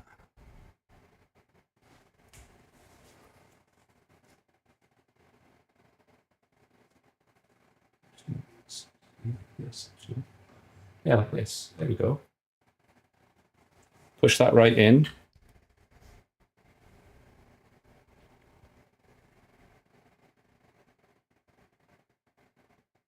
And then I pull it to the right. Manually lock the bars as indicated in the picture. Slowly and carefully move. I did that. Locked it in place. That's where it is now. And then I move it. Lock the metal bars as indicated in the picture.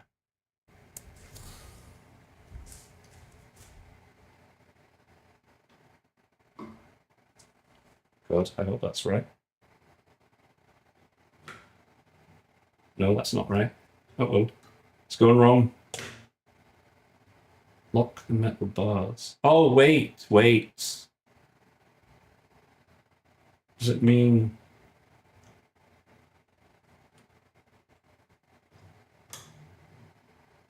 Wait. So confusing. Push it, yes.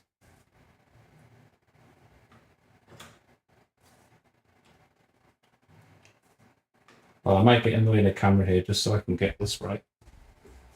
Oh, shit. Let's not break anything. Lock it in. So that can't be that. Yeah, so it must be this then. It must be how I had it to begin with.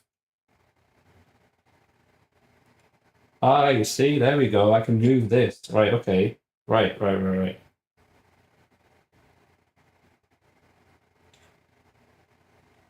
So,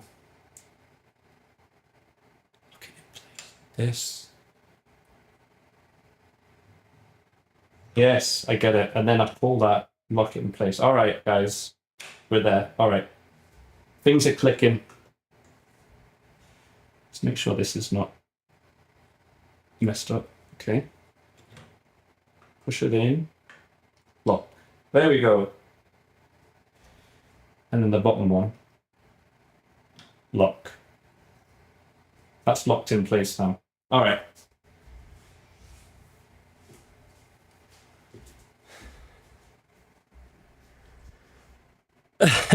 A new hiding place, yeah. And it goes out so you can unlock it in case there's a power outage, like a dog or cat behind the cable. All right, we're making progress. Okay, so, all right, that makes sense. So that's in there. I put it in, manually lock the bars. Tool has to be locked in the tool changer. I did both bottom and top. Yes. Align them. Yes. All right, moving on. Follow the wizard. I like when I press the button, it lights up. Using a uni wrench, tighten the upper screw on the side of the dock. After confirming by the continue button on LCD, the XY axis will leave the dock with a tool. Make sure that there are no obstacles in the way. Gotcha. Tighten the top dock screw at the right side of the pillar. Be careful, in the next step, the printer will be moving. All right, so we got to get this right. So the top screw, that's pretty much the one we loosened, right? It looks like it, the top screw.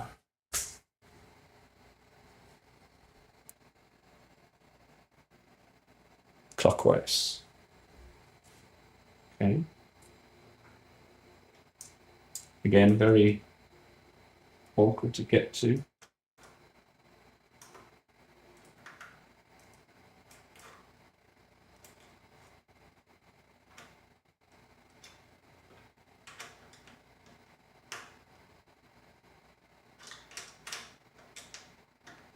And we've got to do this 5 times, but I think the first time's the slowest because it's our first time. I think we'll speed this up because we know what to do.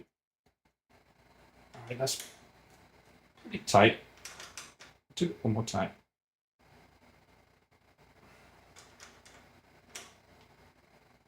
All right.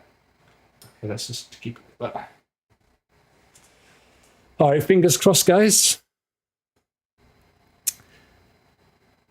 I think that's right. It's going to start moving. I'll hold this camera to make sure it doesn't get in the way. All right. Be careful, the next step, the printer will be moving. Tighten the top dock screw. That was a top dock screw. Let me double check that again. Yes, we're good. We're Gucci. All right, continue.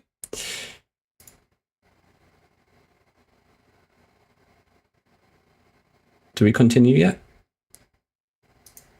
After confirming the button, the XY will leave the dock tool, make sure that there are no obstacles. Yeah. All right.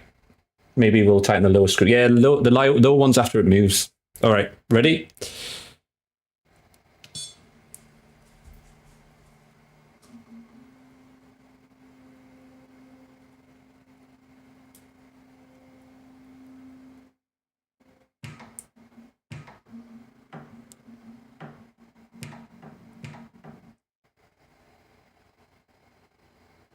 We good? All right, it's moved. So now we tighten the lower one. All right. Using a uni wrench, tighten the lower screw on the side of the dock. So we'll tighten that one. Gotcha. All right. Tighten only the bottom screw on the right side of the stock pillar. Okay. So now I'm going to tighten this.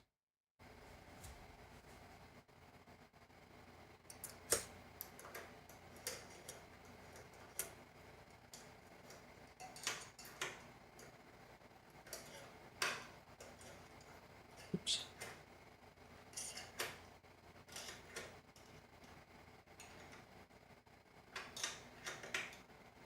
Not too bad.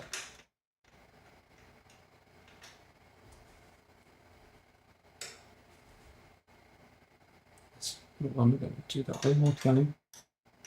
Felt like I was slipping a bit there. Okay, that's pretty good. All right. We tighten the lower screw.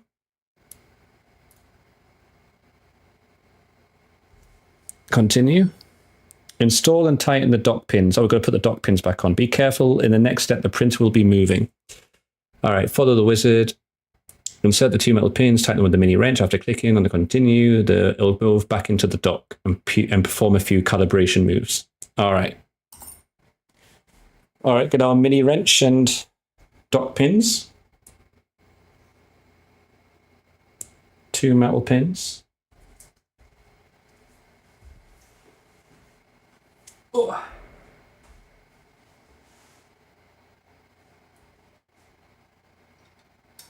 Simple enough.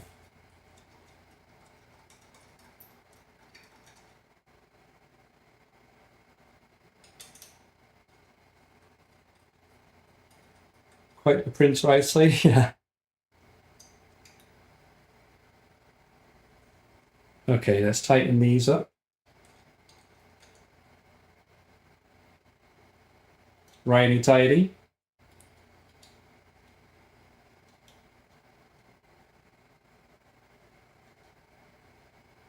Nice and tight. All right, they're good to go.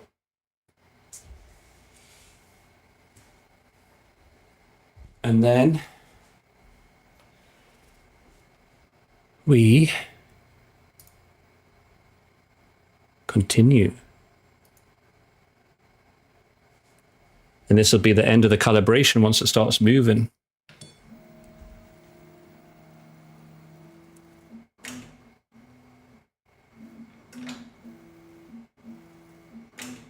It's unlocking itself there.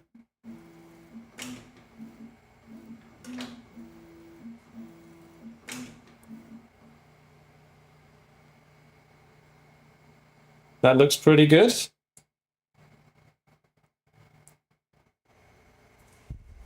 That is dock successfully calibrated for dock 1. Repeat the calibration process for all printheads. All right, we can do this. Dock 2 calibration.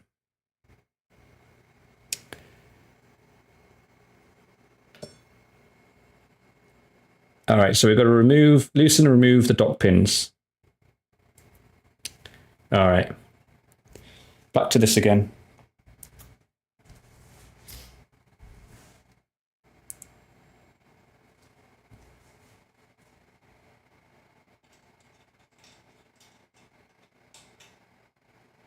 Oh, these are so tight on the first go.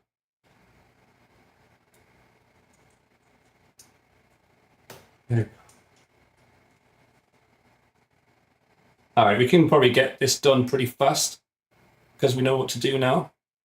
The next, after this one, we've got to do the load cell test, which is something to do with a nozzle, it looks like.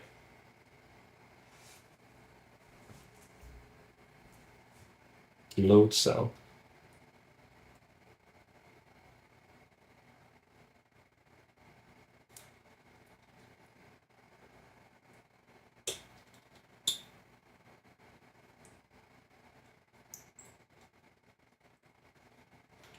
Okay, pins are out.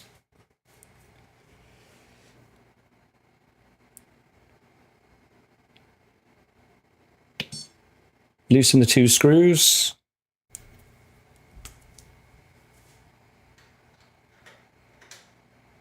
One, 2, 3, 4. 1, 2, 3, 4. Oh, thanks, Fran. I'm glad you're enjoying it. Okay, and then continue. Align. So we're going to align this back in to this one. Let's try to get a good view of that.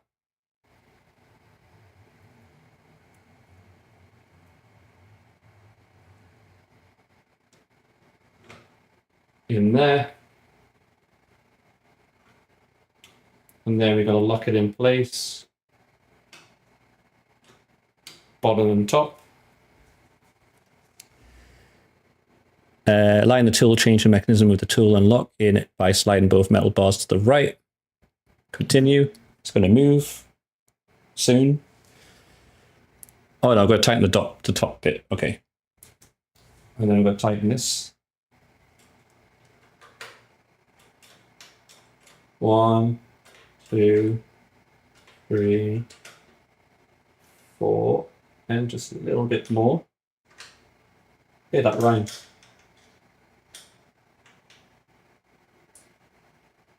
Okay. 1, 2, 3, 4, and a little bit more. And now it's going to start moving. Okay, let's just see if we can get a nice shot of this one.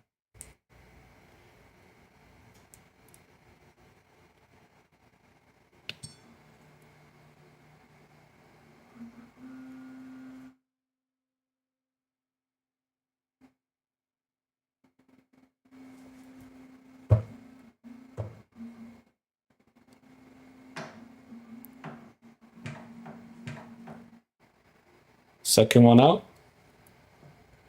Now we tighten the bottom pin. And the right way. 1, 2, 3, 4. Okay, is that the right way? That's not the right way. My bad. 1, 2, 3, 4, 5, 6.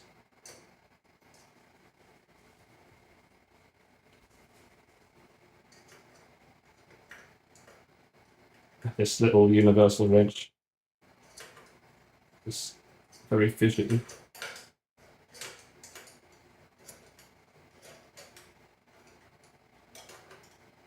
All right, we're on 4, a little bit more.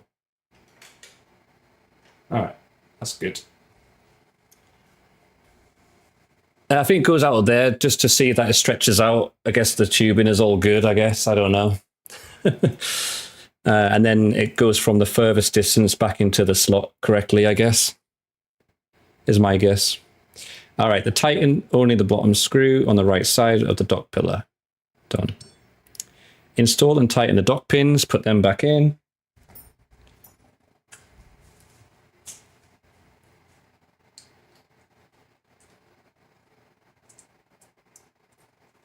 It does 4 actually. Why don't we just have it on? There we go. So it's not in the way.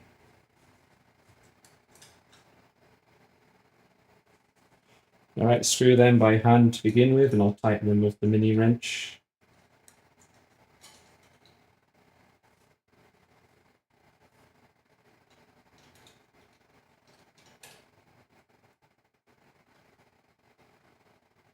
Nice and tight.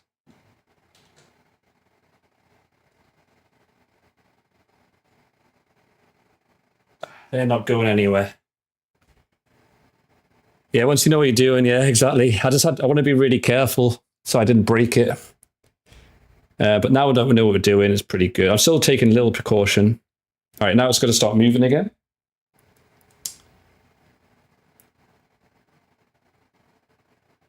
There you go.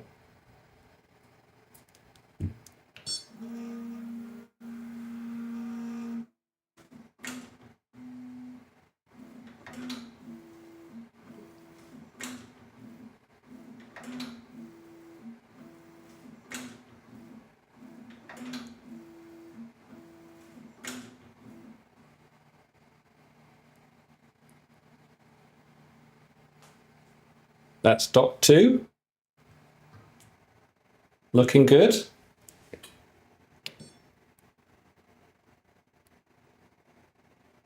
Dot 3. Let's remove the pins. I wonder if I have to put you guys on this side now.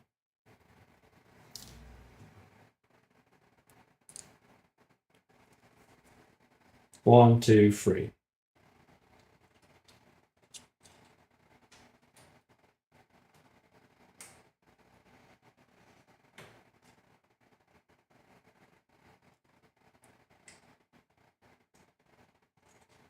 So it looks like it flashes blue, knowing that that's what we fidget in manually, which is nice.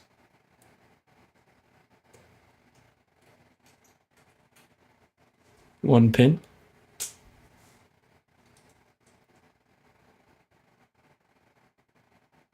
Oh, did I do that the wrong way? No. This one's a little bit stuck. There we go. Second pin. Hey, thanks for the gift sub, Anonymous. To them. All right. And then dot pins released. Loosen these. 1, 2, 3, 4. 1, 2, 3, 4.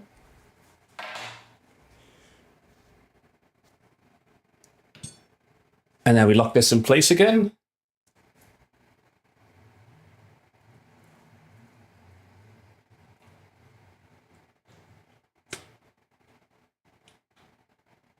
You'll get to see the latches on there.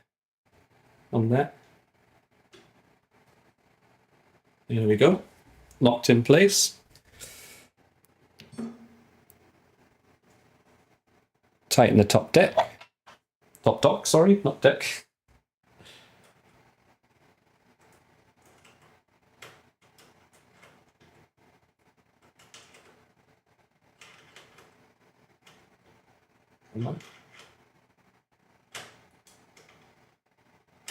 It's really hard to get these.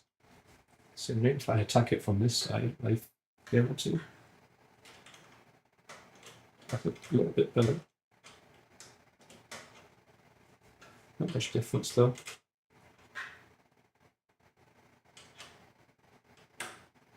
There we go, that's better. Much tighter. All right, top is tight. We might get over 100 subs. Well, the subs, some of these are gifted, so I think after a month they will drop. I doubt I have 100 people subbed exactly. Majority will probably be gifted subs, but yeah, it'd be nice to reach 100 sometime. Right, okay, so we got the tight top nut on the dock. It's going to move.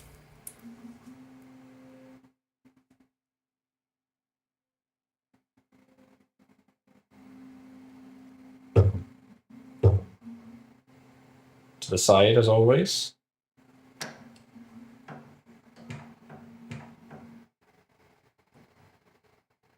Hey, Bionics.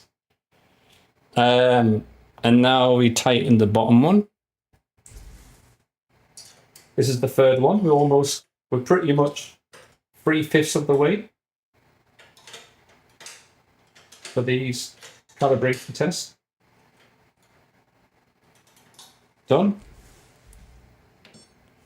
Put the pins back in.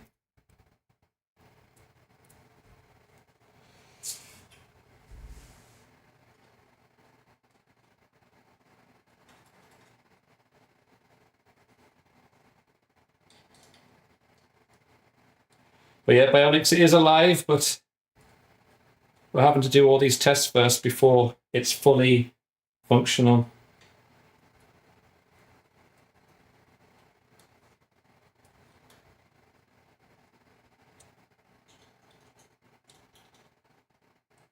All right, pins are in. And now it's going to start moving. back into the place. Back into place. I'm going to move the camera a bit closer this time. Maybe have it hooked a bit.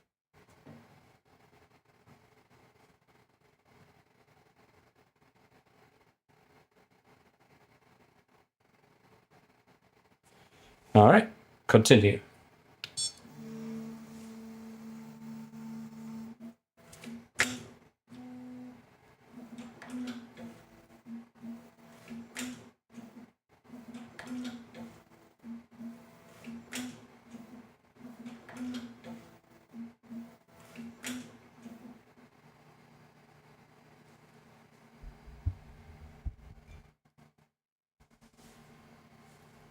Did you hear the sounds?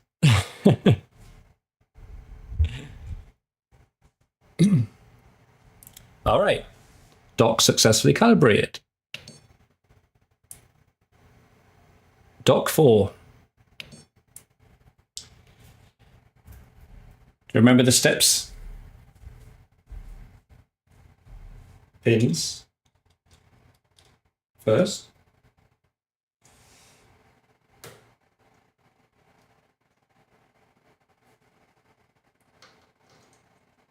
I do find the sound satisfying myself. I have to agree with that. It sounds like progress is being made. It sounds like things are doing things. Something is happening. Something is being made. Technology, the future, robots, automation.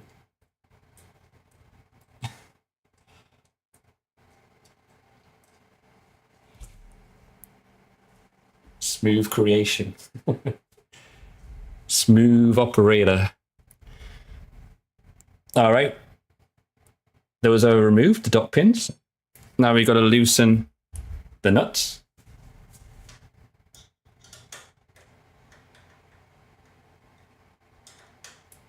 One, two.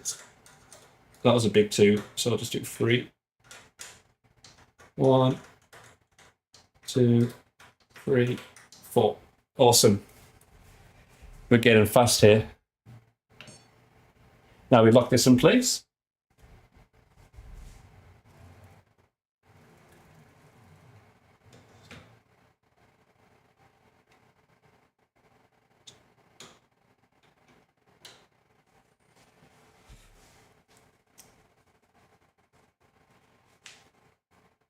All right, and then we continue.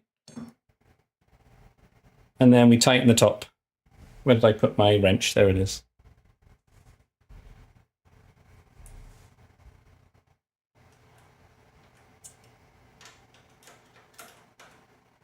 One, 2, 3, 4.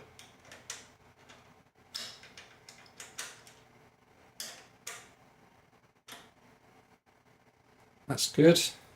Now it's going to start moving again.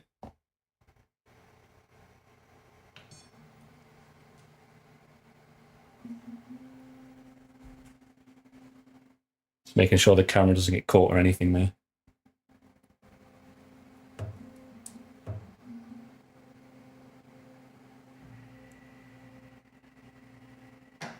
Things are moving. All right, now we tighten the bottom pin. 1, 2, 3, 4. A little bit more. There we go. Continue. Pins in. This is the 4th one, second from last.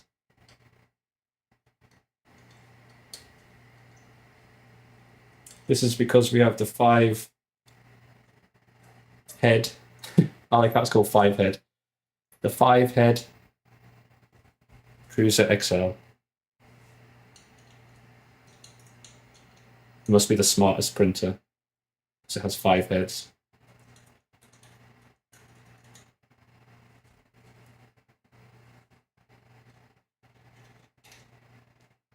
Tighten.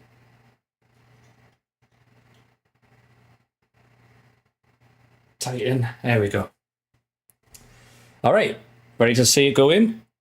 Continue.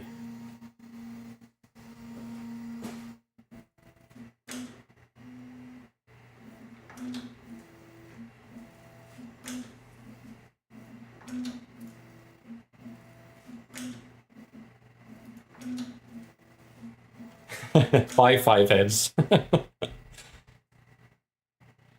Is it successful? I think so. I think we're experts at this point. Dock successfully calibrated. And last but not least, dock 5. It's this little one on the side here, which I might have to go on the other side for because it's a bit of a weird angle. Give me a moment.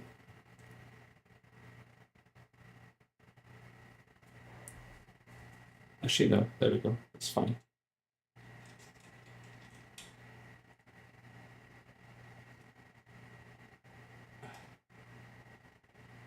There we go.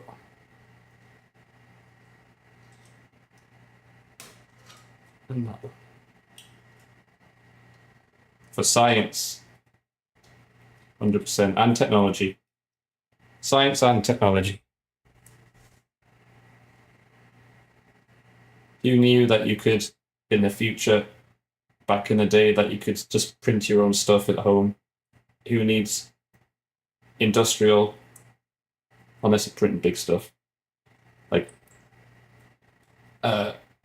houses and hot tubs, like Peppo. But for the small stuff,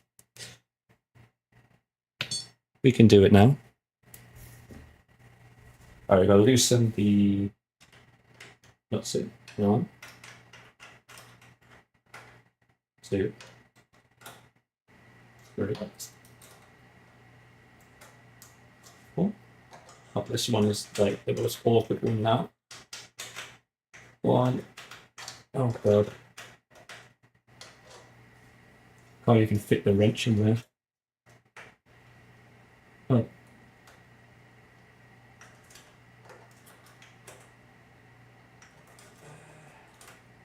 That too. You get a McDonald's? Whatever's good for me to eat, yes, please. I'll have to have like, I don't know. I don't know what the choice is. I haven't had McDonald's in a long time. I think I'll be fine. I think just get something. Chicken. Chicken's always a safe bet. Skinless, boneless, I don't know. I know smoke screen. I know.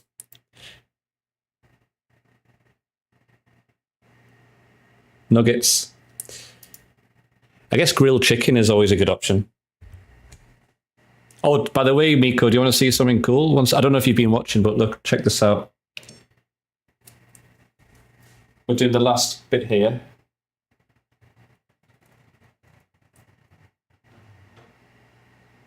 So we're going to lock this in place.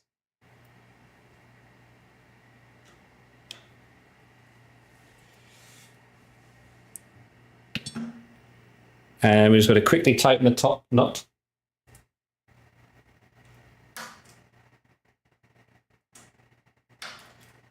Does it have to be McDonald's, Miko?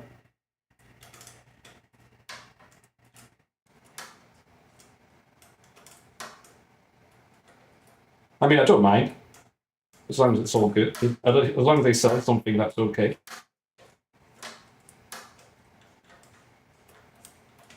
This corner bit is such an awkward one. This number 5 head. Craven chicken nuggets.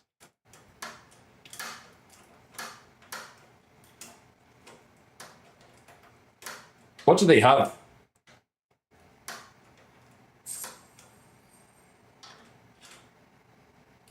I have to tack this screw from a different way. This is better. There we go.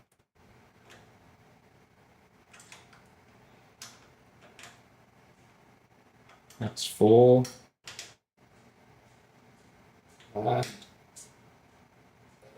Bit more. There we go. Popeyes has partnership with Hot Ones. Oh, that sounds good. I haven't had hot sauce in a while. All right, so we tighten the top. It's going to start moving now. This is just going to bring it out so we can tighten the bottom screw, and then it's going to calibrate.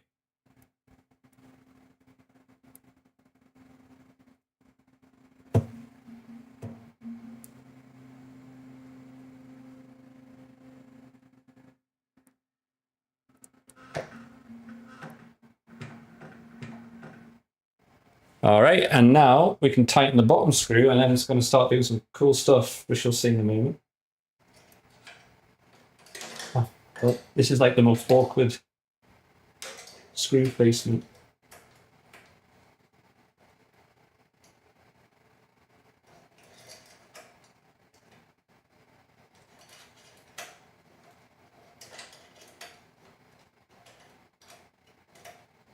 I'll have a look at the McDonald's site, see what they sell, and I'll probably pick something out of there.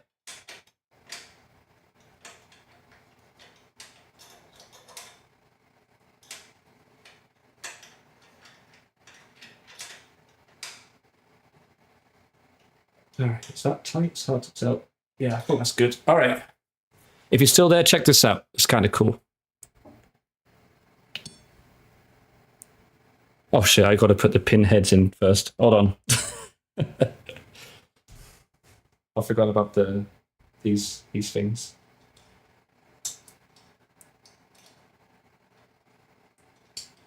But this is the last one of this particular calibration. There's a low cell next.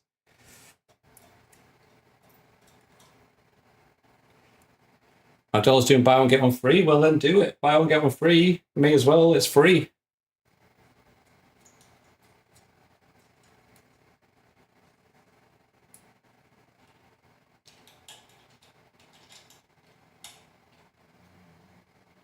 All right, let's tighten these pin heads real quick.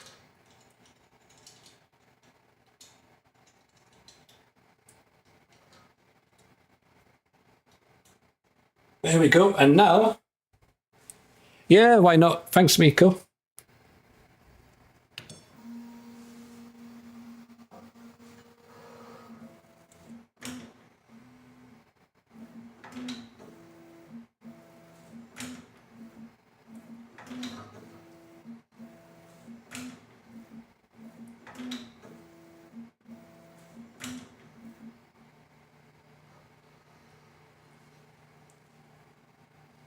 And there we have it. We've got that stage done. Lovely jubbly. Dock successfully calibrated. Dock 5. End of test. Load cell test. Oh god, what's it doing?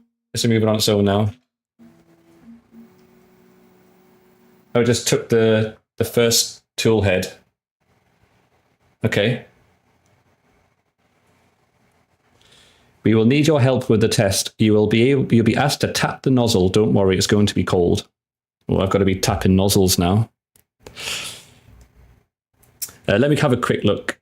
McDonald's menu in the US.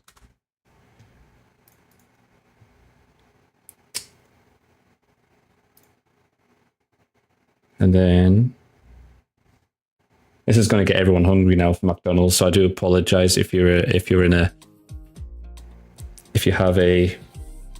on a diet.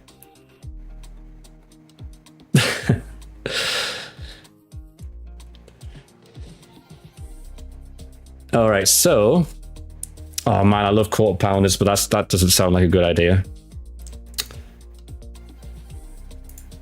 Oh, I think chicken is a safe bet. Honestly, any of the chicken, anything chicken, maybe the nuggets or the crispy stuff. I like these look quite cool.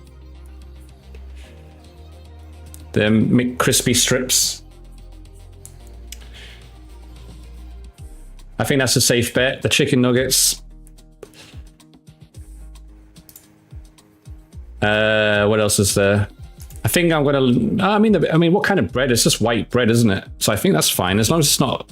I think as long as it's not whole grain bread, I'm fine. Oh, the sauce. Oh, it's all the sauce. I don't know, just ketchup, barbecue, whatever they have. I'm not very picky. Something to dip it in. Phrasing. Honey mustard is nice too, yeah. Do they not have any chicken? But oh yeah, there's chicken sandwiches. Yeah, anything chicken I think is good. No lettuce if it's a burger. I can't have lettuce. And the tomatoes is probably not a good idea because the skin has to be a little bit plain, just for now, just to be on the safe side. Because I am feeling okay, but I just want to be a bit. Not jump the gun too soon, basically.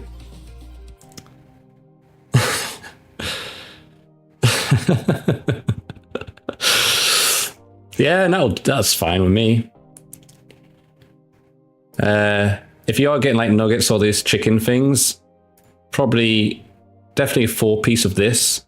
If you're getting that one, or if it's nuggets, probably like 10-piece plus, because 6-piece is probably not enough for me. I'm a big boy, and I haven't really eaten much today, so 4 and 6 won't be enough. Probably 10 plus. I can't be able to do a 40-piece. That's crazy. Now I'm hungry. You can't get McDonald's at 6:49. They only open at 6. I swear I saw McDonald's like 24/7. Which chicken burger? Oh, I feel like I'm at the drive-thru. Yeah, the 10 one's fine. Yeah, the 10 chicken nuggets buy one get one free is perfect. Oh yeah, it's the breakfast smokes. That's true. McChicken, spicy, crispy.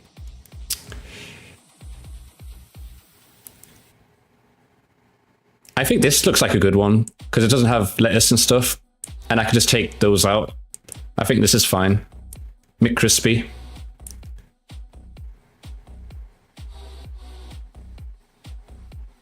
Yeah. I think Miss Crispy looks like a good safe bet. Pretty please. Thank you. Oh, there's the sauces. Yeah, I like barbecue sauce. Ranch, honey mustard. Can't go wrong. And ketchup. That's it. And yeah, McCrispy meal will be fine. With a Coke, please.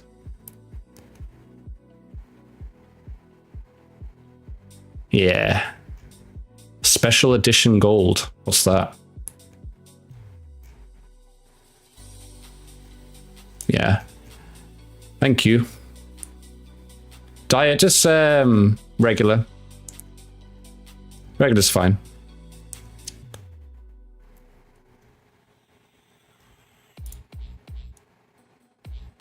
Yeah, I don't like diet. I don't do Coke Zero. Coke Zero in the US as well doesn't taste as good as the European Coke Zero as well.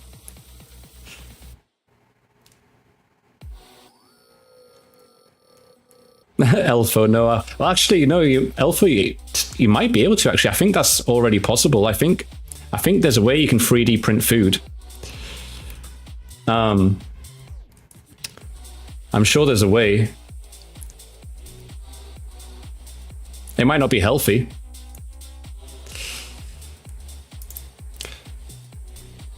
But I don't see why it wouldn't be possible. Especially just for like a basic like snacks and food. All right, let's get back on the thing. All right, so we need to touch the nozzles with our tips. The next step of the wizard will prompt you to touch the nozzle to test and calibrate the load cell. Parts of the printer are not heated during the test. You can touch the parts of the printer.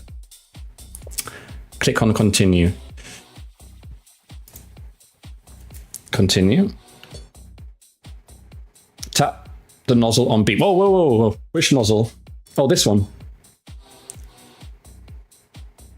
Oh, I wasn't ready. Okay. It gave me 5 seconds to touch the nozzle. Tap the nozzle gently but firmly, but do not use excessive force. Oh, we've done this on the core one. Okay. All right.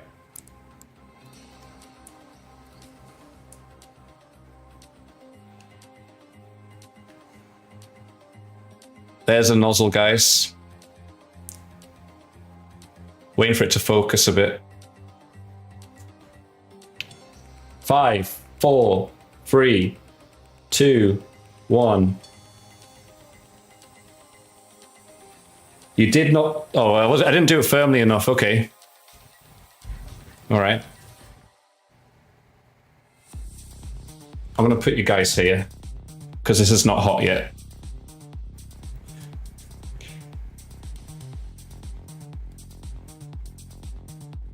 There's a nozzle, guys. All right, touch tips in 4, 3, 2, 1. Now, load cell passed. Okay.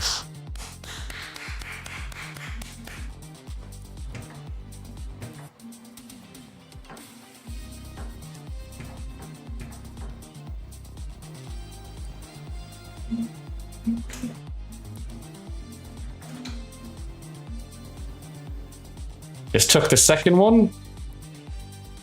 Now we've got to touch that tip. All right. We've got to touch all the tips. 5 tips. I know, he gets excited when you touch the tip. 5, 4, 3, 2, 1. Now. We've got 5 tips to touch Avery.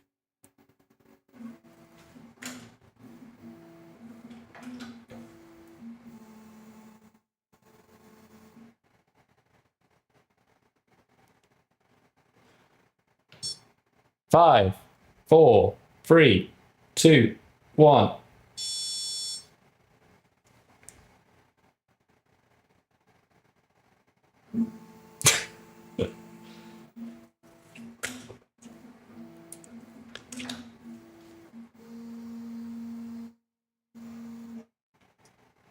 Move this camera up a bit. All right, next one. Good. There we go. 5, 4, 3, 2, 1. Touch the tip up. There we go. It's a very small tip.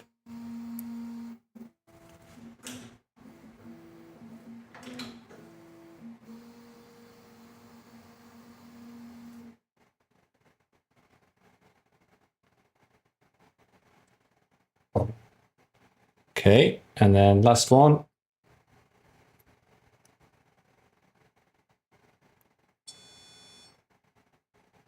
Oh, I didn't do it hard enough. Okay, sorry.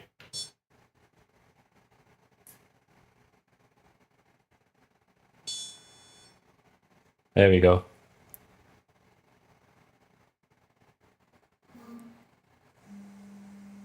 Oh shit. The camera almost got stuck. I didn't realize I was going to start moving.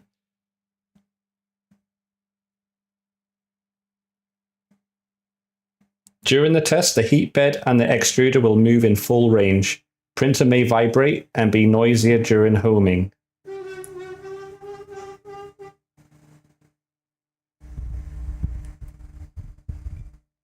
It did a little squeak. Did you hear that? I think it cried because we touched the tip too hard. I think we hurt the tip.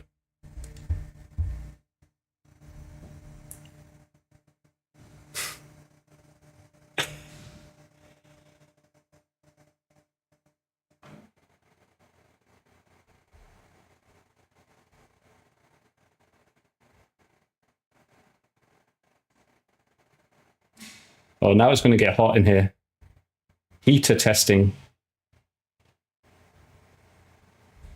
It's going to get hot and spicy here now.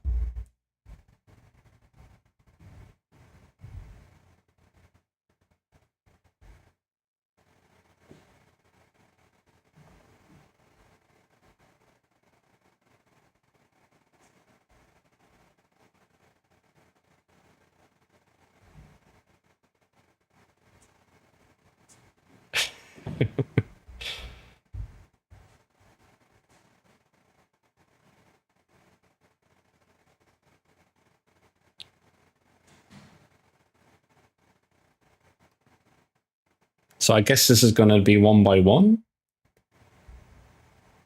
Once that orange bar fills up at the top. Oh, no, maybe not. Third side filament sensor can be remapped to the right side. Calibration will follow remap. Okay, I don't know. Let me see. What does the wizard say? We always have to listen to the wizard.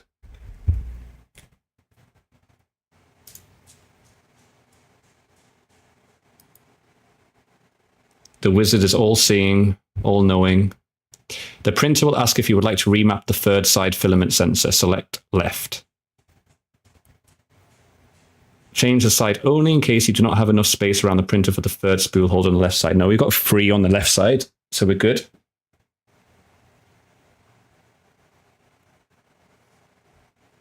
During the calibration of the filament sensors, you will be prompted to use at least 130 centimeters of filament.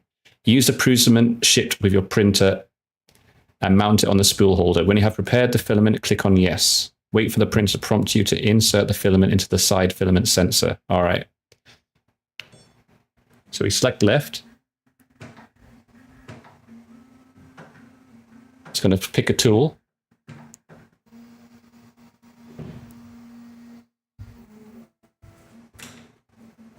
Which ones are going to pick? It's going to pick the first one, it looks like. Awesome. Please make sure there is no filament in the tool and side filament sensors. You will need filament to finish this test later. All right. During the calibration of the filament sensor, you'll be prompted to use at least, let me see. You need at least 100.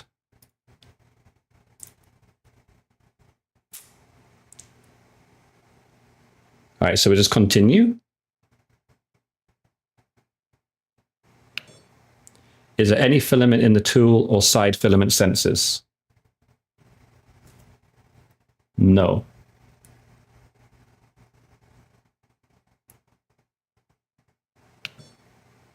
In progress. All right. Insert the filament through the side filament sensor into the extruder until the tool filament sensor detects the filament. God, how many times am I going to say filament? Filament, filament, filament. All right.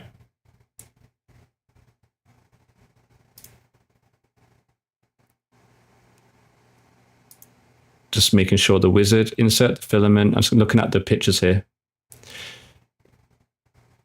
Insert the filament into the side filament sensor through the PTFE tube. Push it in until it reaches the filament sensor in the extruder. You'll feel a slight resistance. All right, so once we put it straight into the side. I see. Okay. And I stick it on the closest. All right, 1 second, guys. Let me get the filament.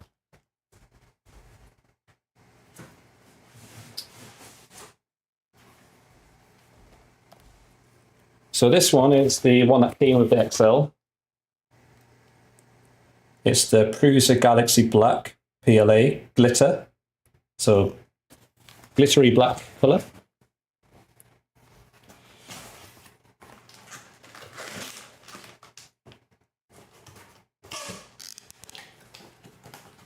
Lovely jubbly.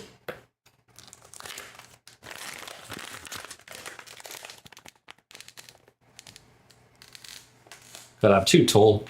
There we go. So we're going to rip this open.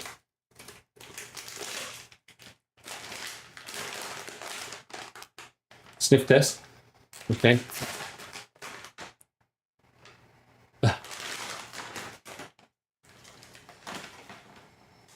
Bag test.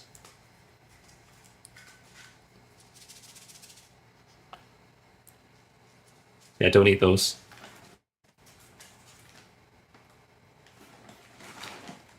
Right, and then we've got our sparkly black.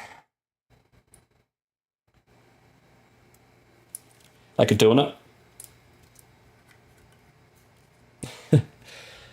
Insert the filament through the All right. So we need to do it on this side.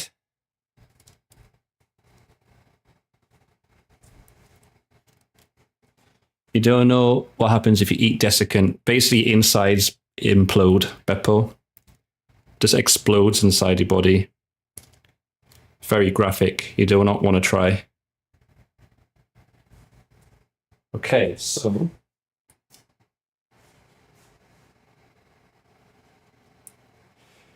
once all 5 filament sensors, you can check the side filament sensor left. Okay, let me move this around a little bit.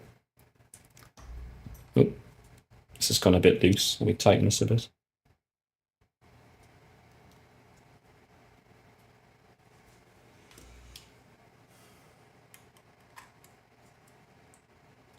Hello, guys.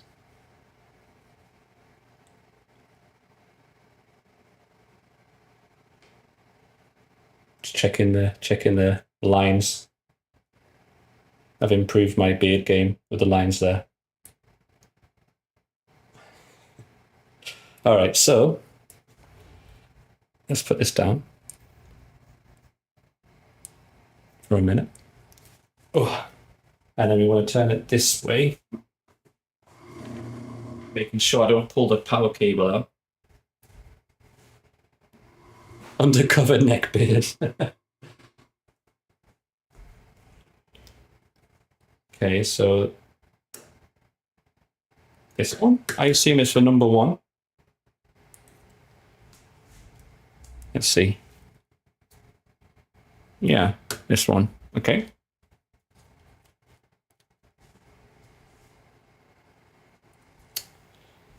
Insert the filament through the side filament sensor into the extruder until the tool filament sensor detects the filament. So it'll probably make a noise and stuff. All right. Let's move this out the way a bit.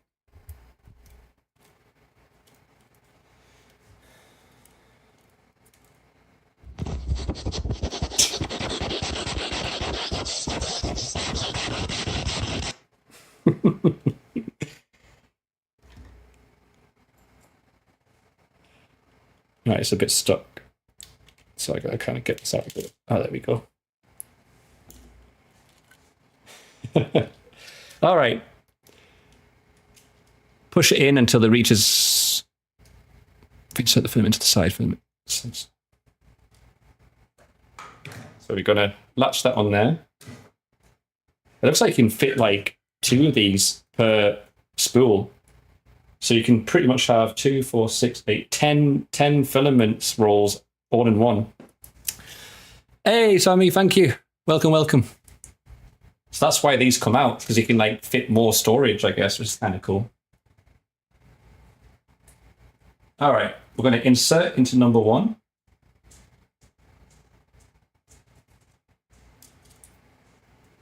Let me bring you guys closer to see the insertation.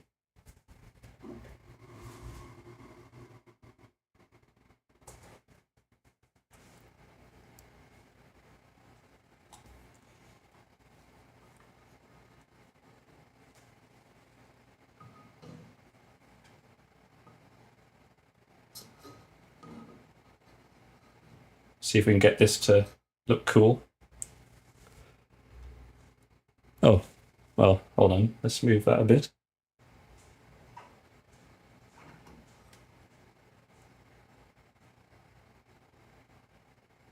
There we go.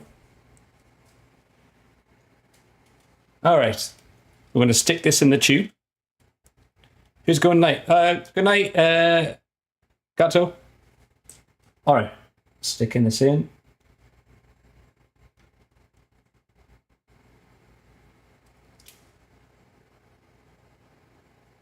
Hold on, just checking this picture here. One moment. What's that?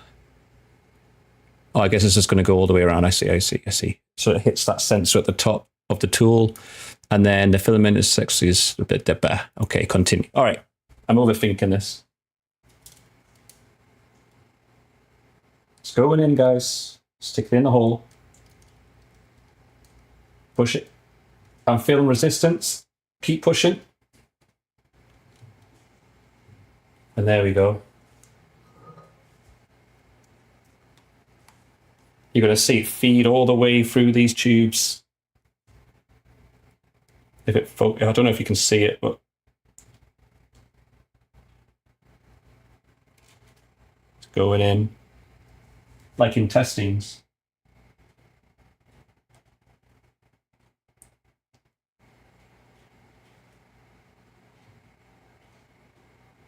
And it's going to come up here any minute now.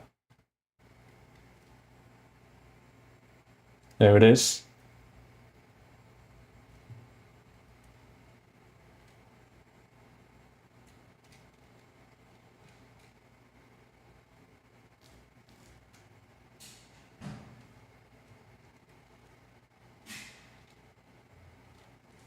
Hold on, let me just change this real quick. If I'm putting this on YouTube, I'm going to make it look good. Oh, shit.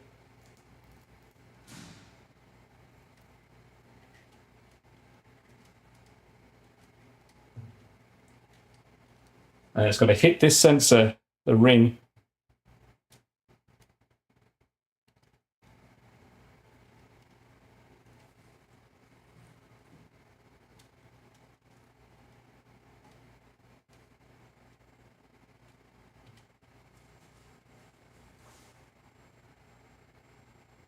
Filament inserted, press continue.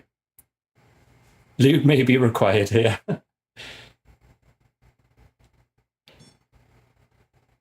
Calibrating, do not remove filament. So there we go.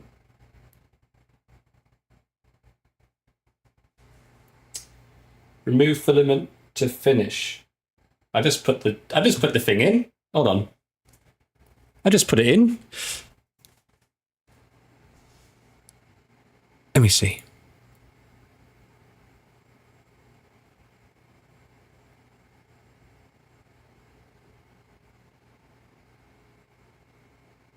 According to the number of printheads. Repeat. Oh god, okay. Wait, so does it want me to just pull it out manually? Right?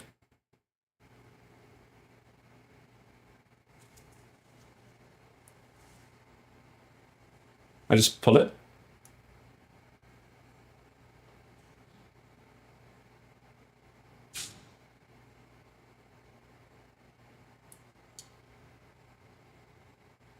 I think it's all manually.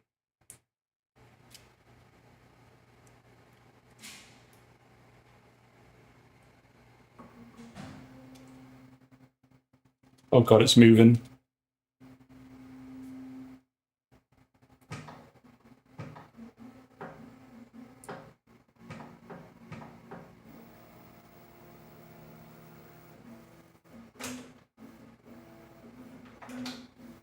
All right, now it's pulling the second one out now.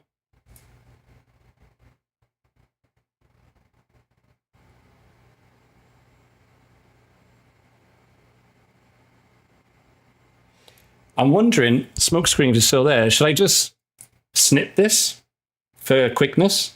Like snip it and then just feed it through the next ones? Or should I just pull it out?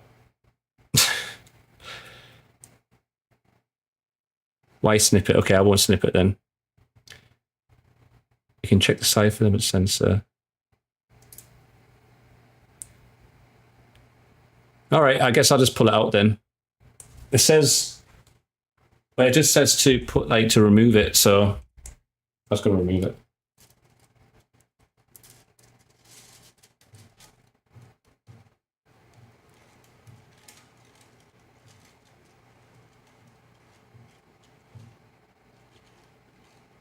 I just want to make sure I do it right. That was all. Like this was my initial thought, but I don't want to risk anything, you know. All right, now we're sticking it in number 2.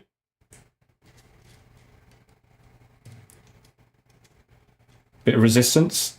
There we go. Feed that all the way in. I'm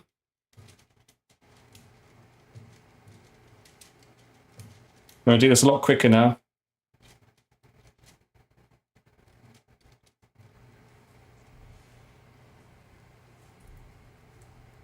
Stick this one here.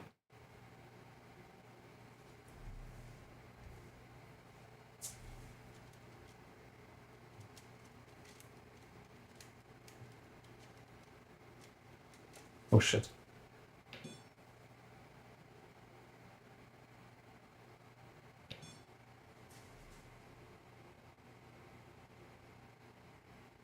Oh shit, I kind of I jumped the gun a bit there, hold on.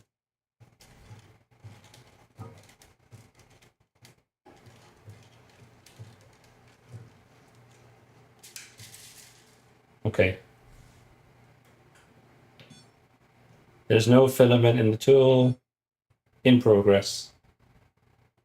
Right, now insert it. Okay.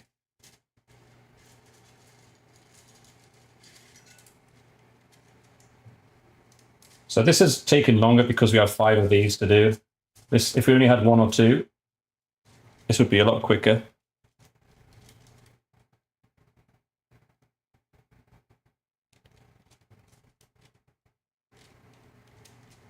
All right. You should be able to see. I don't know if you can see from that angle actually, but it's all right.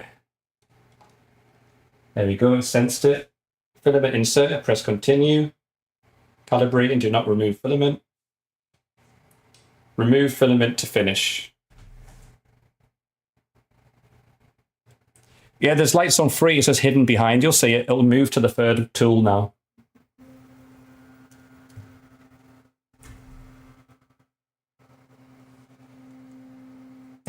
So it's going to pick the 3rd one now.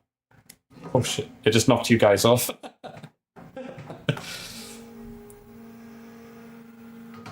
That was rude.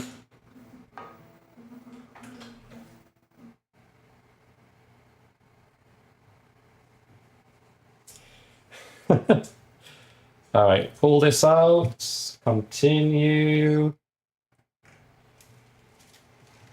All right, this is not too bad. It was just, the first time is always slow.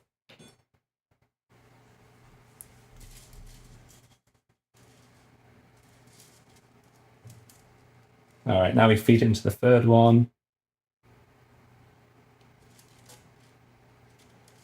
Push it in.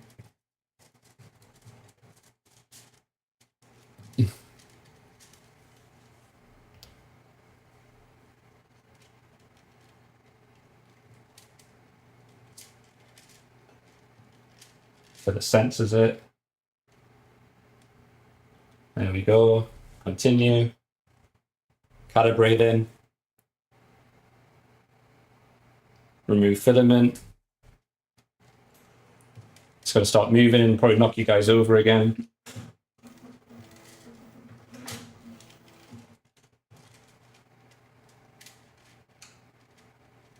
Oh, it didn't this time. That was kind. All right, I'm going to move this on the other side now, because we've got 4 and 5 to do.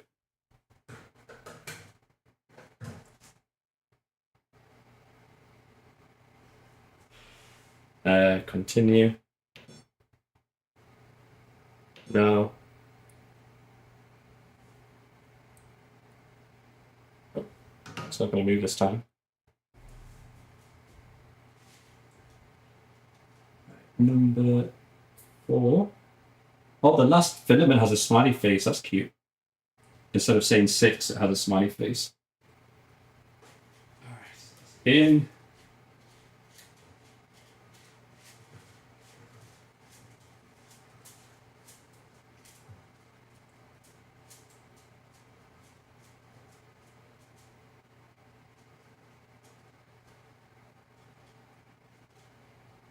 All right.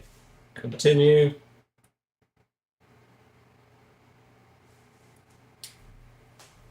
I'll put some music on for you guys.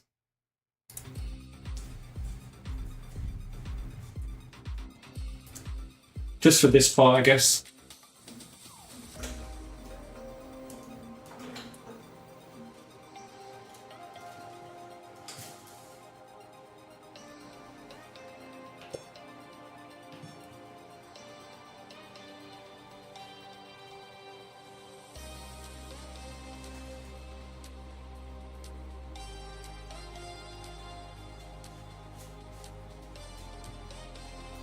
All right, last one.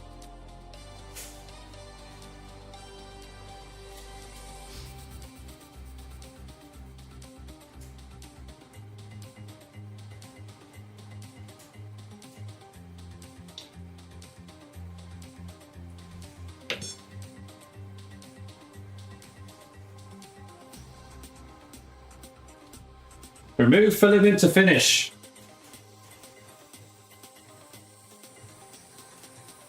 Yes, sir.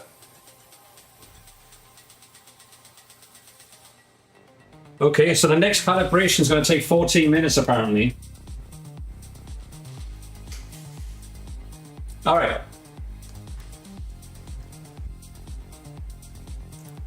Did you finish, Smoke? If not, hurry up. You want to go behind. All right, so it should say on and on. So this is a tool offsets calibration.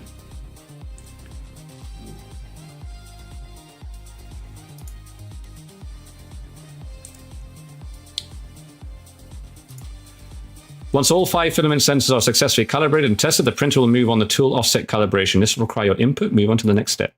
Prepare the next step. Calibration pin number 1, calibration pin key 1.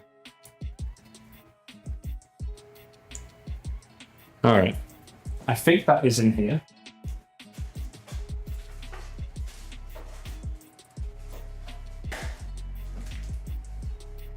Yes. All right, so we have another baggie.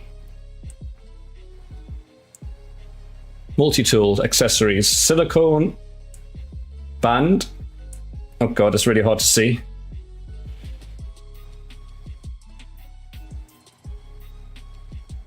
Cable, clip, stopper, calibration pin key, calibration pin. All right. So we need the calibration pin and the pin key. Let's see.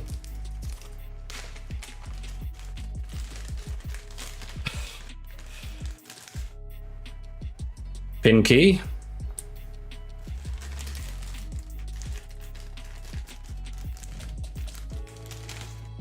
Pin. Next.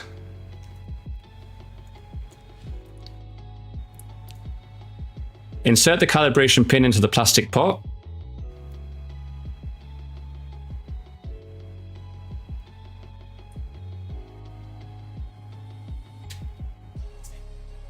Done. Oh, wrong way. Never mind, not done. That way.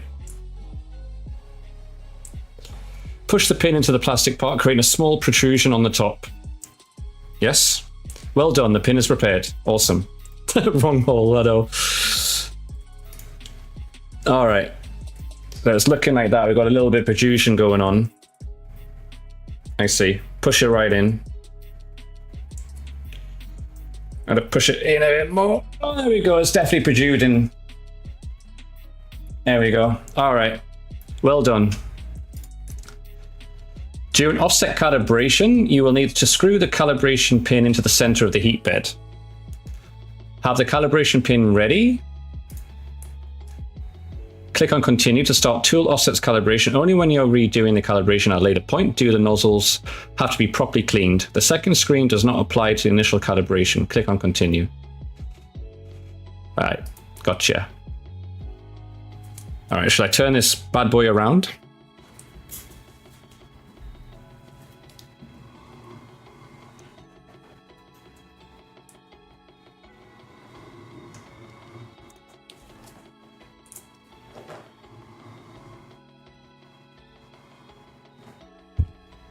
All right.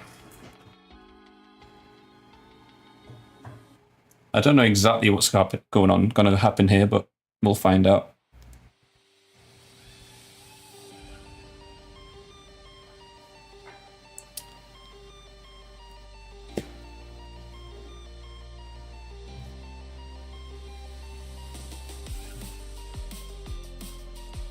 All right, you will need to help. Blah, blah, blah. It'll take a little over 14 minutes. Continue. Nozzles have to be perfectly clean. Continue.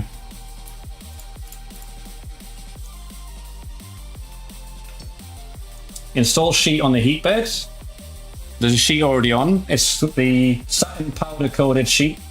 by prusa3d.com, BT-24.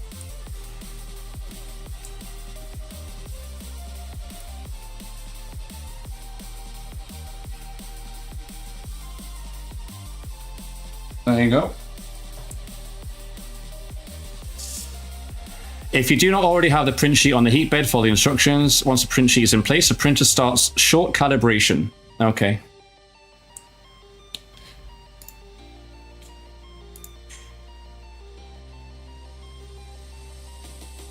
Satan powered, yeah.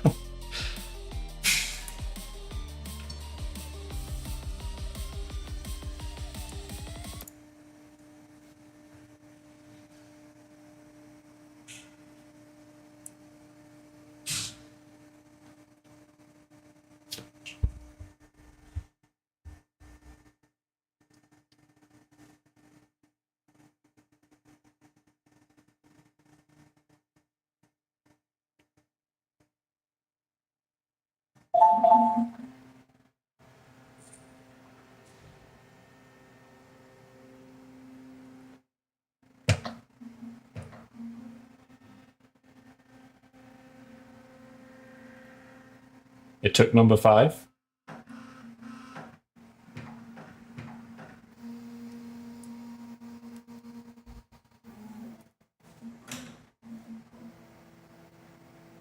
Now it's going to number 1 tool head.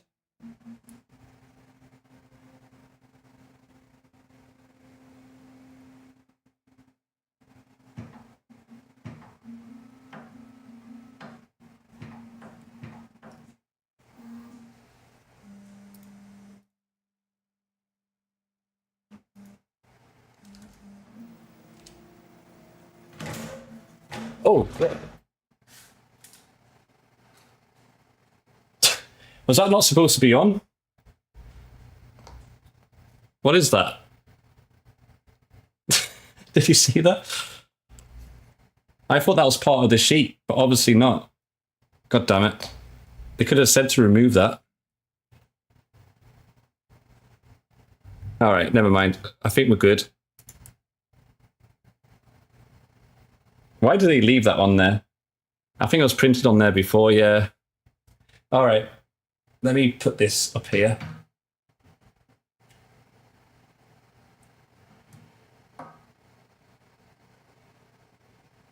I generally thought that was part of the bed, but now it makes sense that it's not because it's protruding from the thing. They just try to self-sabotage us. Was that a prank? All right. The wizard will remind you that for this calibration, the nozzles and parking plate have to be clean. It is assumed that they are the nozzles and parking plate have to be clean. It is assumed that they are for the first calibration. You can click on continue. Remove the print sheet from the heat bed. I see.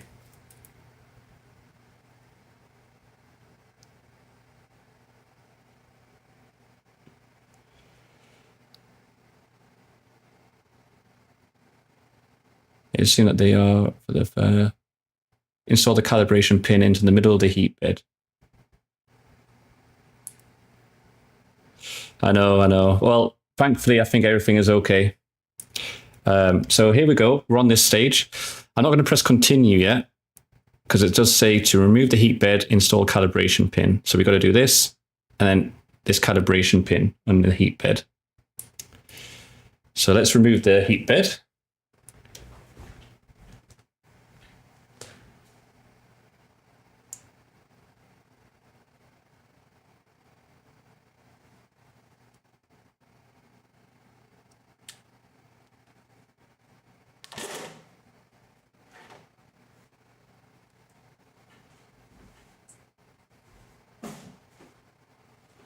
Heat bed is off. Now, calibration pin. Install the calibration pin into the middle of the heat bed. Turn the pin clockwise gently and without excessive force until it is completely screwed in. Then remove the plastic calibration pin key from the calibration pin. I see.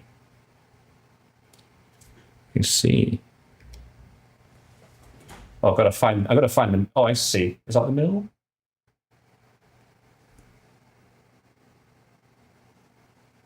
Is it this one? Yes. Okay. Find the hole.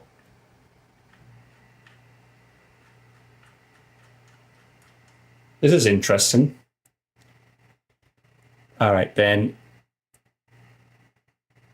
And gently, without excessive force, until it's completely screwed in, then remove the plastic. There we go. Remove the plastic. Fascinating. The printer will now calibrate all the tool heads. All right, get ready for this, guys. Cool shit happening again.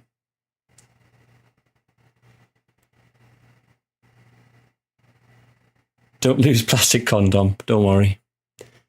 All right. You guys ready? Let's get the mic a bit closer.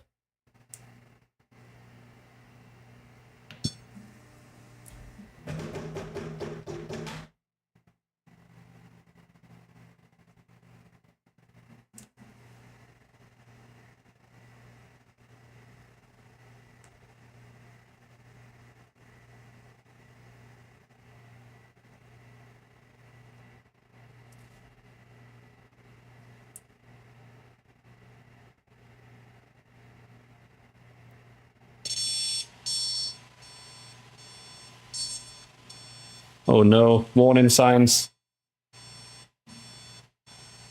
Uh-oh. Pin not reached. Evacuate. Calibration pin has not been reached. Please check the pin installation. Oh no. I think that's because of the previous... I think that's because of this. That fucked it up, didn't it? God damn it. I think if we reset, it should be fine. Let me see. I think it might... Yeah, they hit the plastic piece. Let me see.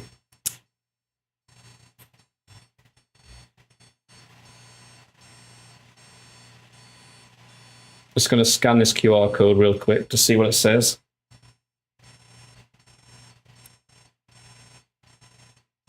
Ensure that the calibration pin is installed. Not installing it can trigger the error. Ensure the printer homing is proceeding correctly. For example, filament residue in the homing area can trigger the error.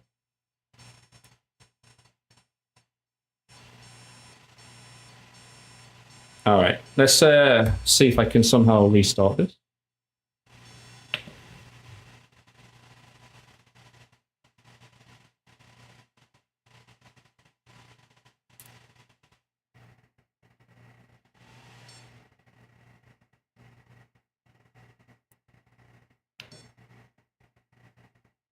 All right, so, oh God, how do we get back to that?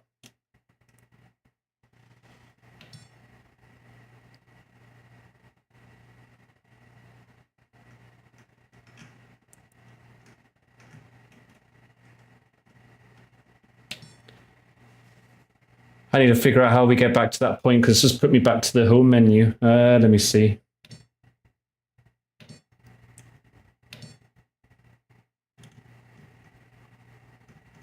Calibrations and tests. There we go. It's got ticks. Tool offset calibration.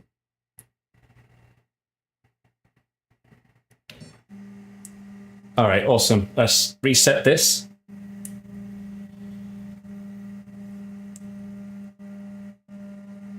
Hey, it's Boofy. As someone who has been a professional into not knowing printers, I can tell you now I don't know what's wrong with it. I think we know. These were on top of the heat bed sheet, sorry. And I obviously didn't think about removing them. And these came on top. So I think that kind of nudged it out. But hold on, let's see. Okay, it's not hot. Let me put the shield thing back on, remove this. But anyway, welcome, Boofy. Welcome to the Twitch chat. Let's take this back off.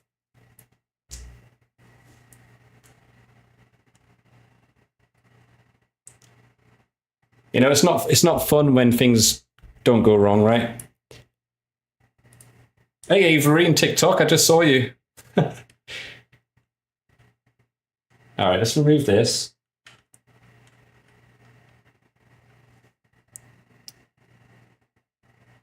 And start back. I'm glad we have a professional here. You can please join the community, join the Discord.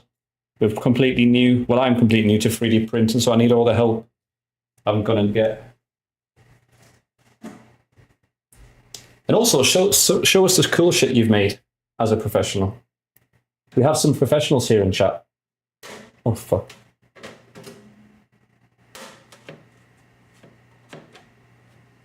The magnets are strong. The force is strong with this one. All right, there we go.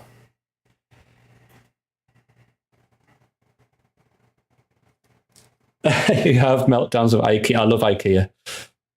This is my shit. I love this shit. I'm probably a psycho for this. Let me put the music back on while we put things back to where they were. Oh, to not having printers, never mind. All right, so continue.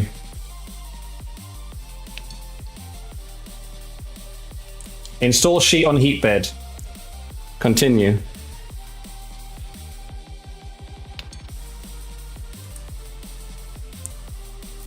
All right, it's a short intermission.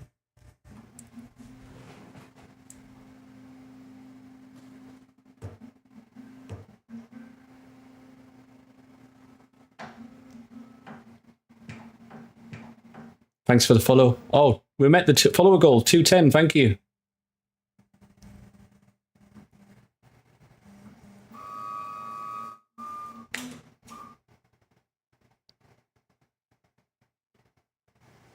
All right. Praise. This goes right. Praise. It's doing something, yes. All right, we've got to remove the heat bed and install the pin back in. All right.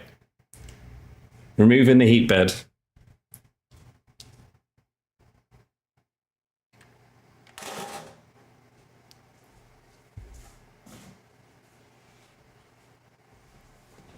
Fingers crossed it was just because it got knocked off when it was homing back into like the home base, I guess. And hopefully now it's all good. All right, installing the calibration pin.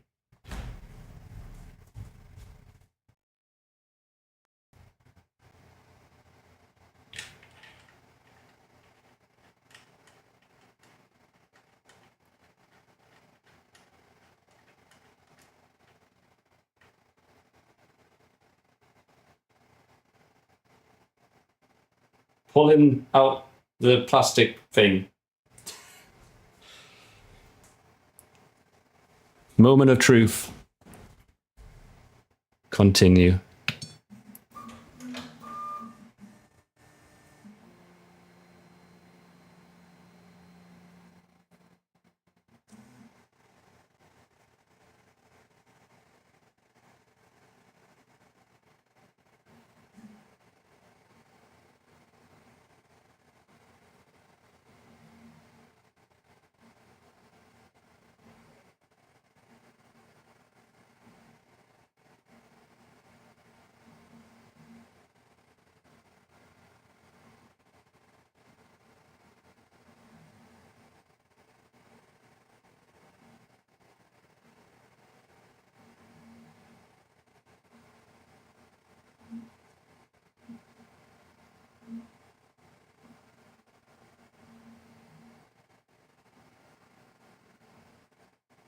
So it's basically dancing around the pin. So it's definitely working this time. I think it was just location finding, yeah.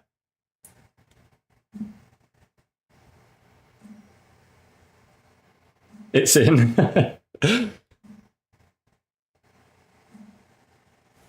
See if we can get another angle.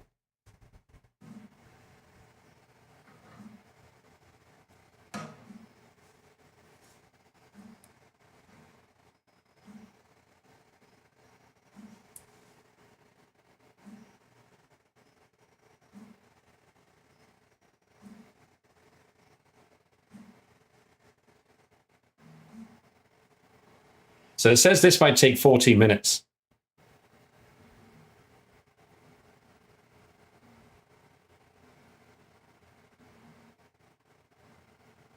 I'm wondering if that's per thing or for all 5.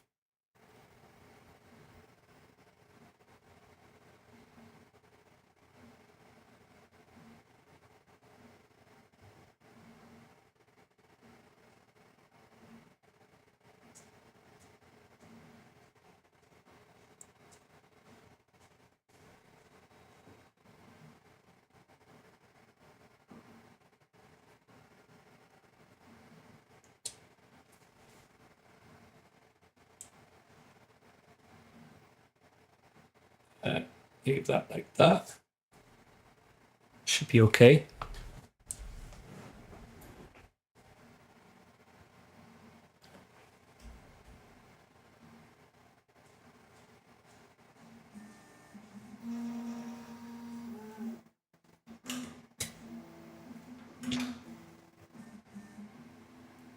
Oh, sweet. So it's going to do, it's 40 minutes for all of them. So that's good.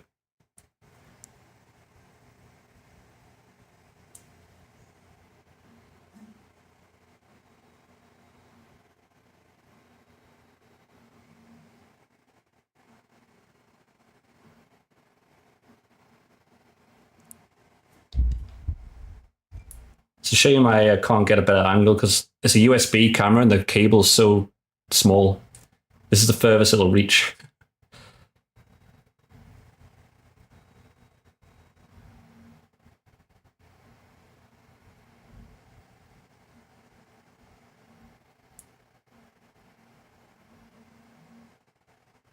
Hey, Kritesh.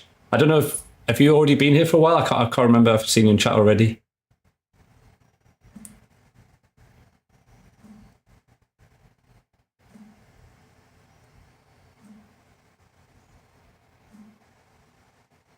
I like the hexagon, not hexagon. Is it hexagon? Yeah, hexagon pattern on the heat bed. It looks very futuristic, like Final Fantasy, kind of like simulation, VR, AR kind of rooms. Or even like Metal Gear.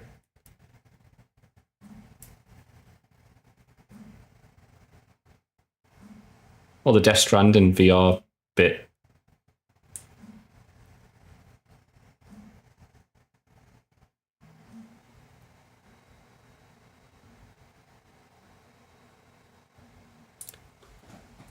Let's see what it looks like with the lights off.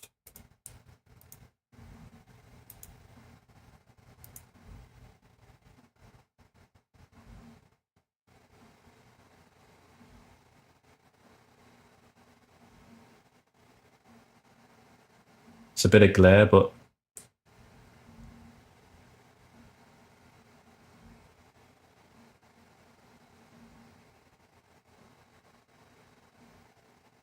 it's a shame this webcam camera is not the best quality.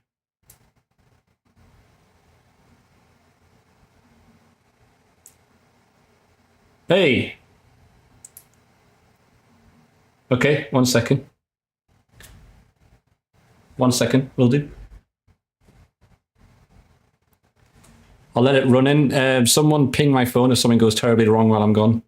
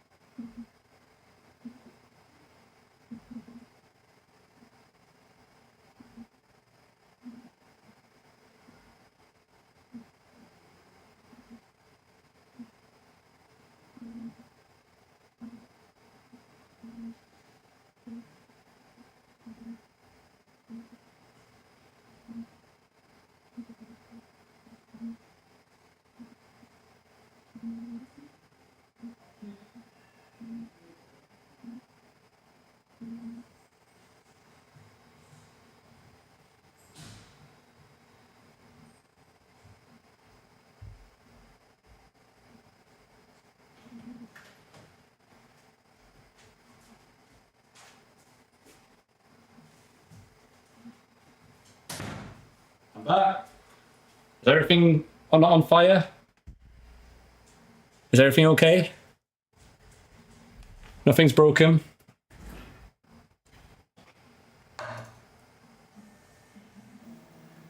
I do have a I do have a fire extinguisher, so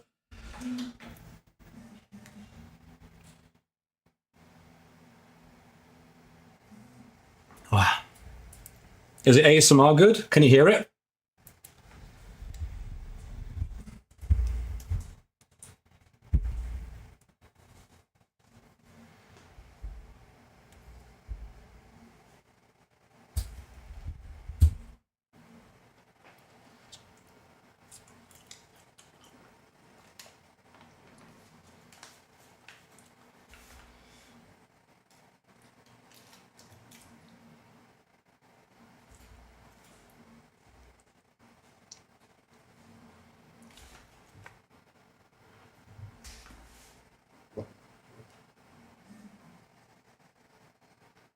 Please, I don't die while eating this.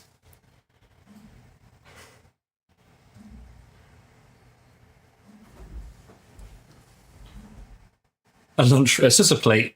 It's not a lunchroom plate. It's just a plate. A lunchroom tray. It's not that fancy.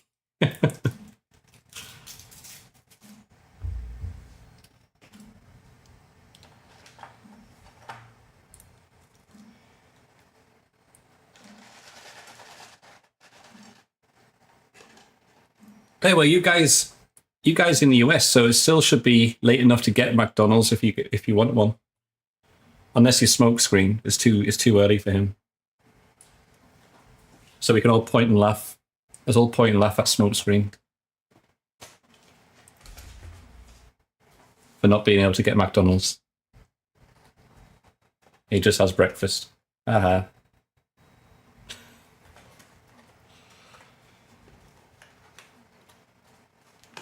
I gotta make sure I chew my food.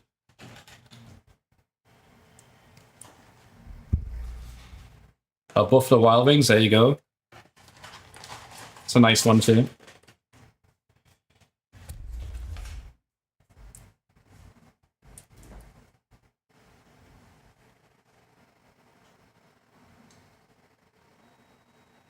I wash my hands, by the way.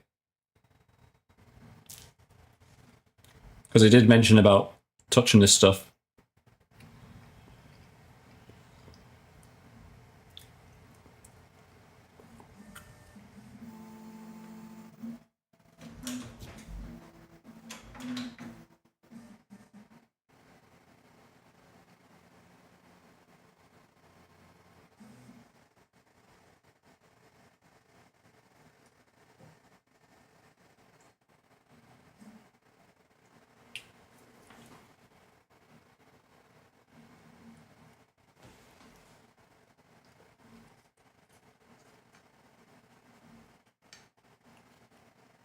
Pretty sure my stomach is going to be okay tomorrow. I'll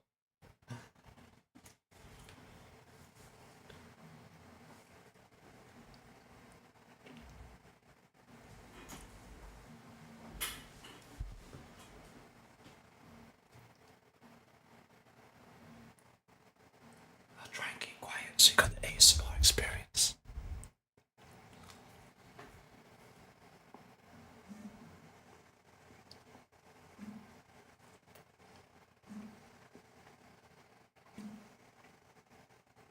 Nah, I haven't played with much stuff, Beppo. I've used Tums though.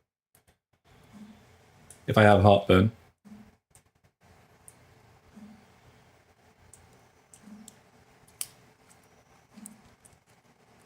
But I'm generally okay, honestly. I'm generally most of the time okay. like I say, I'm quite mild, but I just have these odd occasions where it just comes out of nowhere.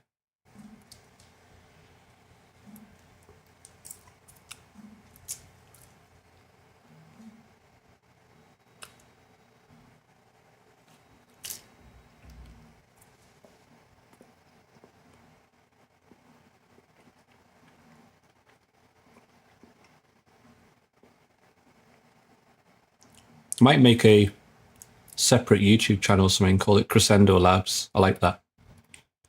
Where we just all just 3D invention stuff.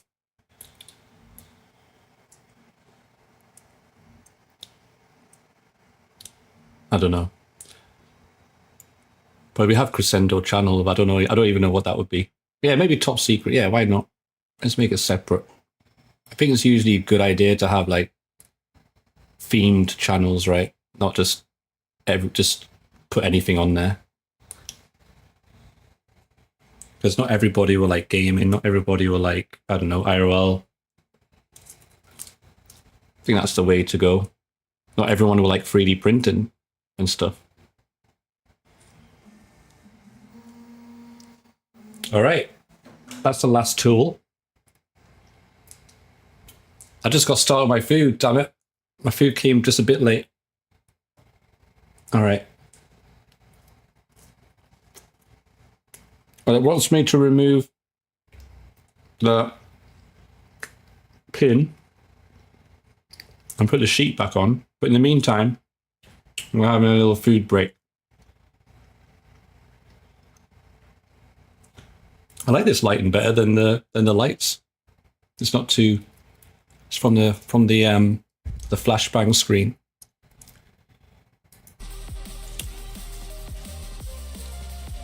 I guess what we can do is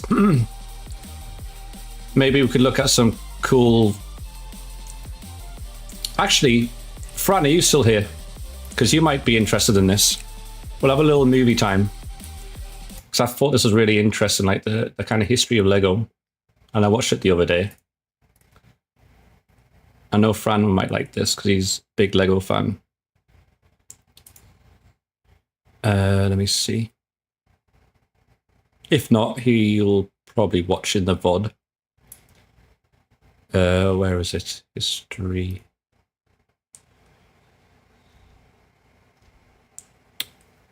I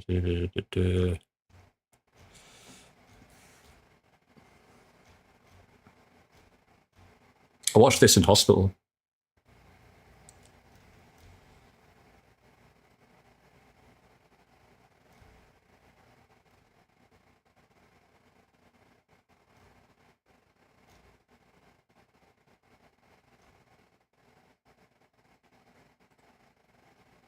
I'm almost there. Oh, it looks like I watched a lot of 3D printing stuff while I was in hospital.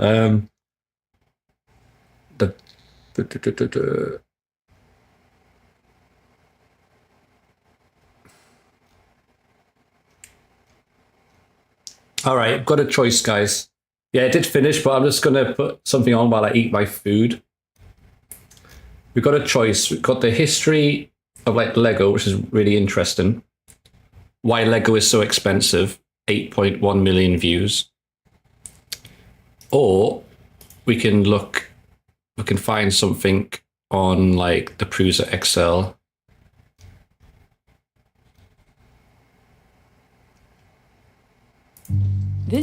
I will put this on since I found it.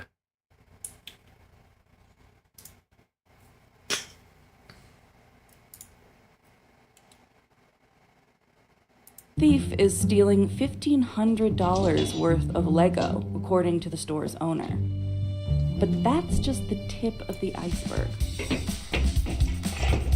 In the past decade, there have been a slew of Lego thefts, including one totaling about $300,000. But why are thieves around the world targeting a toy? Well, one reason might be that the most expensive Lego sets cost more than an iPhone 15. That's why this guy was trying really hard to reach the top shelf. These went from around 120 US dollars to That's cool, overnight Beppo. selling on eBay for several $1,000s. My friends and family don't actually know about this room. I'll have to go sometime. If I ever opened the door and they saw the Lego that was in here. But it wasn't always like this. In 2006, Lego's most expensive set was $270. So how did we get here? How did Lego go from a children's toy to a collector's item? And why is it so expensive? Today, Lego is the world's largest toy company. Everything is awesome. But its story didn't start with plastic bricks. It started with wood. While Lego found success with wooden toys, the company's first major turning point came in 1949, when its founder took a gamble and started manufacturing plastic bricks. Plastic toys were cutting-edge technology at the time, but Lego wasn't the first to pursue this idea. Here are 2 patents by a company called Kittycraft from 1939 and 1945. And well, you can decide how much inspiration Lego took. Plastic bricks didn't click right away. Lego had to stick with the product and innovate to pull kids away from wooden and metal toys. And to understand the price of Lego today, we have to rewind to its very first set. Oops. It was just a box of bricks without instruction. I'm going to be a bit of a spoiler here, but the most unique thing about Lego being successful is not actually the children. Some of the earliest gift sets cost 25 Danish krone, about $60 today.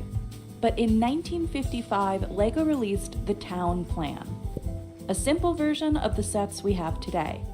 Kids built buildings and combined them to create little Lego cities. With this release, Lego solidified what it called the system in play. Its guiding philosophy Exactly, was BK. that every brick should fit together and stand the test of time, allowing kids of all ages to build in unlimited ways. And we can't not mention the reasonably priced line. Then in 1958, Lego perfected its bricks with the stud and tube method, an interlocking design that enabled large yet stable builds. Lego uses that design for its bricks to this day. Lego is brilliant. Pieces that were built from the beginning of Lego interact with pieces that were built today. From the time the company I worked for became a thing, plastics made monumental improvements, yeah. With just a few exceptions.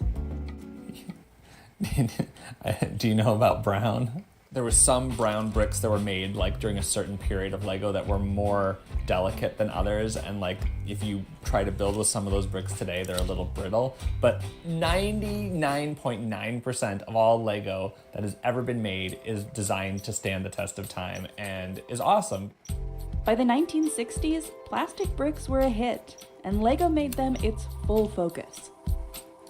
But at the time, Lego's products were still pretty simple. Aside from reinventing the wheel in 1962, its builds were blocky and predominantly used the classic rectangular brick. Lego's second major turning point came in the 1970s, when it started to release more creative sets, like the 1978 Space Cruiser. It had 170 pieces and cost $10, or about $48 today. Lego referred to these themed sets as the system within the system. They added new pieces that expanded the Lego palette, like colored transparent parts and thrusters. For builders like Dave, these pieces expanded the possibilities of Lego. It's really fun to have other options because it's not like drawing where you have unlimited possibilities. Like your limitations are the brick that exists. So every time a new piece or a new color gets added, it's exciting. So builds that I built like 10 years ago, I would build totally different now because there's an expanded palette. But Kay, if you have Lego catalogs from when you're really little, they must be quite old, and probably collectors of Lego might be interested. They might be worth a lot. You never know. You should Google them, because I'm sure there'll be collectors for that stuff. Anything that's retired of Lego, like even sets, they go up in value. because people can't get hold of them anymore, so they have to go to resellers who like increase the value by ×3 or whatever, you know. He used to have a name called a friend named Prusa. Of what's available to build with. Throughout the 70s, Lego transformed from a toy into a creative medium, Yeah, look for them. releasing Might be worth dozens of new something. parts, sets, and even debuting the iconic minifigure. Yeah, post them in Discord too. Yeah. The company experienced huge success and worldwide growth in the 1980s. Hour after hour, day after day, year after year, Lego changes. There's no end to Lego. But much like those brown bricks, cracks were starting to show. By the late 1990s, sales slumped, and the company was losing money for the first time ever. Lego had grown rapidly and spread itself too thin, investing heavily in theme parks, media properties, and merchandise. Meanwhile, sales for its original focus, the brick, were slipping. Lego released sets that required less building, ignoring what fans loved about the toy. Take the Galador theme, which barely resembles a Lego product. Every dimension. I don't remember this one when I was a kid. I don't remember seeing this one. But I do remember seeing something like, is it Bionicle? Which didn't interest me as a kid. I didn't like it, personally. Needs a hero. Every hero needs a special power. In Galador, it's glinching. Glinching was not going to save Lego. Sets like those had one-off pieces that didn't fit into the Lego system. They cost more to manufacture and were less profitable. Hey, look, An executive would there's some Lego printer machines, which are probably pretty much like a 3D printer, right? Of some kind. Is it something like that, Beppo, you're talking about? Looks like these machines are made by Battenfeld. Those are injection mold. Okay, I see. later say, we had actually seen a decline in profitability, yet we continued to invest as if the company were growing very strongly. We failed to realize that we were on a slippery path. The company's annual report described 2003 as a very disappointing year for Lego Company. Executives were also concerned that physical toys might not keep up with the exploding video game industry. One of the few things that kept Lego afloat was Bionicle, the company's best seller for 4 years straight. Another bright spot was its licensed Star Wars sets, first released in 1999. I think licensing definitely played a huge role for Lego. Because if you're just a fan, not a fan of Lego, but you're a fan of like Star Wars, then you get like anything that's Star Wars related, pretty much, right? And same for anything like me, Formula One, for example, the Formula One Technic cars, right?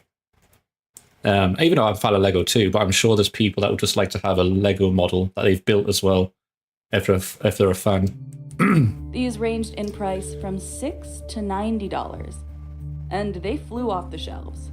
Licensed sets would become hugely important for Lego, but more on that later. Outside the company, something unexpected was growing, all on its own. It turned out that kids weren't the only ones who thought Lego was fun. Even in college, I was like, my friends were like going out to the bars, and I was like, well, but I could buy some more Lego with that money. Dave is what some people refer to as an AFOL. Adult fan of Lego, which I don't know. I mean, it's a term that we use somewhat endearingly, but it's also a little cheeky. His skill and passion for Lego earned him a spot on the TV series Lego Masters, which millions of viewers watch weekly for its competitions between adults. I'm like a super fan. I watch like the international versions too. I love it. But the hobby looked a lot different when Dave first started building. Before the 2000s, even LEGO's most complex sets had young age recommendations, like 9 and up or 11 to 16. But that didn't deter creative people like Dave. All right, this burger. I'm going to make sure I chew this down to like absolute mush. Your friend was a contestant, Legolas? There's no way.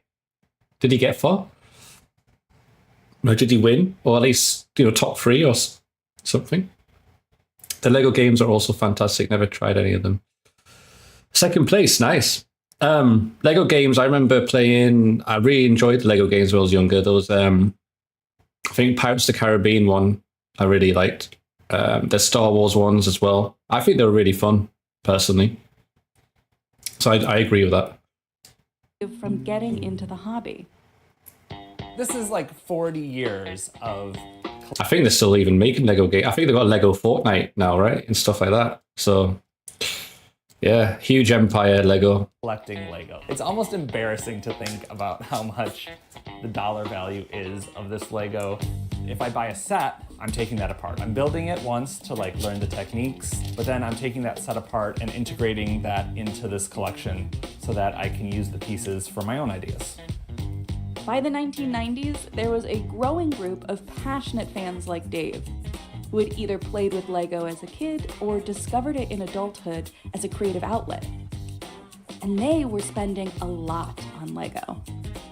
For enthusiasts, having a room or an entire basement dedicated to Lego is a common practice. Fakir, do what the comic book people do and they seal them and like that stuff. Because I'm sure they'll be like very soft and probably easily tear. And then have a look online to see if whether you keep them or not. Yeah, Lego heavily invested in licensed themes now, yeah. Which is doing well for them, obviously. They also don't have to create their own IPs, right? It's a win-win. Everybody has a different system that works for them. It's in here somewhere. You just have to find it. The system's always changing. One of my favorite containers right here. I sold those 3 goats recently. Got croissants and bottles and eggs, chicken legs. So this is a whole container that just has minifigure hair. Maybe this is a little morbid, but you could have a whole container of just minifigure heads. It's definitely more than 100,000 bricks in this room. It's probably somewhere between 100,000 and 500,000 just individual Lego elements in this room, but like some of them are really small. I mean, there's probably 10,000 pieces right here. Dave estimates his collection is worth about $50,000. Wow, it's really creative though. Like people like him just build from imagination like these amazing things. I think even Lego themselves, at least I don't know if still do, but go to these people and I think get help for like constructing certain sets and stuff, or they get ideas from them, which is really cool. There's lots of ways to Very have creative. a collection to build up, it might be a collection of vacations that you've taken over time. And this is a collection of memories and builds and pieces from many, many, many years of doing this. I love it because it's a way to tell stories. I can talk about or think about like things that have been happening in my life or things that are happening in the world or tell imaginary stories. I was like, younger, building by myself in my apartment. It's a very solitary thing, building Lego. You're usually by yourself or maybe with a sibling or a family member. It really can be for anybody because there's so many different ways to be with Lego. In the 1990s, the passion of builders like Dave was quietly growing, waiting for a spark that would forever change the hobby. The internet. got mail. Well, I remember, I think I was just young enough, young/old enough, but still young, to understand the computer. And like, I remember we had AOL. And I think I had the first Sims. Those were funny days. And whenever your mum would use the phone or your parents would use the phone, the internet would cut, which was annoying. You dial up and you'd hear that weird sound.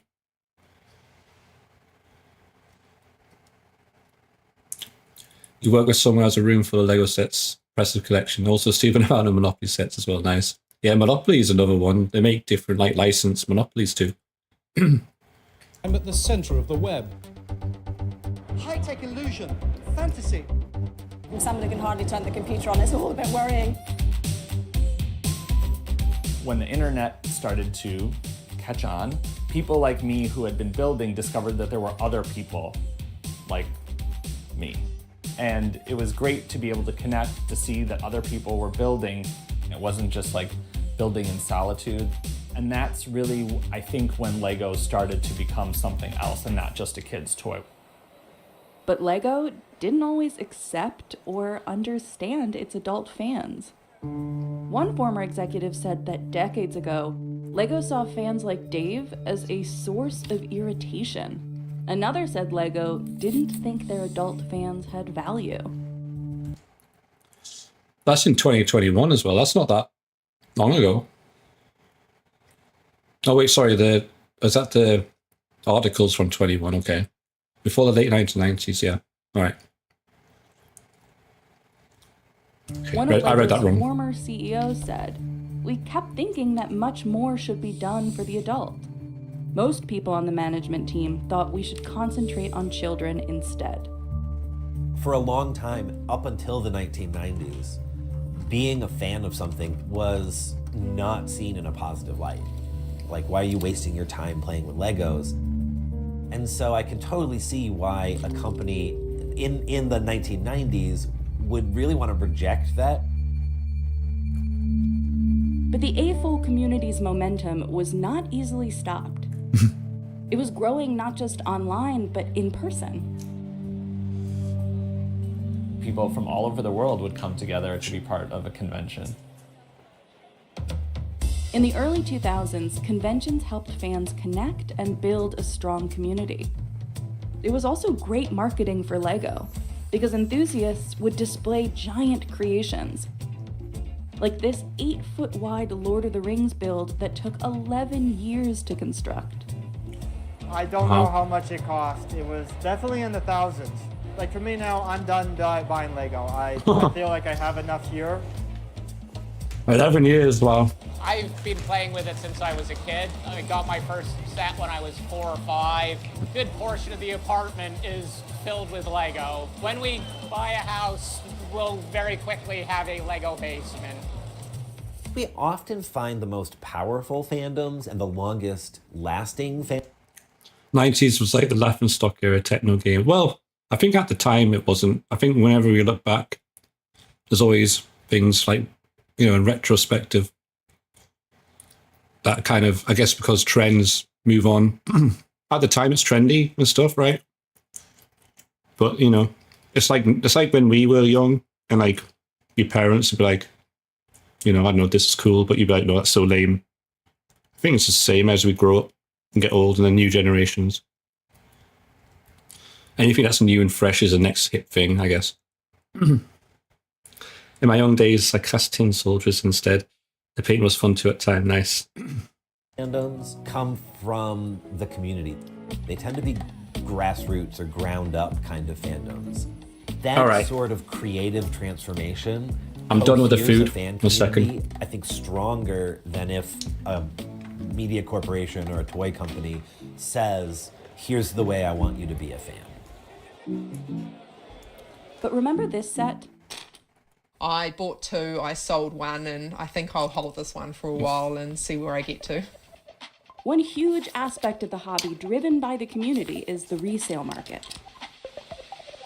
Lego retires its sets every few years.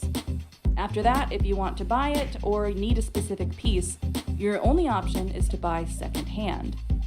Because of this artificial scarcity, some sets skyrocket in value, and savvy buyers view Lego as an investment. So this is my Lego store. I'm just going to wash my hands real quick. I'd say there'd be over 600 to 700 of them stored inside this room. My kids aren't allowed in here. Probably could be stored better, but I have an air vent for ventilation and store a lot of them in cardboard boxes to keep the boxes in good condition. I know the retail value of the sets I've purchased is over $50,000. Secondary market value, I would suspect it's a lot more than that. Some of the sets alone are worth 3 to 4 times what the retail price was. I keep this nicely locked away. It is not a set to play with. So I heard that. So she's saying basically what she has is probably worth up to like 200k, right? Roughly. I think she bought it all for 50k retail. What she say, like 3 to 4 times. That's crazy, isn't it? I imagine as time goes on, it'll just keep going up, right? As long as it's still a popular thing to collect.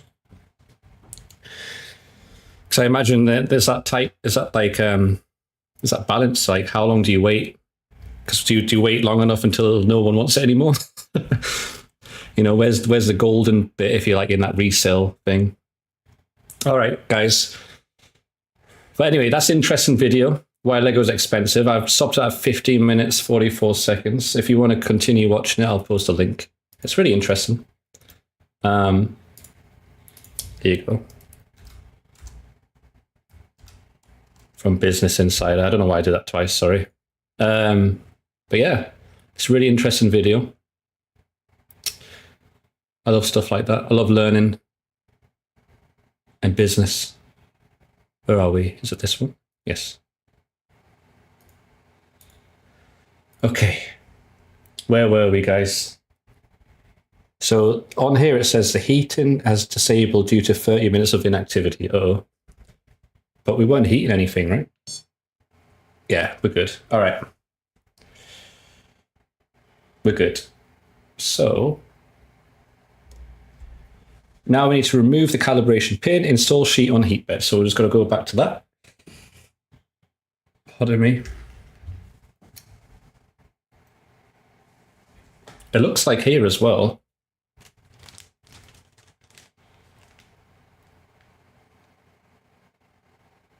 Silicone band. I wonder if these are spare parts for that. You know, the ones that we saw that there was a particular one. These, I don't know if they're the seals. It looks like it. If it is, I wonder if we could probably replace it if it's bad. But we'll see. All right.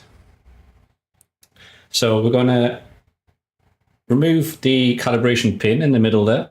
Let me get my face away.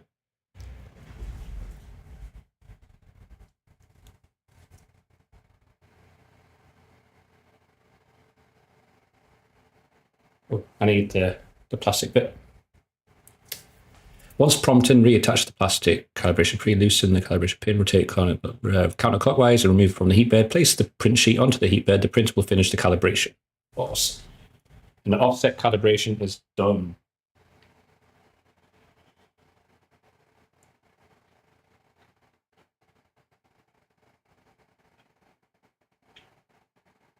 Why does this not go in? Oh, there we go.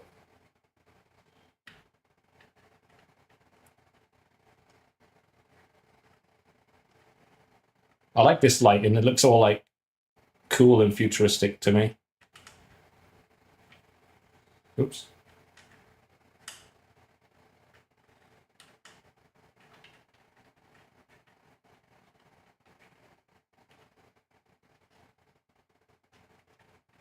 There we go. Let's put that back together so I don't lose them. And now we put the sheet back on.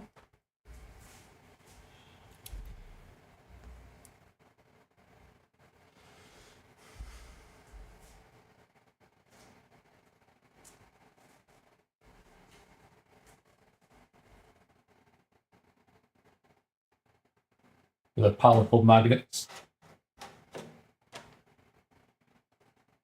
I felt like the core 1 magnet was stronger, but maybe because it was a smaller bed.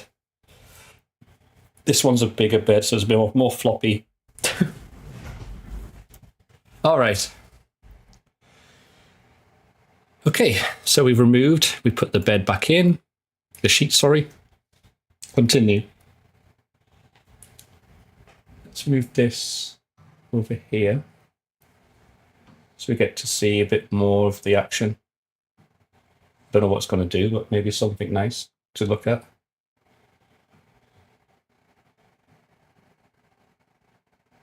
All right. Continue. Continue running. Yes.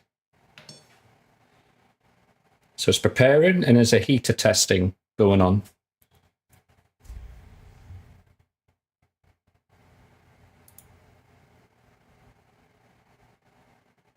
Oh, looks like we're going to use a calibration pin for...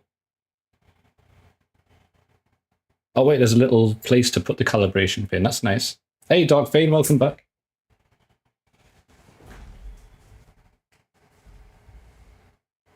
Nice. That's cool. I like that. It's a little holder for the calibration pin on the side,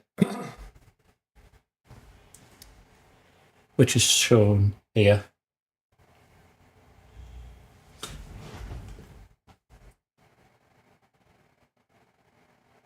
All right, preparing. The heater is testing. It's currently at 47 degrees Celsius. It looks like it needs to reach 110 degrees Celsius. Oh, sorry to hear that, Dark Vein.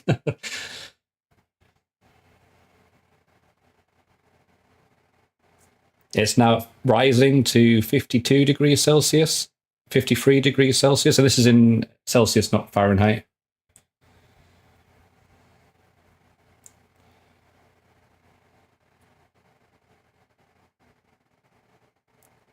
No sounds, so I guess I'll put music on.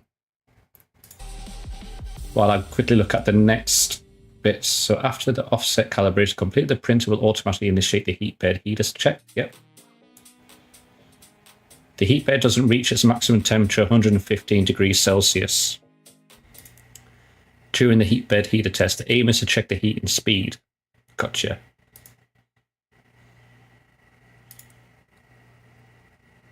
It looks like we're almost done, actually. I think there's one last step after this. It's called the phase step-in calibration.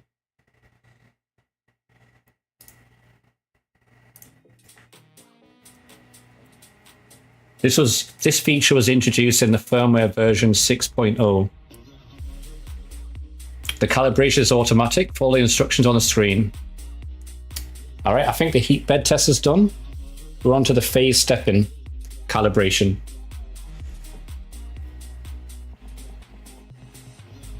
Yeah, I like Celsius better, but I've never used Fahrenheit. I've only started using Fahrenheit because in America, people use Fahrenheit.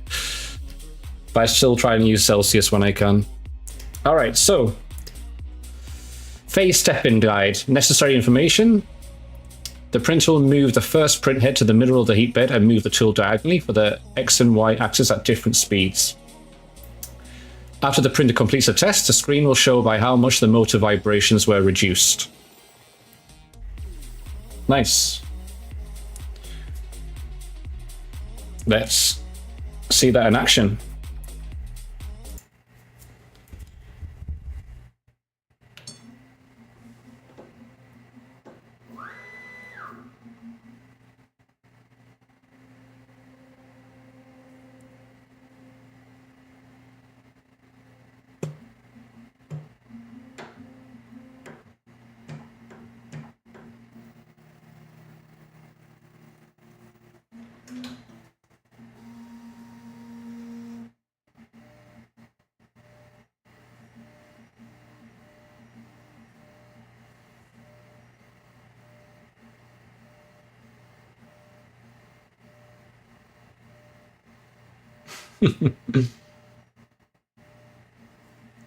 Reminds me of the bed shake test.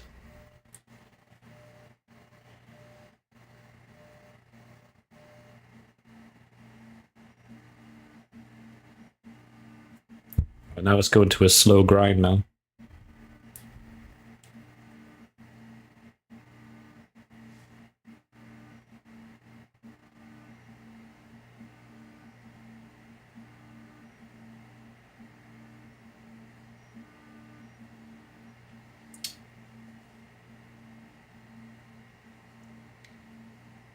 We will probably have to recalibrate this once it's in its like more of a permanent home. This is just like on this white table, which is not the most sturdiest of things. So I imagine some of these tests will have to be done once we find a proper home for it. Oh, there's an F.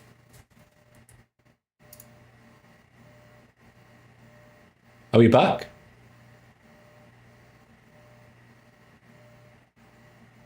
Are we back, guys?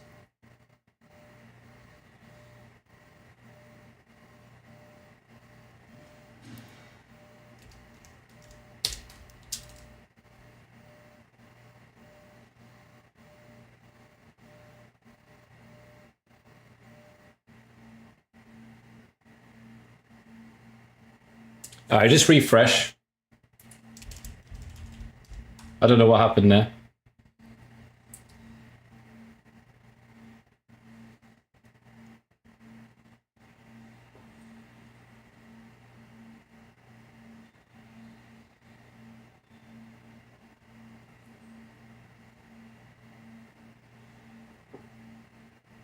The Lego assassin heard about his alleged plans.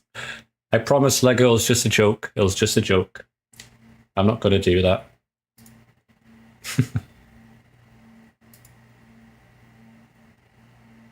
Yeah, this is the final calibrations. This is a new one that they introduced from firmware 6.0, and this is basically to reduce vibrations. It's calibrating the Y motor now. It just did the X motor. Oh, the patents, the Legos ran out, really? They did not like redo the patents, or is that not a thing? Sorry about the lag, guys. Try refreshing.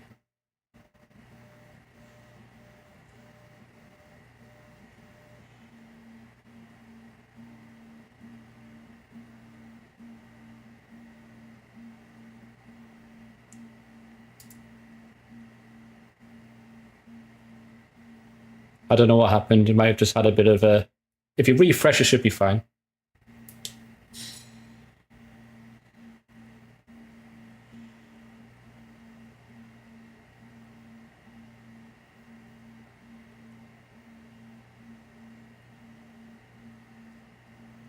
See, Beppo's an expert of streaming. He knows all the useful tools and tricks. Sounds like I think Beppo's a bit of a veteran. Listen to his advice for all these Twitch related tricks.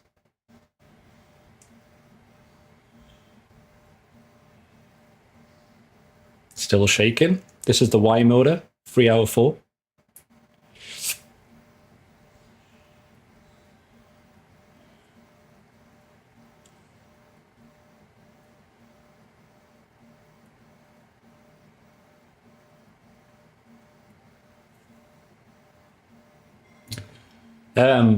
I was thinking, in fact, because I know you like iPhone and Apple, you could make phone cases with this. If you got the flexible material, you could make your own iPhone case. I wonder if you could probably make your own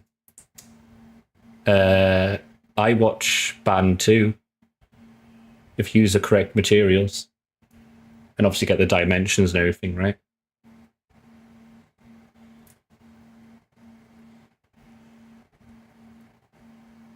See, there you go. Beppo's already done it.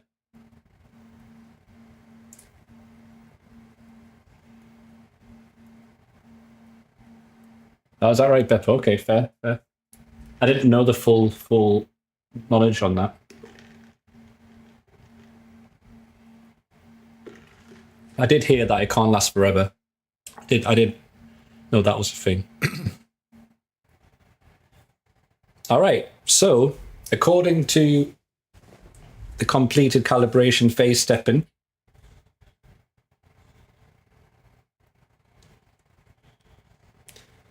It has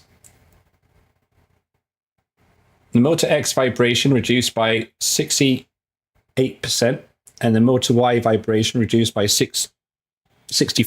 That's pretty good, isn't it? That's a lot of percentage. More than 50%. And I think, let's see. Wrong camera. And I think that should be it. So once we press OK, this camera fixed.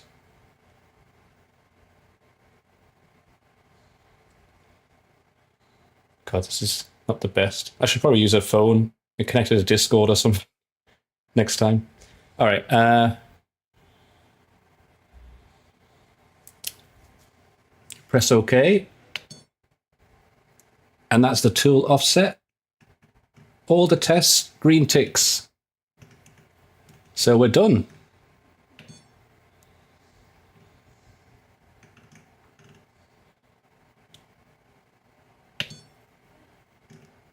Calibration complete. Yeah, Spiegel's a good brand. All right, so what does it say? The Nextruder sock helps to keep the temperature in the heater block stable. So we have these socks, which I kind of want to put on. It also keeps your hot end clean from filament dirt and protects it in the case. Protects in. I can't speak by hiccups. Ooh. And protects it in case the print detaches from the print surface. A silicone sock is supplied with the If you want to install a sock, we recommend doing it after the calibration. All right, let's see. Is it complicated?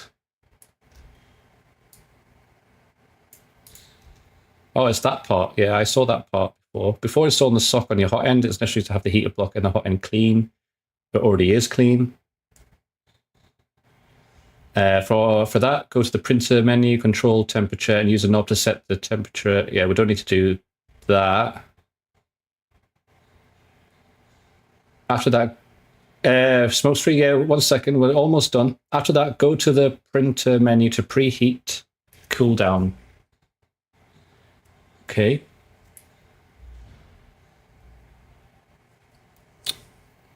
Preheat. Cool down. And there is the temperature right there. I think that's the heat bed. And those are the nozzles temperature, I'm guessing.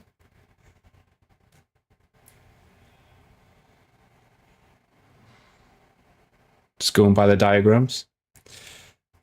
And then once that cools down, preliminary steps, make sure that the hot end is fully cooled down to room temperature. All right, so that's about 27 degrees, right? So it's not that far away. In your case, yeah, it's already cool. So, and the printer switched off. Okay, before manipulating the printer parts or installing the silicone sock. Yeah. So the core one, we don't have the core one, so that's fine. We've got the XL. So I'm going to show you guys this. The hot end is installed at a 35 to 40 degrees angle. If you notice the sock would not fit due to a lack of space between the heater block and the fan shroud, follow these steps. All right, let me just turn this on real quick, the lights, because we're going to have to be able to look what we're doing here. All right, guys. And if you notice the sock will not fit due to lack of space, access the grub screw.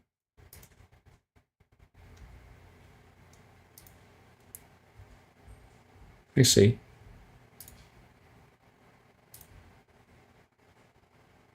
Goes in the top.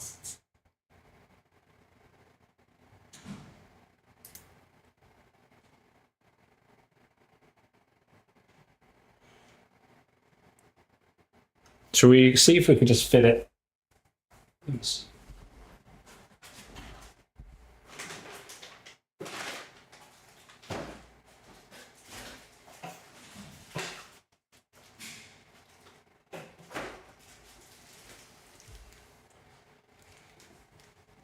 I kind of need to get this to return back to its home because it's just stayed there.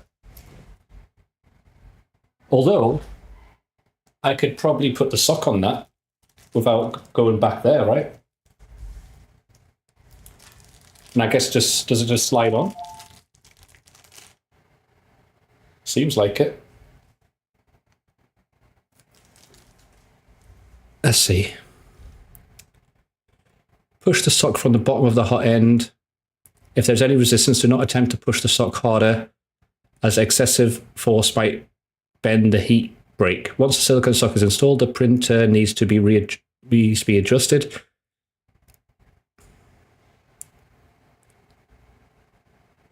Once the silicone sock is installed, the printer needs to be adjusted. This step is not performed on the XL.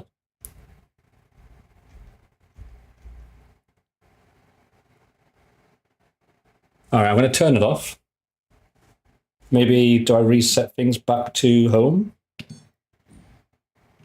Auto home.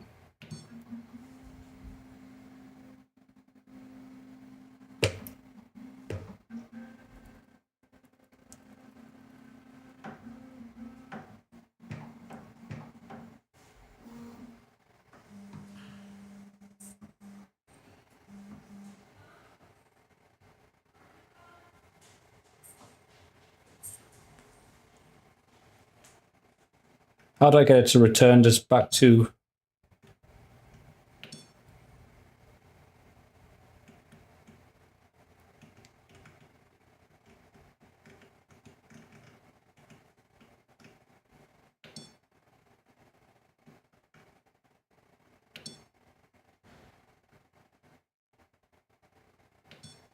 Never mind, okay.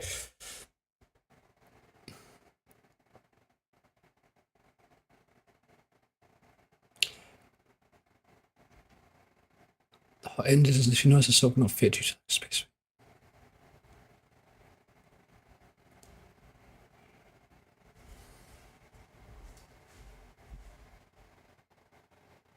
Okay, all right. Let's just follow these instructions. On us, access the grub screw that secures the hot end.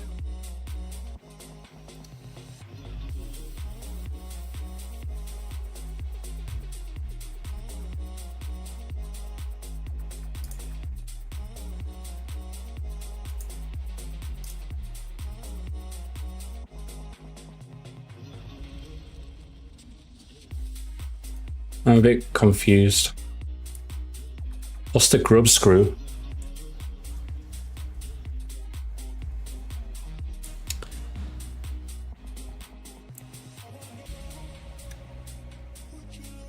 And what does it use? It looks like... Oh, multi-tool XL. Park the tool. Okay, there we go. All right, my bad. Navigate, control. Oh, there we go. All right, that's how you do it. Control, return, park current tool. There we go. That's how you do it. Okay.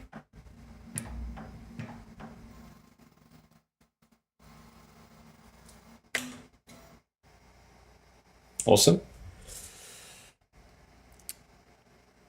Slightly loosen the grub screw.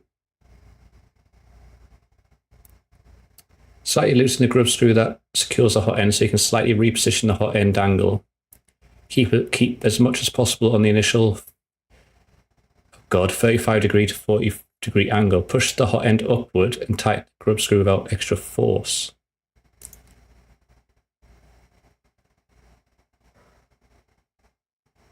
Grub screw. Wait, it's talking about...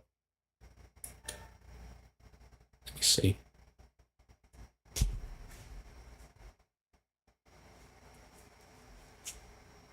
That's the fans on that end.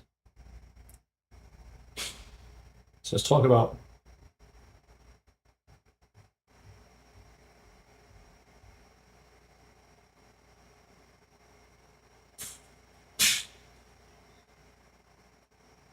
I'm a bit confused.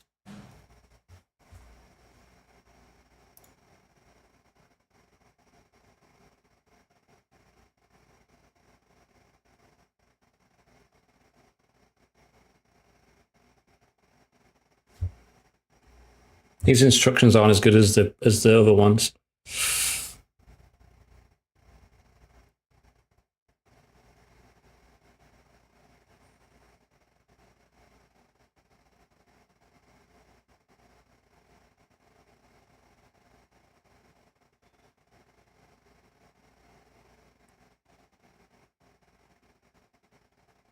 I guess I'm going to skip this. Let's try this. Okay, we did that. Pick tool number. All right.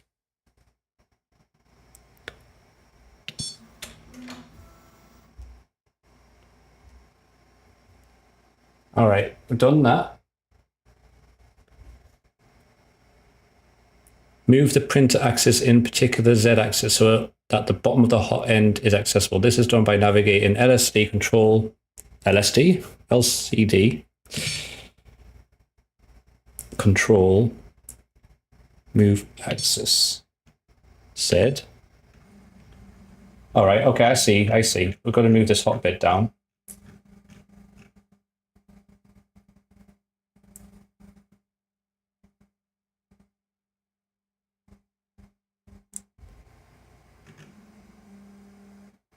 It's not even cold anyway, so that should be enough.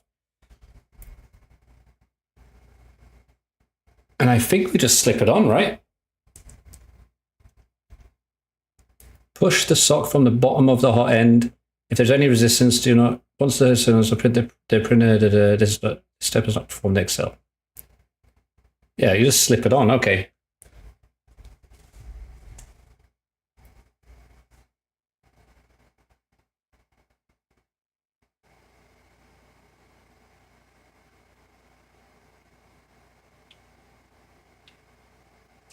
It's a bit awkward. Maybe I'll go on this side.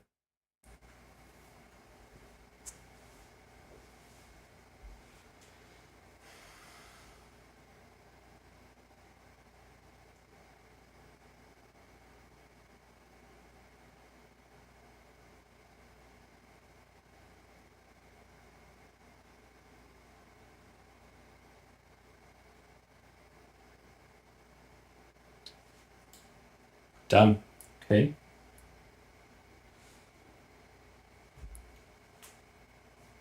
Gotta go. I don't know what angle to get this in. Maybe the other side was better. The awkward little thing.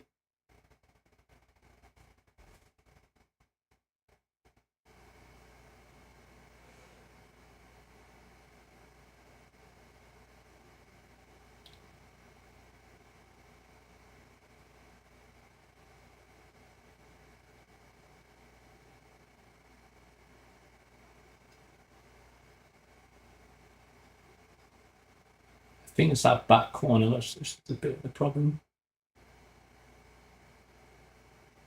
Sorry if I'm blocking this is kind of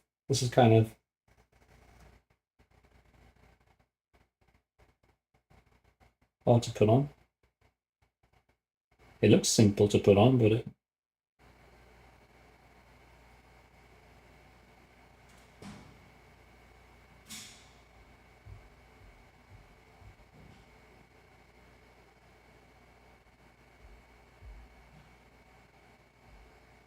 damn socks. Oh, it's just that corner now. That is difficult. Let's move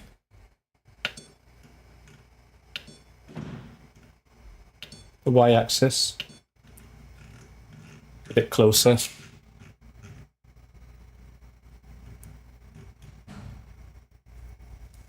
It might be a bit easier. And then the x-axis, move this a bit closer to me.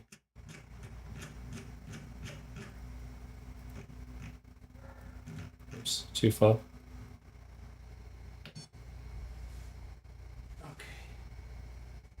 I guess this is why they wanted me to do the hot end.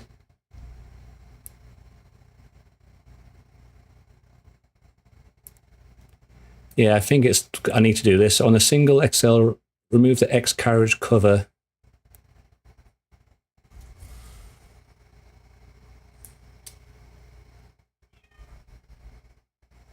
Okay.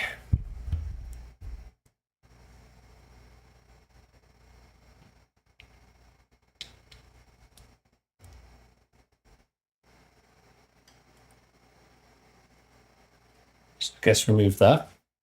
I'm gonna put music on.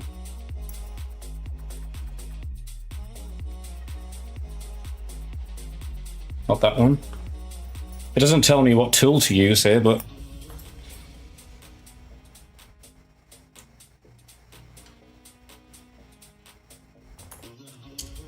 is it this?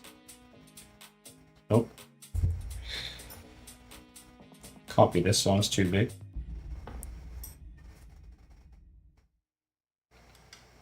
This one? No.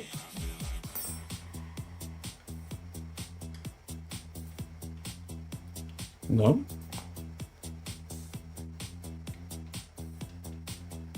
No.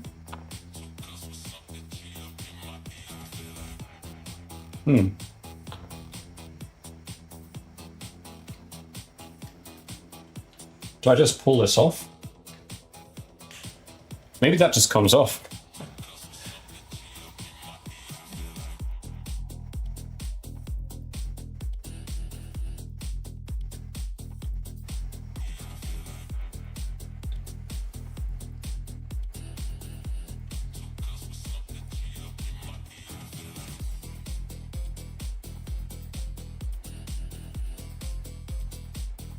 But I don't want to snap it.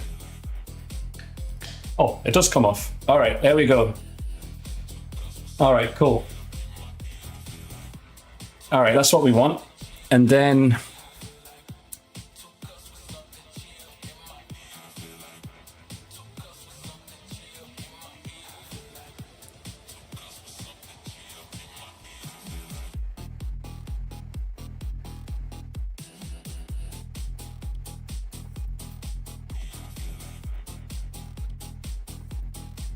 hold on a sec.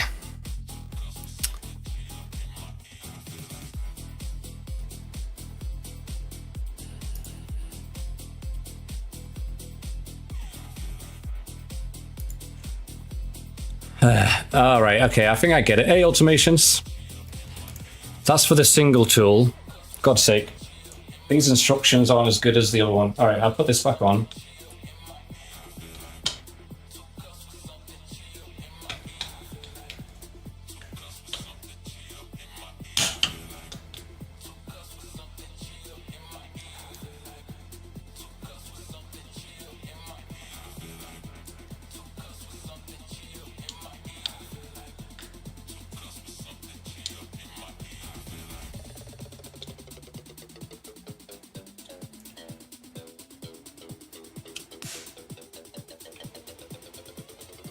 All right, that's back on.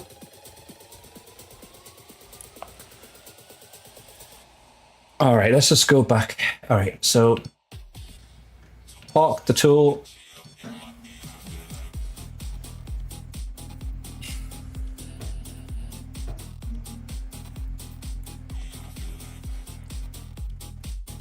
It's going, yep.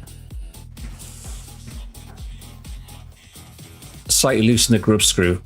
That secures the hot end, so you can slightly reposition the hot end angle. Keep as much, okay. So I need this to go. It's in the way.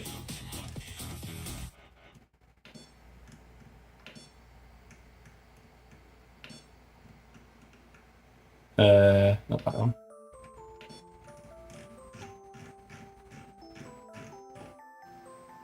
Move that. I need to get in that little hole, apparently.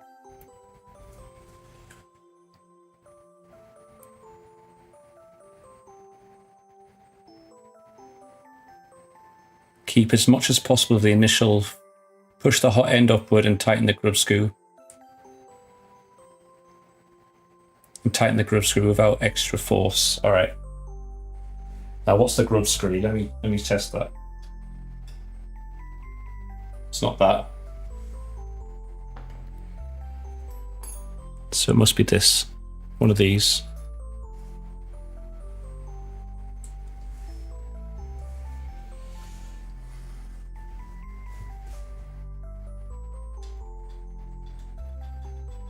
No.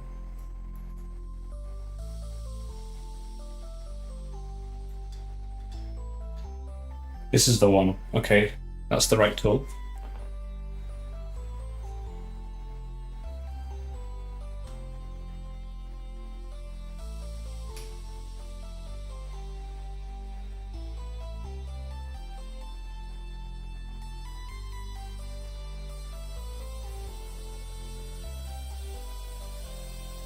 Okay. Slightly loosen, that secures the hot end so you can slightly reposition the hot end angle. Keep as much, push the hot end upward and tighten the grub screw without extra force.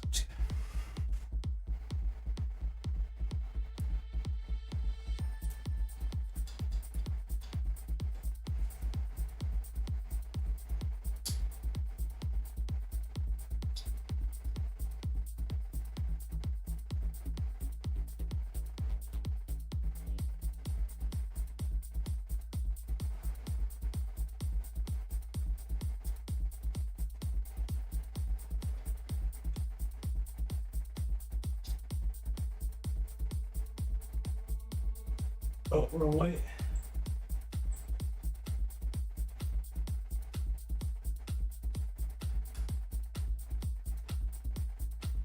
God, I don't even know if that's going to work, but we'll see. All right, Smoke, give me a sec. And it's hot in here.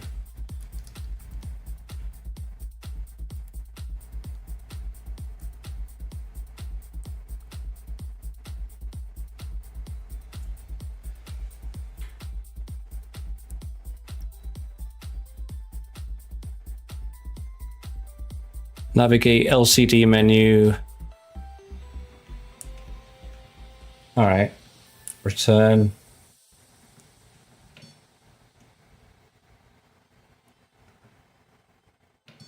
Pick tool 1. Please wait.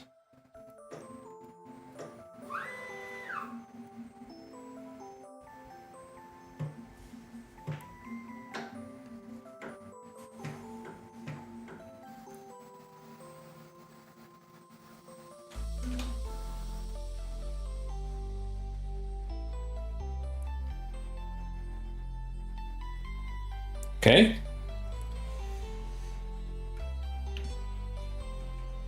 I'm going to move the Z axis a bit more. That's just the bed.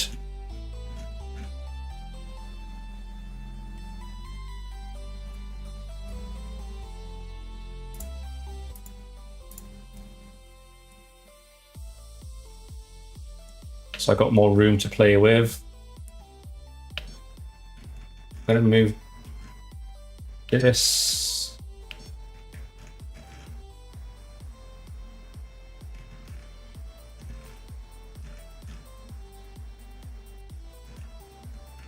So I can access it better, move this a bit more to the right.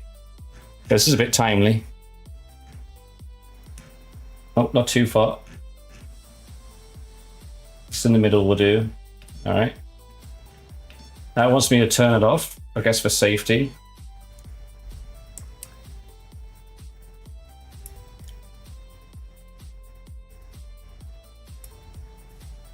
All right.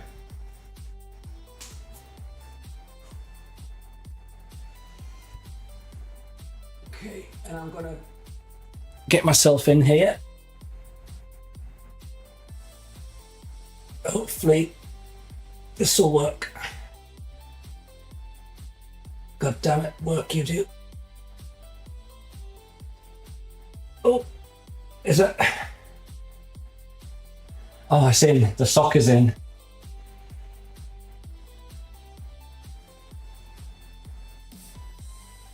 Let's make sure it's fully in.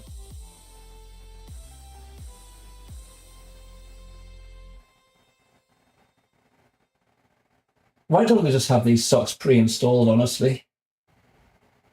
Wouldn't that make sense?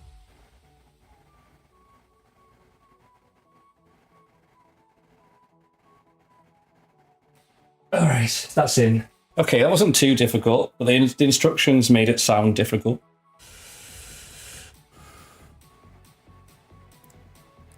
Okay.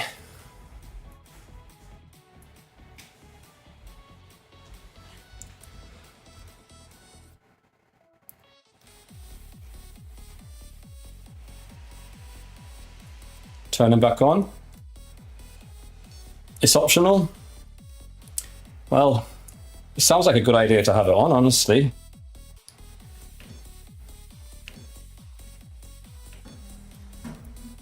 All right, let's park that.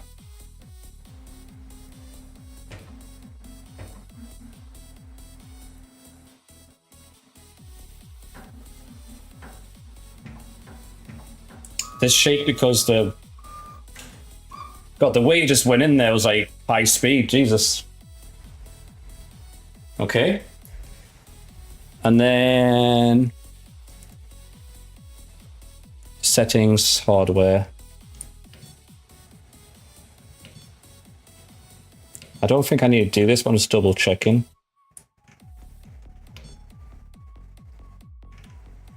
And set extruder silicone sock. Yeah, we don't need to do that. All right.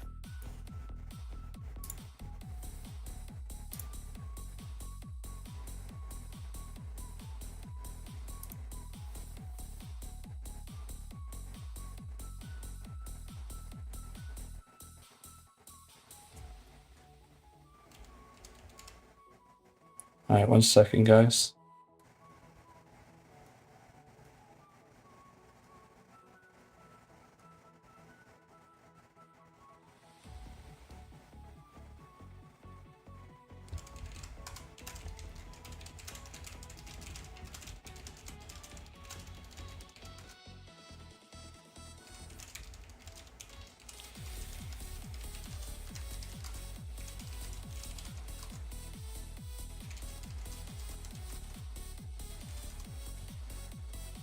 All right, so we got one silicone sock in, which took a long time.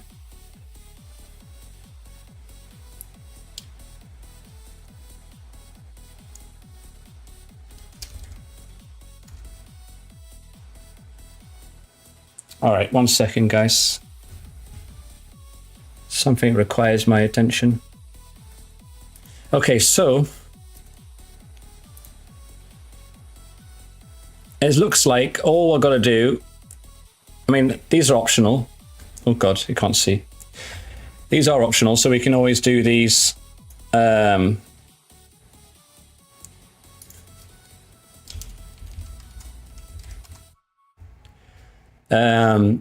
I can put these on off stream because they're not that important. And then I think it looks like it's just telling us about regular printer maintenance. So let's sort of focus on lubricating a couple of pins, etc. And then quick guide for the first print. So I think next time you see me, we'll be probably doing our first print after all this time. At least on this XL. Because I'm going to have to end it here because it's midnight. I didn't realize the time. Oh,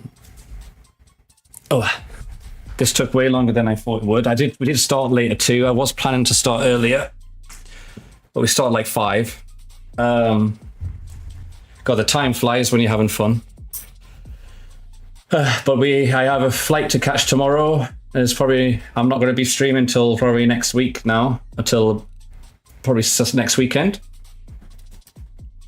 Because I'll be in Texas, Dallas for the first time. I'll be out of state for the first time. My second state that I'm going to visit because I've never been out of California yet. Or Alaska. So yeah, I'll be in Texas for the first time. Maybe I'll get a cowboy hat and some boots. Definitely a hat though.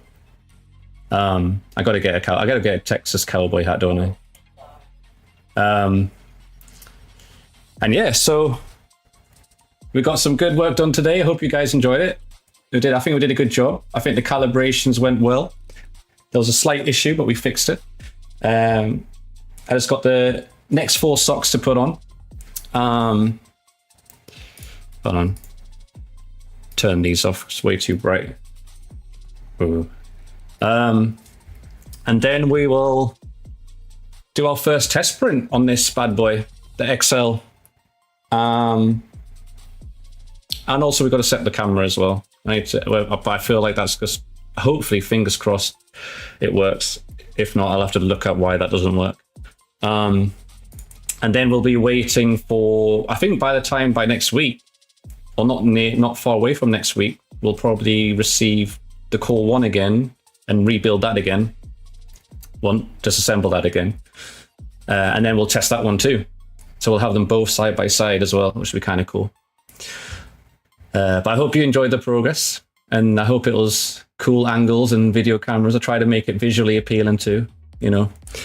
It would be pretty shitty if all you saw was like this, my hand in the way of everything. So yeah, I'll see you guys later. Thank you for being here. What else have I got to say? Oh yeah, and pray that my stomach stays healthy and good. Hopefully the McDonald's didn't destroy it. But yeah, take care guys, and I will see you next week. Adios. Oh, actually I might see you earlier, depending on what happens in Texas. But anyway, I'll let you know in the Discord. Join the Discord. Yeah, I'm joining the Discord. Yeah, and see you guys there. Bye bye.